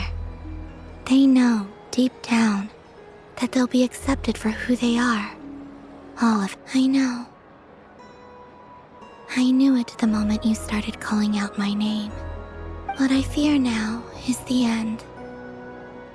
I fear losing all this the very night I have gained it.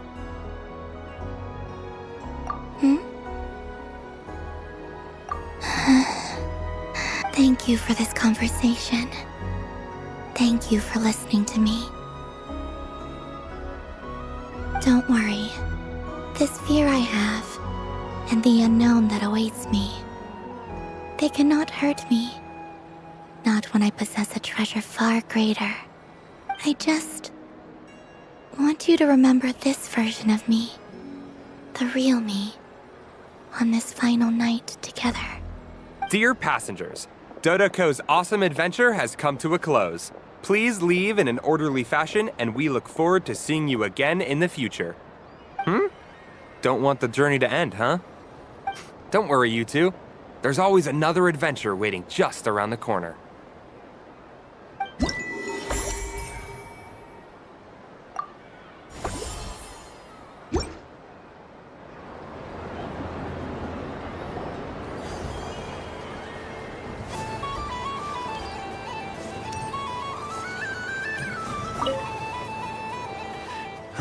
It'd be rude to just leave without saying anything. But at the same time, I don't want to barge into their lively conversation just to announce that I'm leaving. I guess I'll just wait a little longer. Huh? Albedo? This sketch is for you, Grandmaster. Oh, a gift for me. Thanks. Let's see what you've done for me. The North Wind left in a lurch.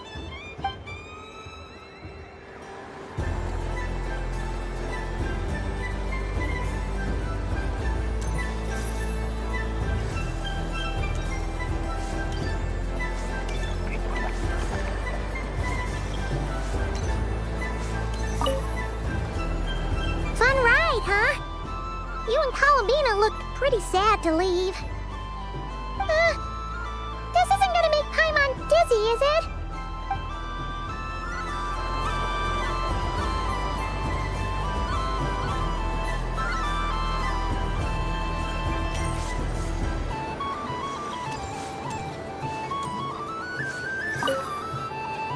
I've seen Linny and the other children play this game before. It would seem that it's not a bad way to relax, once in a while.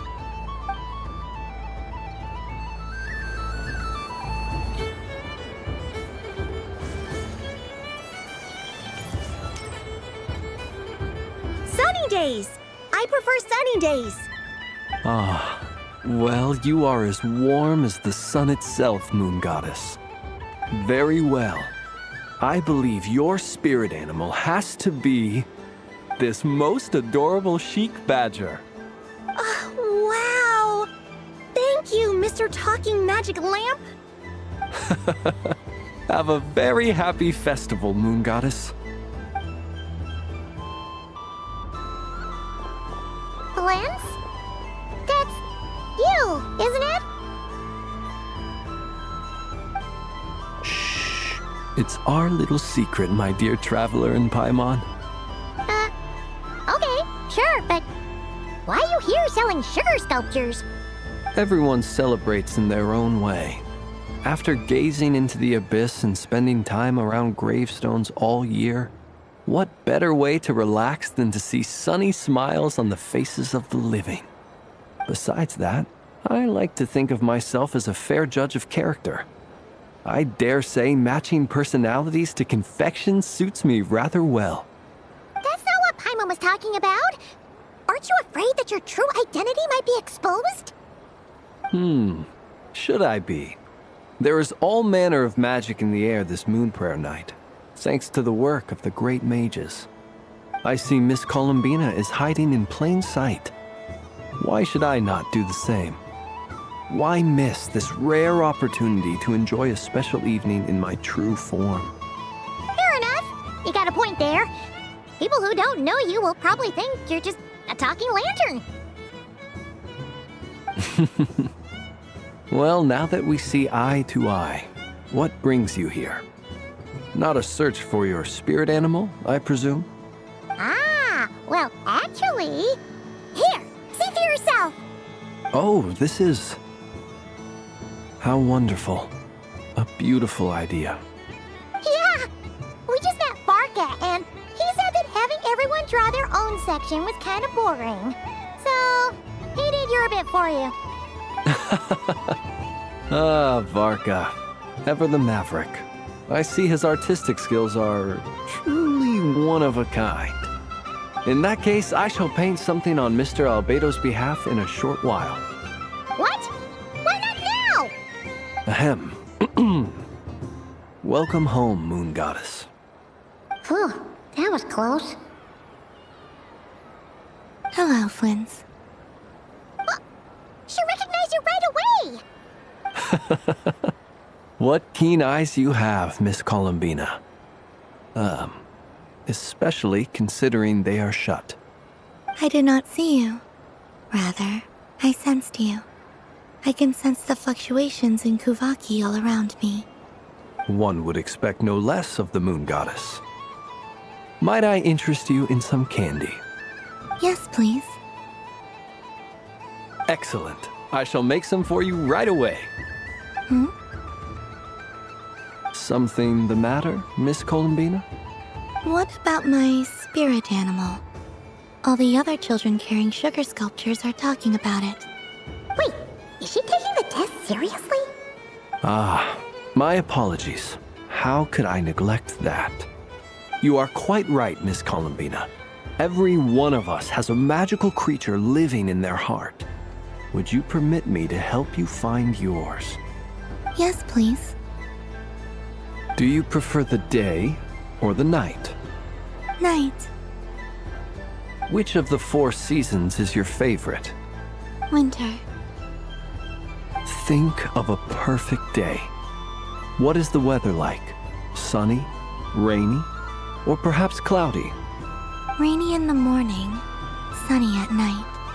What kind of answer is that? Forests, lakes, and open seas. Which do you prefer of these? I like them all. Imagine you opened your very own shop. What would you sell there? Moonlight, I think. Wow! Paimon would totally shop there.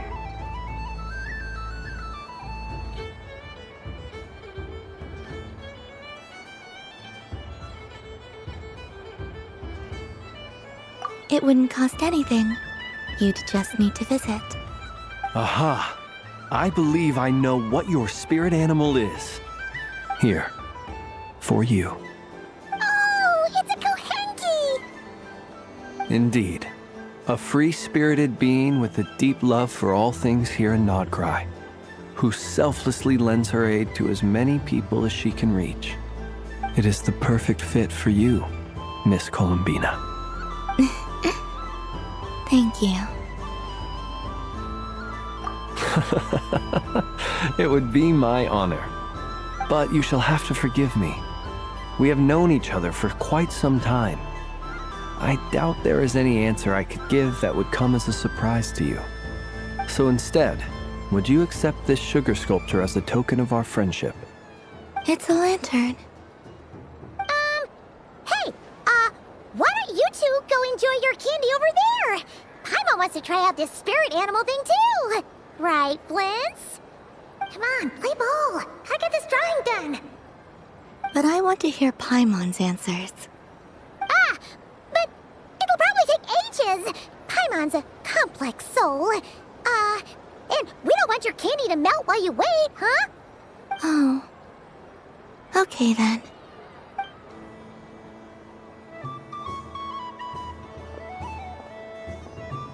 Phew. Nice excuse, Lady Paimon. That was some quick thinking. Yeah, no thanks to you. A little help next time.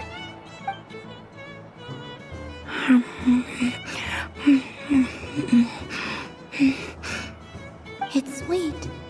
Is that Lockaberry? I wonder what flavor the traveler got. This way, this way! It's the candy-selling lantern!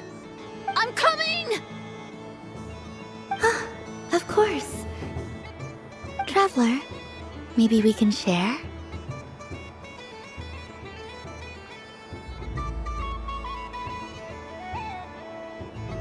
Yes. I found out recently that people share their food sometimes, so I'd like to try it. Or is that a no? Thank you.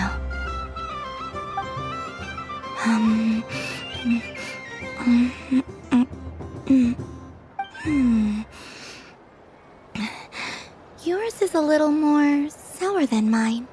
Here, you try it. Are you sure? Amazing.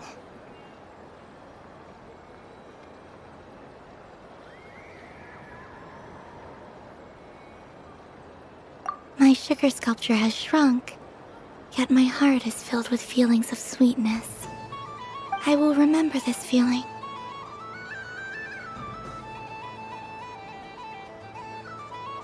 Sure.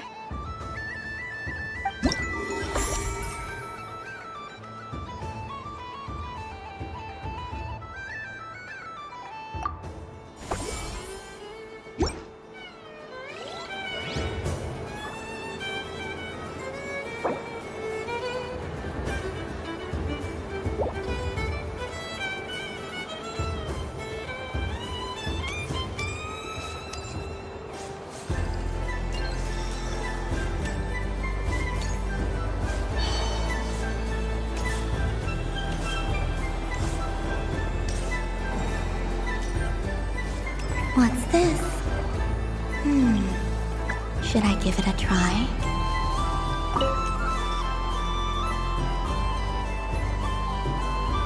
Come on, Citrus. One more round. Just one more. But my neck... it's acting up again. You should take a break. Health comes first. Yeah, don't push rush yourself. We'll find someone else. Hey, don't look at me. I'm the referee. What are we gonna do then? Do you need any help? Yes, we do. We need one more player for our game. All right. Could you teach me how to play? It's really simple. You just throw the dice and move by that number of tiles. First one to reach the finish line wins.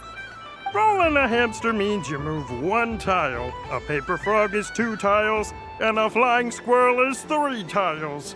'Cause they go the fastest. Okay, I get it. So, we're all set? In that case, please take your places and let the game begin!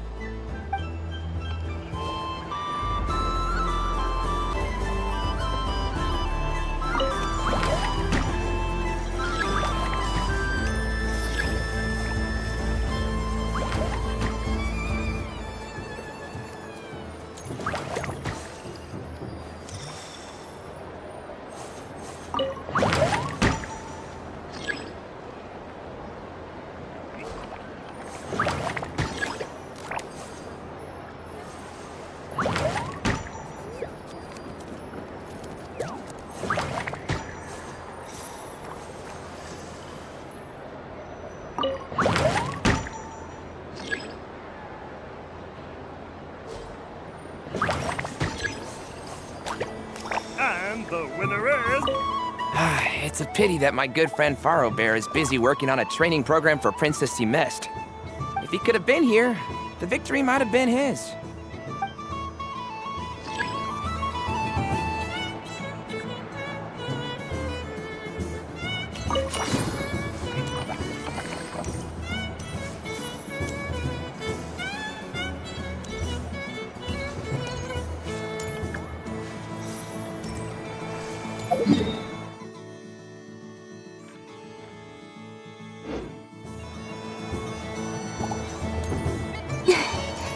There are so many attractions here. Since I rarely get out, Moon Prayer Candy! Beautiful, tasty Moon Prayer Candy! Buy a whole box, share it with your friends and family! candy to share? I wonder what flavors everyone would like. Welcome home, Moon Goddess. Fancy a box of Moon Prayer Candy? Sure. I knew you would! Now, what flavor would you like? I'm not sure. What flavors do you have? Is this for yourself or as a gift? A gift for my friends. Ah, I see. In that case, I'd recommend apple, lockaberry, or midsummerberry. Those are the most popular. Do you have nocturnal blossom flavor? Huh. I've seen couples give those as gifts before, but I did not know they were edible. No? Okay then. Moonfall silver? You did say this was for friends, right?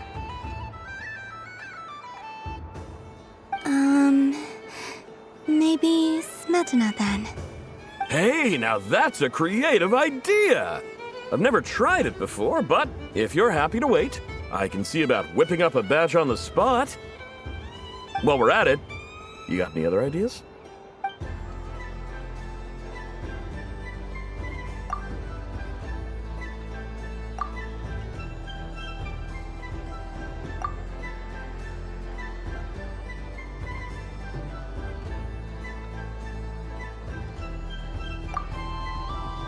Here you go. Every flavor you asked for is in there.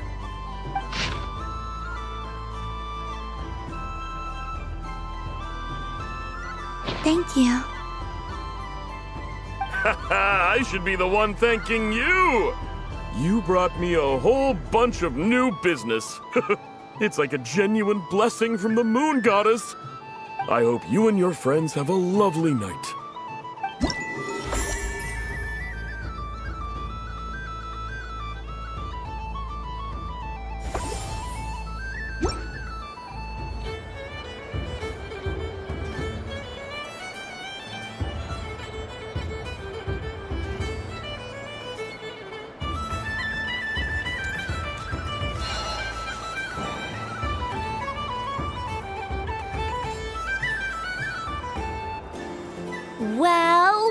Well, look who it is. I heard someone went and disappeared on us the moment we let her out of our sight. They looked all over for you. Frankly, I didn't think you'd be back for Moon Prayer Night. Were you worried about me, Sandrone? You would like that, wouldn't you? Do you even hear what you're saying? It seems to me like you disguised yourself with festive headgear, just so that you could come see me on Moon Prayer Night and make sure I'm okay. You didn't even bring Polonia with you. You? I thought you couldn't see. I cannot.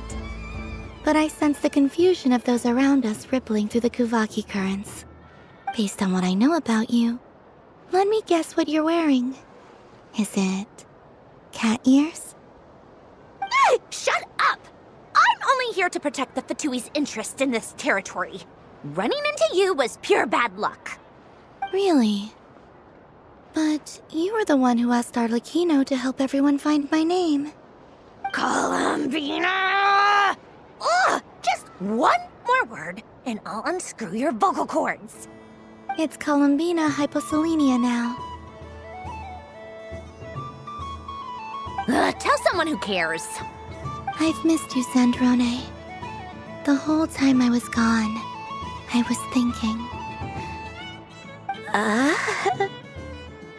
I hope I get a chance to say some ugly words to you. Is that supposed to be a joke? Anyway, let's go play that game. What? You mean that frostfin whale? Yes. It's some kind of game where you get bitten if you step on the wrong tooth. Seems like fun. Who in their right mind would wanna... Because you're not a scaredy cat. Fine! You wanna play? Let's play. Don't complain when I kick your sorry butt. Lovely. You old geezer! I'm gonna beat the pants off you! Just you watch! I almost forgot. Sandrone? What is it now? You'd better not lose, or I'm going to beat your head in. What? Allow me to demonstrate since I'm feeling so nice. You just step on the teeth, like this.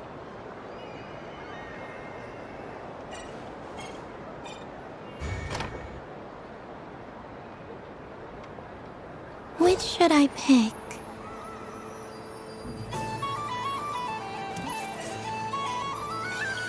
Your turn, Sandrone.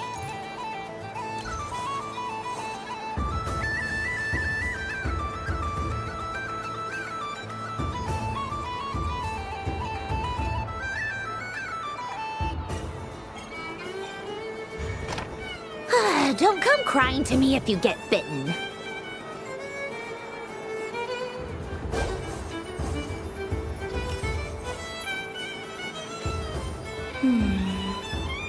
I'm getting a bad feeling from this one. Sensing Kuvaki doesn't count as cheap. There are less and less teeth remaining.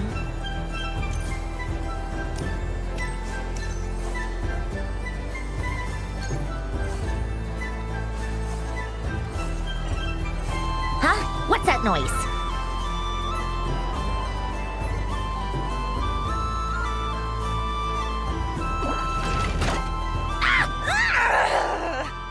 I think you might have picked a bad tooth, Sandrone.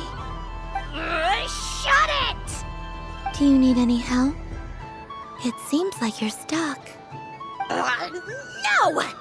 It's just a blasted... toy! How is its grip this strong? Stop laughing! All right. Well, you lost. So just like I promised... Hey! What are you doing? Are you seriously? Hiya! Why, you... Oh, just you wait! Rematch! Are you all right, Sandrone? That was quite a strong bite. Are your clockwork parts? Quit your fussing! I don't need it! All right. I'll go first this time.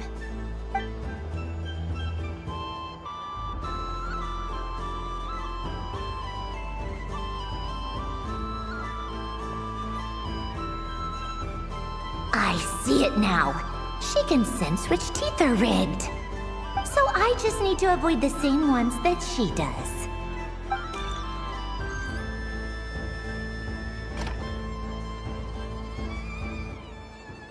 This one... Seems fine. She avoided that one then? Now I've got you. All right, my turn.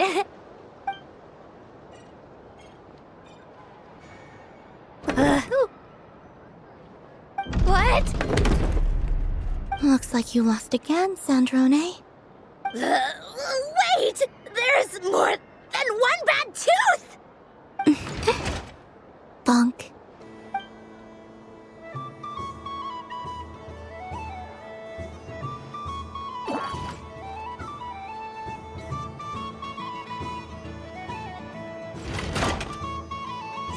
Stupid game! What idiot came up with this? Are you alright, Sandrone? You said some nasty things just now. Oh, I'm peachy. Should I let you bonk me on the head as well? Ah, forget it! Come on, bonk away. It can be your consolation prize for losing so badly. I told you, forget it! Gah, you've always been so annoying. Singing right outside my door, inviting yourself to my tea parties, going AWOL. And now you're off to the moon or something. Of all my days with the Fatui, the times I spent with you, Arlecchino, and Rosaline, they were my favorite. I will not forget them. Just as I shall not forget this moment. We'll always be friends, no matter where we are, right? Who'd want to be your...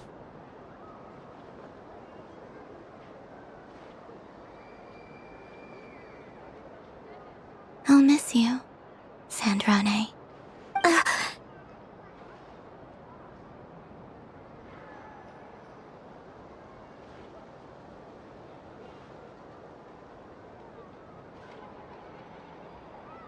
Goodbye, Sandrone.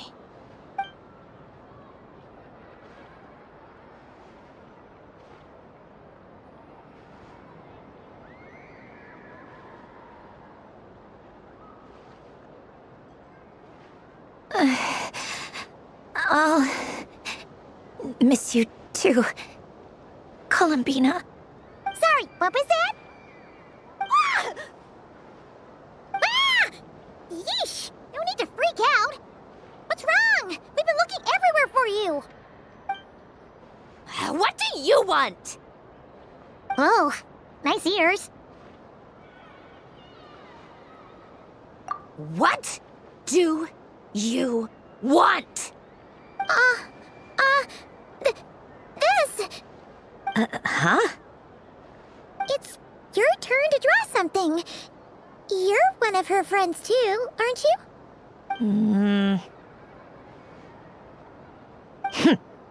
Doesn't know how lucky she is. Sorry? Nothing. I'm done. Take it. Oh, that was fast. Oh, and one more thing. Last time we spoke, you mentioned you were interested in the Narcissan Kreuz Ordo's research, remember? There were too many people when we last met, so we didn't get the chance to do this. What are you talking about?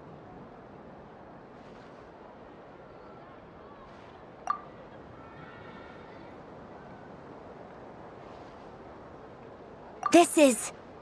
Oh. Alain, Renee, and Marianne. Huh. The Holy Blade. A savior's plaything. It's not about whether I approve or not. These people, they would sacrifice themselves for the sake of the world. Especially Alain Guillotin and Renee. That is something I would never choose to do. Still, I I didn't know they had any pictures left from that time. If I'd have thought to bring a camera, I'd have... What? Yeah, of you being bitten by the frostfin whale and Columbina bonking you on the head. Tear it up! Now!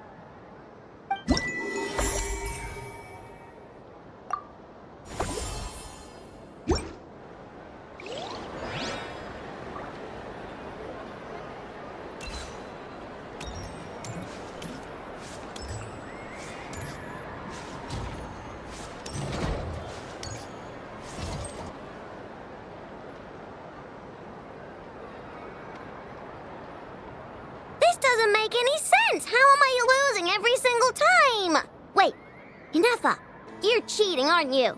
Yeah, that must be it. I am not cheating, Aino. Uh-oh, sounds like Inefa's turning into a big baloney bot. I think it's time for some serious maintenance. Moon Goddess, help me.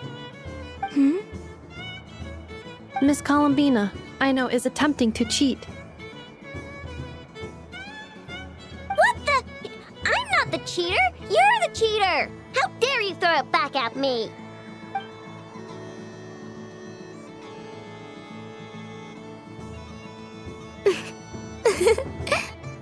Alright, fine. Let's all laugh at Aino.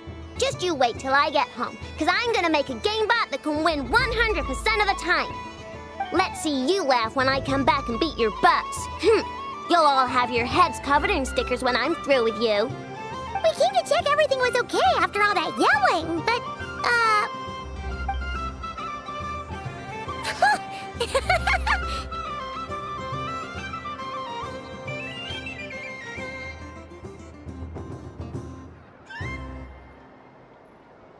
Whatever it is, it sounds like cheating is allowed.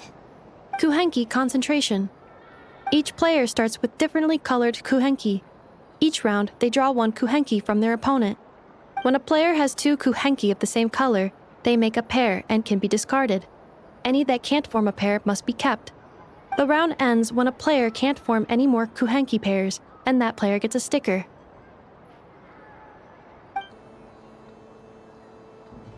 ooh, can 4 people play as well? That is fine, so long as the turn order is fixed beforehand. Alrighty then. In that case, the 2 of us will join as one team. Okay, but if you lose, you're both getting stickered. I don't want to hear any excuses. Sure. And if we win? If you win, only one of you gets to sticker someone else. I have taken to calling this. I know logic. Hey, lay off me, all right? Okay, so we're starting the game from scratch again, which means all my stickers so far don't count. Looks like Luonatar is the Kuhenki of honor for this game. Anyway, let's go clockwise, starting from Inefa.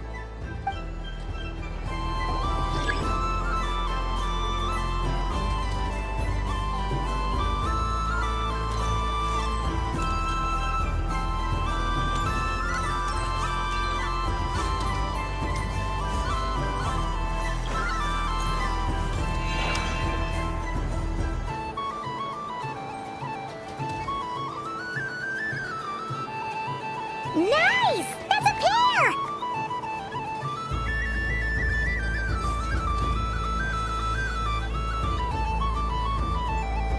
Go, go, fly!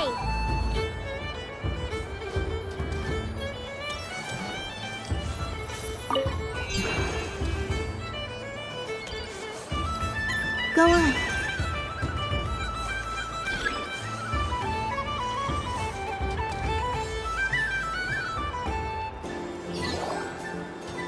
I have a pair.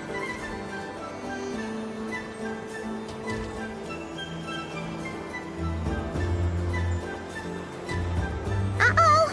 We gotta pick up the pace!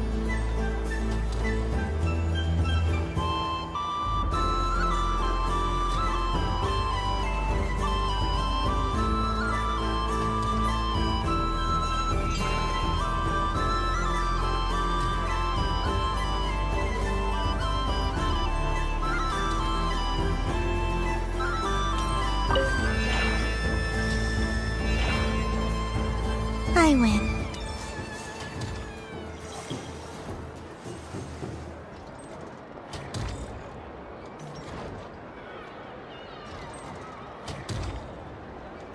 Phew, that was too close. I thought I was gonna lose. Good luck, everyone. Aw, we're out!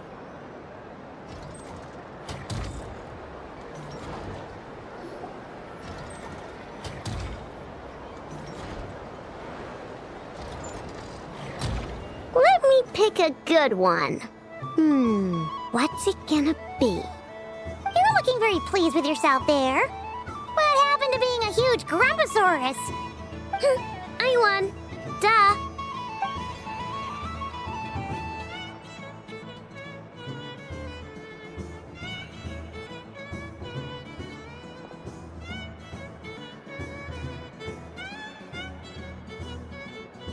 Oh, me again? Don't fidget too much, Ino, or the sticker's going to fall off. I don't care. If it falls off, it falls off. If a pair of Kuhengi get discarded, why not a pair of stickers? Huh? Huh?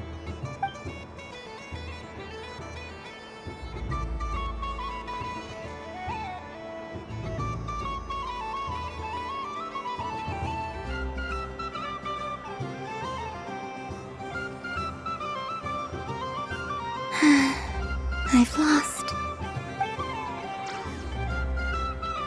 Sticker, sticker, sticker!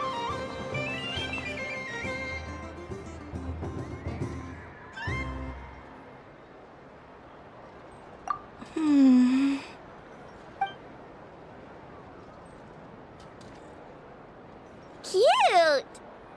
You think so? Shame. I can't see it for myself.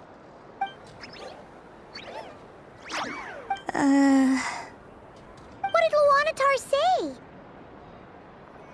She said it looks so cute that she wants me to lose a few more rounds.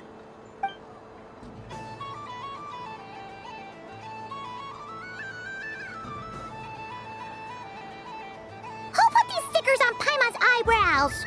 Ugh, she can barely see! Alright, now, I think we got enough evidence to prove that there's a serious problem here.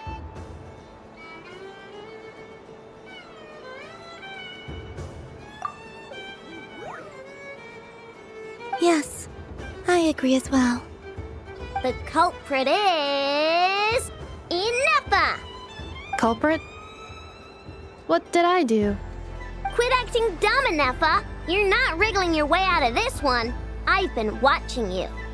Not only did you remember whose side Luanatar started at, but every time someone drew a Kuhenki, you were logging it and calculating every last possibility.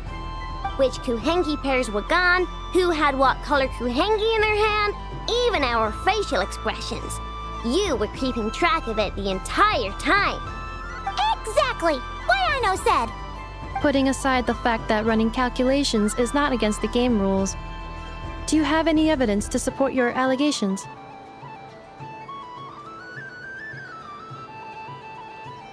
But that's not against the rules either. So she admits it. She certainly does. Alright, everyone grab a sticker. It's time to get Ineppa back. But... Take that!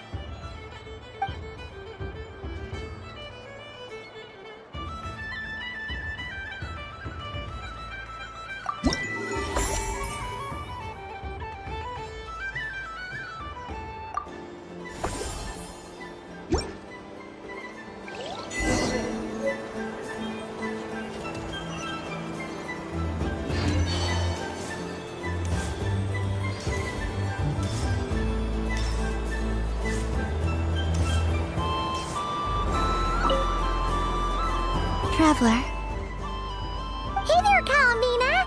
Are you done checking out the festive amusements already? Are you sure you don't want to look around some more?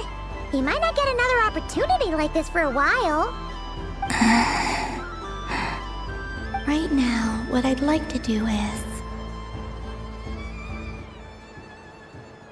You're right. I'm not ready for this night to end just yet. Yeah, The most important thing is to have no regrets. I'll be right here if you need us. Okay. Thank you.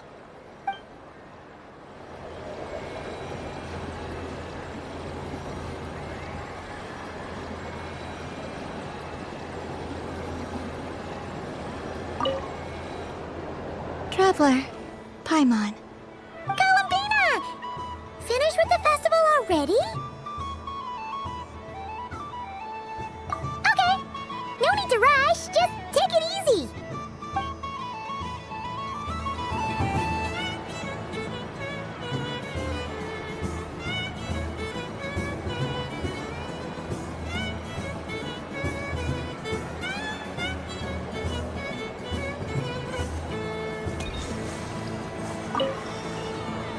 Traveler, Paimon.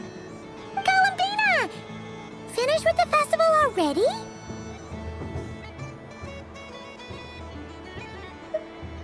Really? You're sure you don't want to have a little more fun out there? Final answer. Yes, I am sure.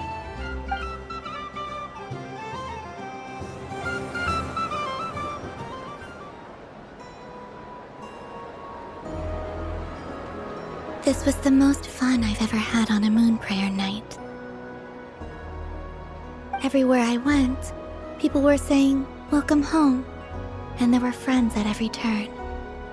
I only wish it could last longer than one night. Oh.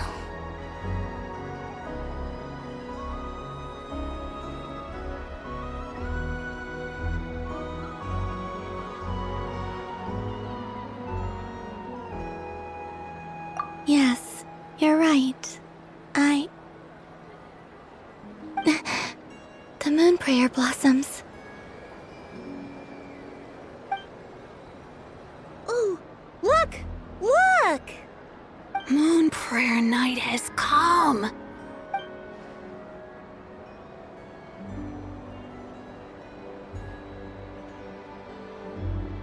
The moon. It's so beautiful. Happy Moon Prayer Night, dear. Happy Moon Prayer Night!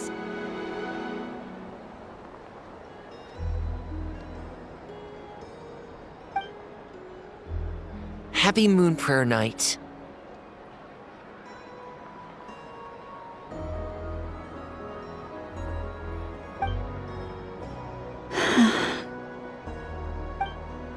Aww.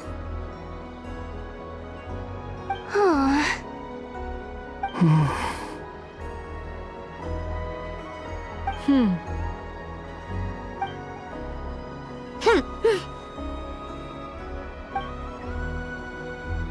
Time flies when you're having fun.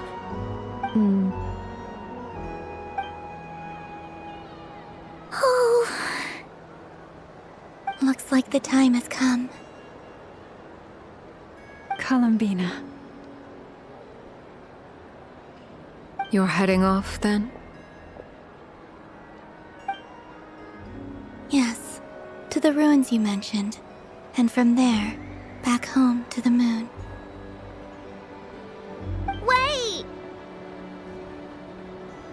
I know? At least... Take one of our craft shop's crumb cookies up to the moon with you. You know, for a snack. Sure. Why not? The Curatorium of Secrets believes in proper farewells. No story should be left without a satisfactory endnote. Never. Farewells are an important affair for the Ratniki, too. We never know when we might meet again. Haha! And here I thought grand farewells wouldn't suit tonight's mood. But I suppose friendly passion is not to be stopped, eh?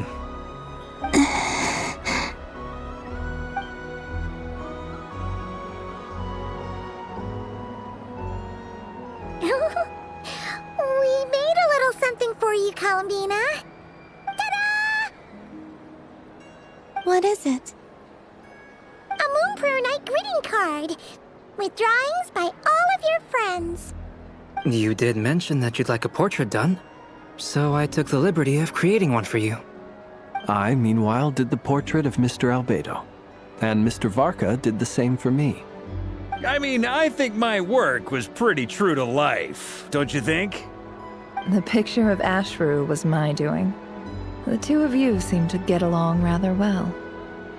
Wait, was I the only one who did a full body picture? That's so embarrassing. I did pictures of me and Anefa. I did my own portrait and one for Hat Guy. Plus, there's the two mages, Arlecchino and Sandrone. So, if you ever miss us, just flip the card open and we'll all be right there with you. I don't know what to say. Thank you so much, everyone. This whole moon prayer night was more than I could have ever asked for. It is the greatest gift I have ever received. Lauma, I figured it out. Figured what out? Remember how the Frost Moon Scions used to use milk as invisible ink to write hidden messages? That was a very long time ago. Oh, are you saying? Yes. When I miss you all, I shall use moonlight in the same way, to write words that only you can see upon the moon itself. Wow, that sounds lovely. Quite. But how will we see them? Simply open your windows on nights when the moon shines bright, and the moonlight will naturally flow towards the words I have written. That sounds most fitting indeed. Very true to form. I'll try to write them in places that won't disturb your sleep. I, for one, would sleep all the better for having read one of your messages before settling down for the night. Exactly. So don't worry about disturbing anyone's sleep. Just promise you'll write to let us know you're okay, all right? All right. I promise.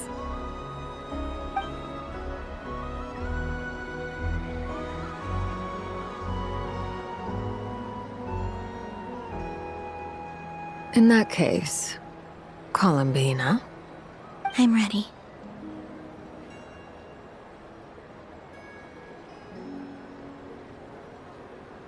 Very well. Let's go.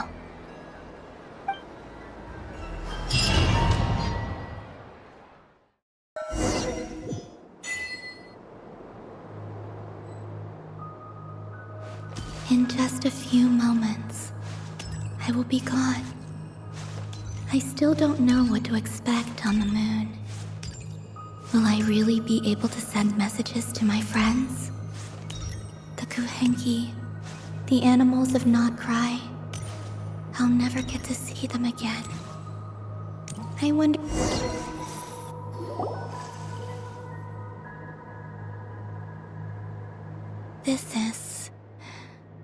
This is where the people of Hyperborea used to communicate with the moons.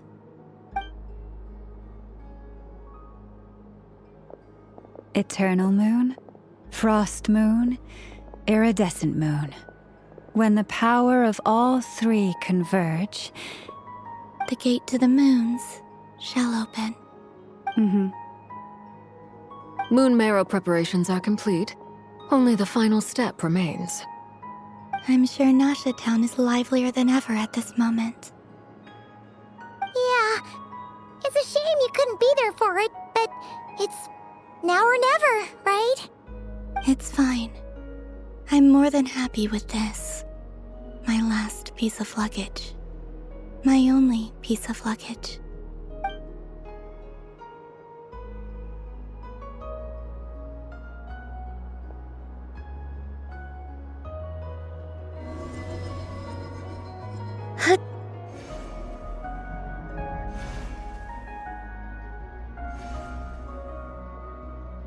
I can already feel the moon calling to me.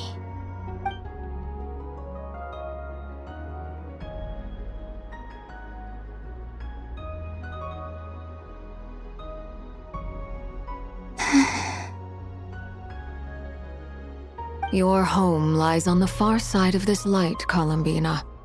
From now on, we will at last have a reason to pray to the true moon. Columbina. Yes? I'm listening. Be sure to come back and see us when you get the chance.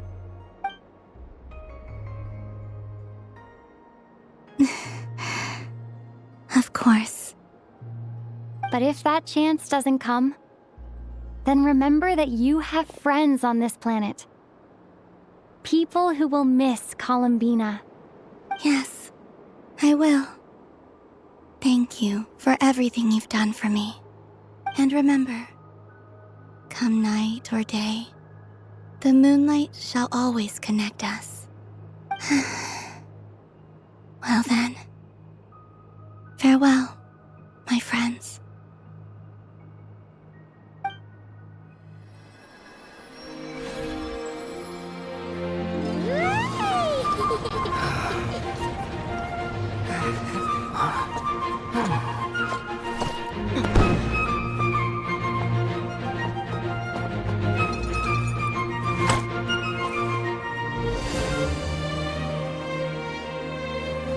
Thank you. This was my happiest night in Tevat.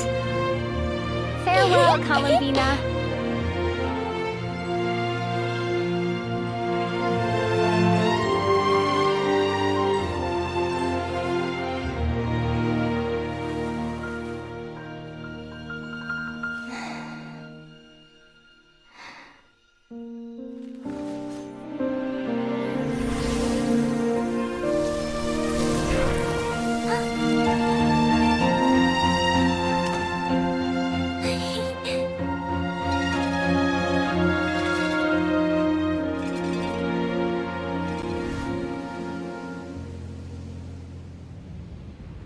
The moon really is closer than ever tonight.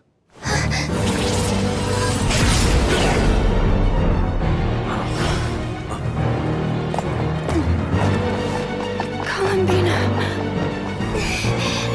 All 3 moons in one place. Time for one final experiment.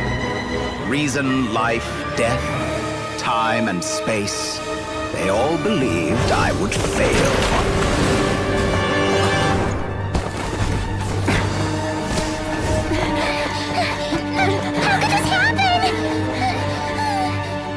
But Tevat's primordial power never did belong to the throne of heaven. And now, they are mine.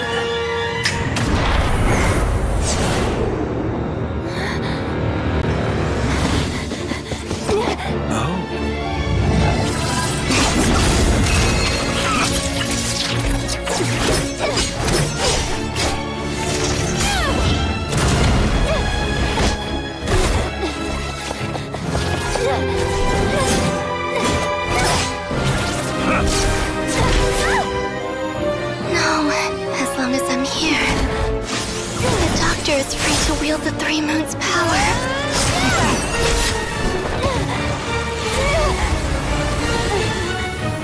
It's the only way.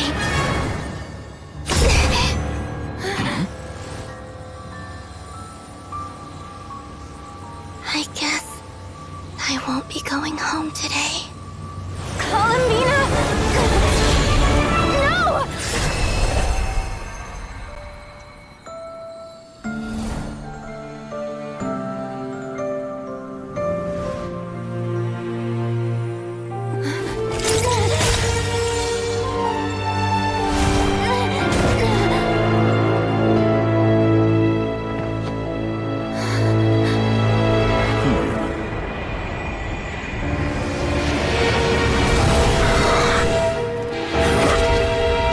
World, do not try to control me!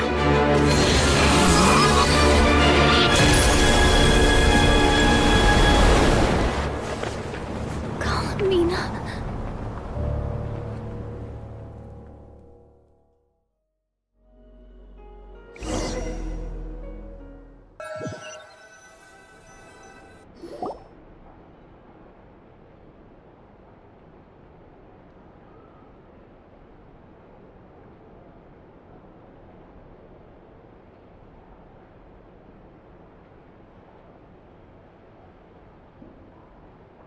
Are you all right? Do your wounds still hurt? I had someone prepare a little medicine that could prove effective. Take it if you need to. In that case, let me relate the contents of the call we made to Alice after the incident occurred. That Dottore is a crafty one. He distracted the Hexenzirkel by creating a huge fuss at Tevat's borders. I'd assumed that the cause was an abyssal intrusion from the outside world, which in fairness is a rather common occurrence. But after learning that you managed to influence the phantoms in Nordcry, I realized that perhaps this interference could have come from within Tevat instead. But we weren't able to change their fates. True, you couldn't change how their stories ended, but you did build some variables around yourself. Variables? Yes, things you heard that you could not otherwise have learned, ideas that would otherwise have never crossed your mind. All these things are variables. Of course, most variables usually pale into insignificance with the myriad of possibilities floating around. But the moment you start treating them as building blocks and intentionally stacking them, that changes things. That's what Dottore did, and it's how he created the necessary conditions so that when you activated the portal tonight, it played right into his plan. However, we have no way of knowing exactly what he did. Yeah, we also need to ascertain Columbina's status. And that about sums it up. As I suspected, Dottore has disappeared completely. If it's any consolation, he wasn't able to control Columbina as he might have wished to. Oh no!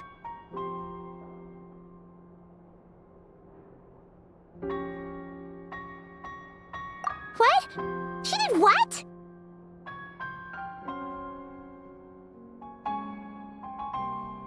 All we saw was Dottore appeared and used some kind of power. The next thing we knew, he and Columbina were gone and you were falling into the sea.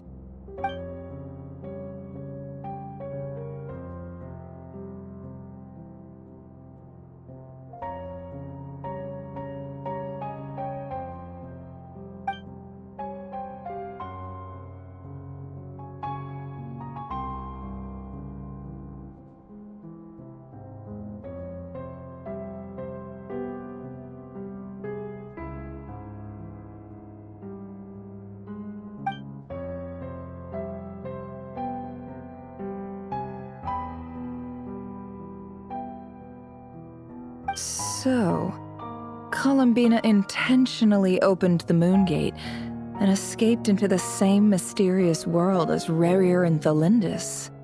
Sounds like bad news.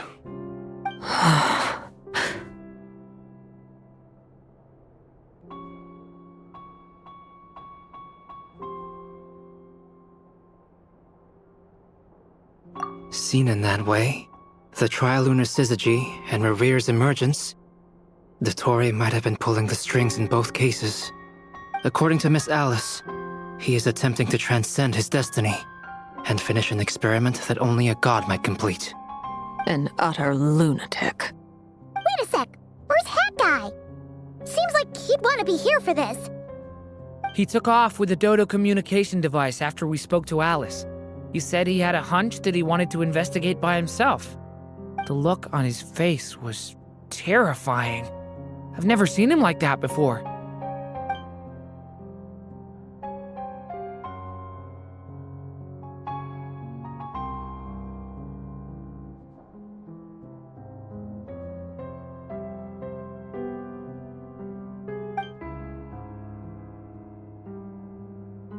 I'm back. Hat Guy! I went to look for the Hyperborean phantoms again. I think I've gotten to the bottom of it. I got them to talk to Nicole on the other end of the communications line. Turns out, the history they describe is different from how Nicole remembers it. Really? But how? Surely Nicole can't have been wrong. Because the phantoms are the ones who are deceived. They speak of a savior who appeared in their history, one who never should have existed. This savior promised to create a new moon within the false sky, and even bring back their moon goddesses. Foolishly, they believed in him, and told him everything he wanted to know about the moons. It's obvious that this was Dottoro's doing. Now you mention it, the first time we entered the Hyperborean ruins, we heard the phantoms discussing their history, and I remember Nicole commenting that something sounded a little strange. But Dottori shouldn't have been able to get in there in the first place. He didn't. Nicole said that this was an anomalous state triggered by disruptions in the causal connections between phantoms from the same era. The variables that Dottori put in place were substantial enough that they even affected phantoms that he never met. So it's not that their memories were unclear. They'd been tampered with. That's exactly the possibility Dottori was trying to manufacture. He turned these variables into knowledge and engineered the situation so all that knowledge would fall into his hands. Then, he harnessed that knowledge on Moon Prayer Night to truly create a false moon. How is that even possible? To be precise, he exploited a weakness in the way the spell works. The spell senses Kuvaki to detect the moon's location.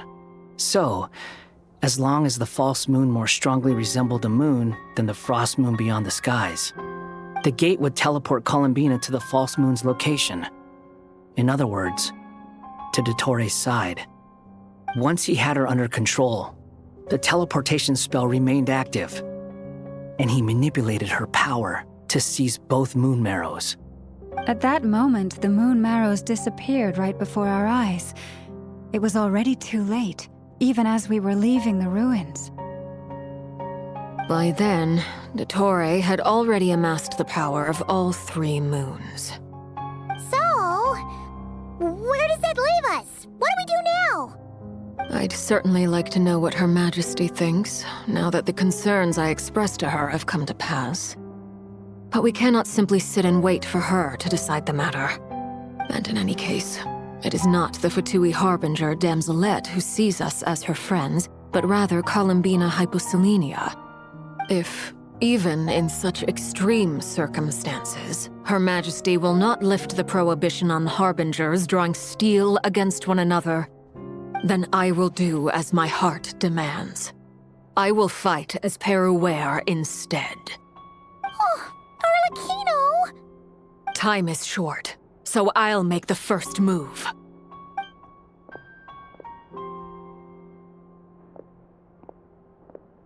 Whew.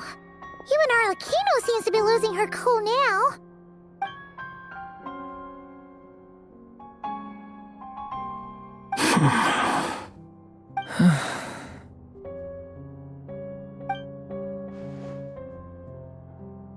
All right. Lose those dejected looks for a moment and let me get a word in. It looks bad, I won't lie. Very bad, in fact. So Dottori's pulled some real dirty tricks to gain the upper hand. For now. And yeah, it's to the point where even the mages say that his variables have affected destiny. I'm not so sure, though. Many have told me that Tevat's destiny is fixed, and that does appear to be the case. Well, what makes Dottori so sure he'll be the exception? And since he was able to stack these variables up, who's to say we can't do the same? You of all people should not be discouraged, traveler from afar. This isn't over yet. And you're not alone in that. Everyone here does, whether they've spoken thus far or not. But none of us are the type to sit back and wait for the sun to shine again. That's exactly how a knight should roll. If they knock you down, you get back up and get back in it. Don't forget, Honorary Knight, you're a legitimate member of Mondstadt too.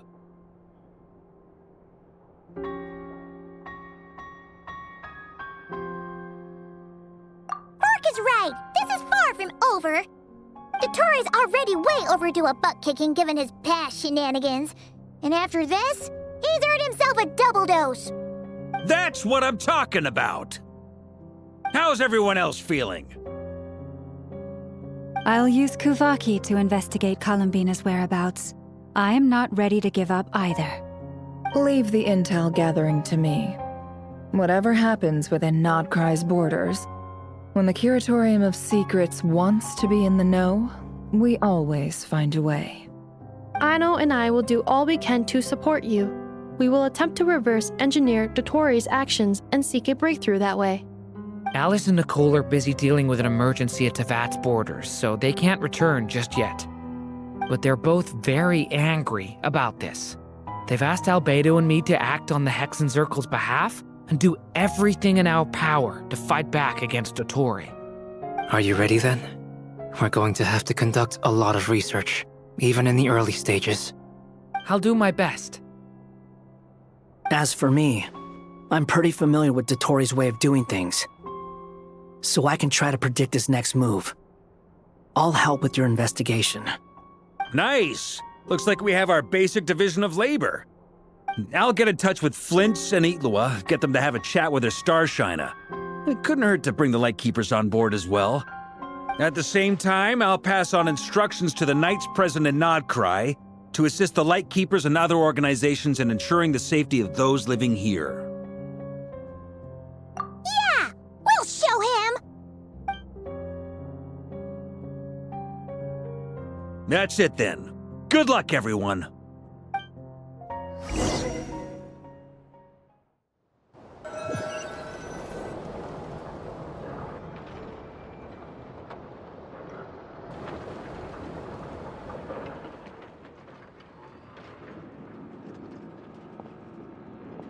I never thought that Columbina would become my real name. It went from being a Fatui code name to something my friends call me. And remember, come night or day, the moonlight shall always connect us.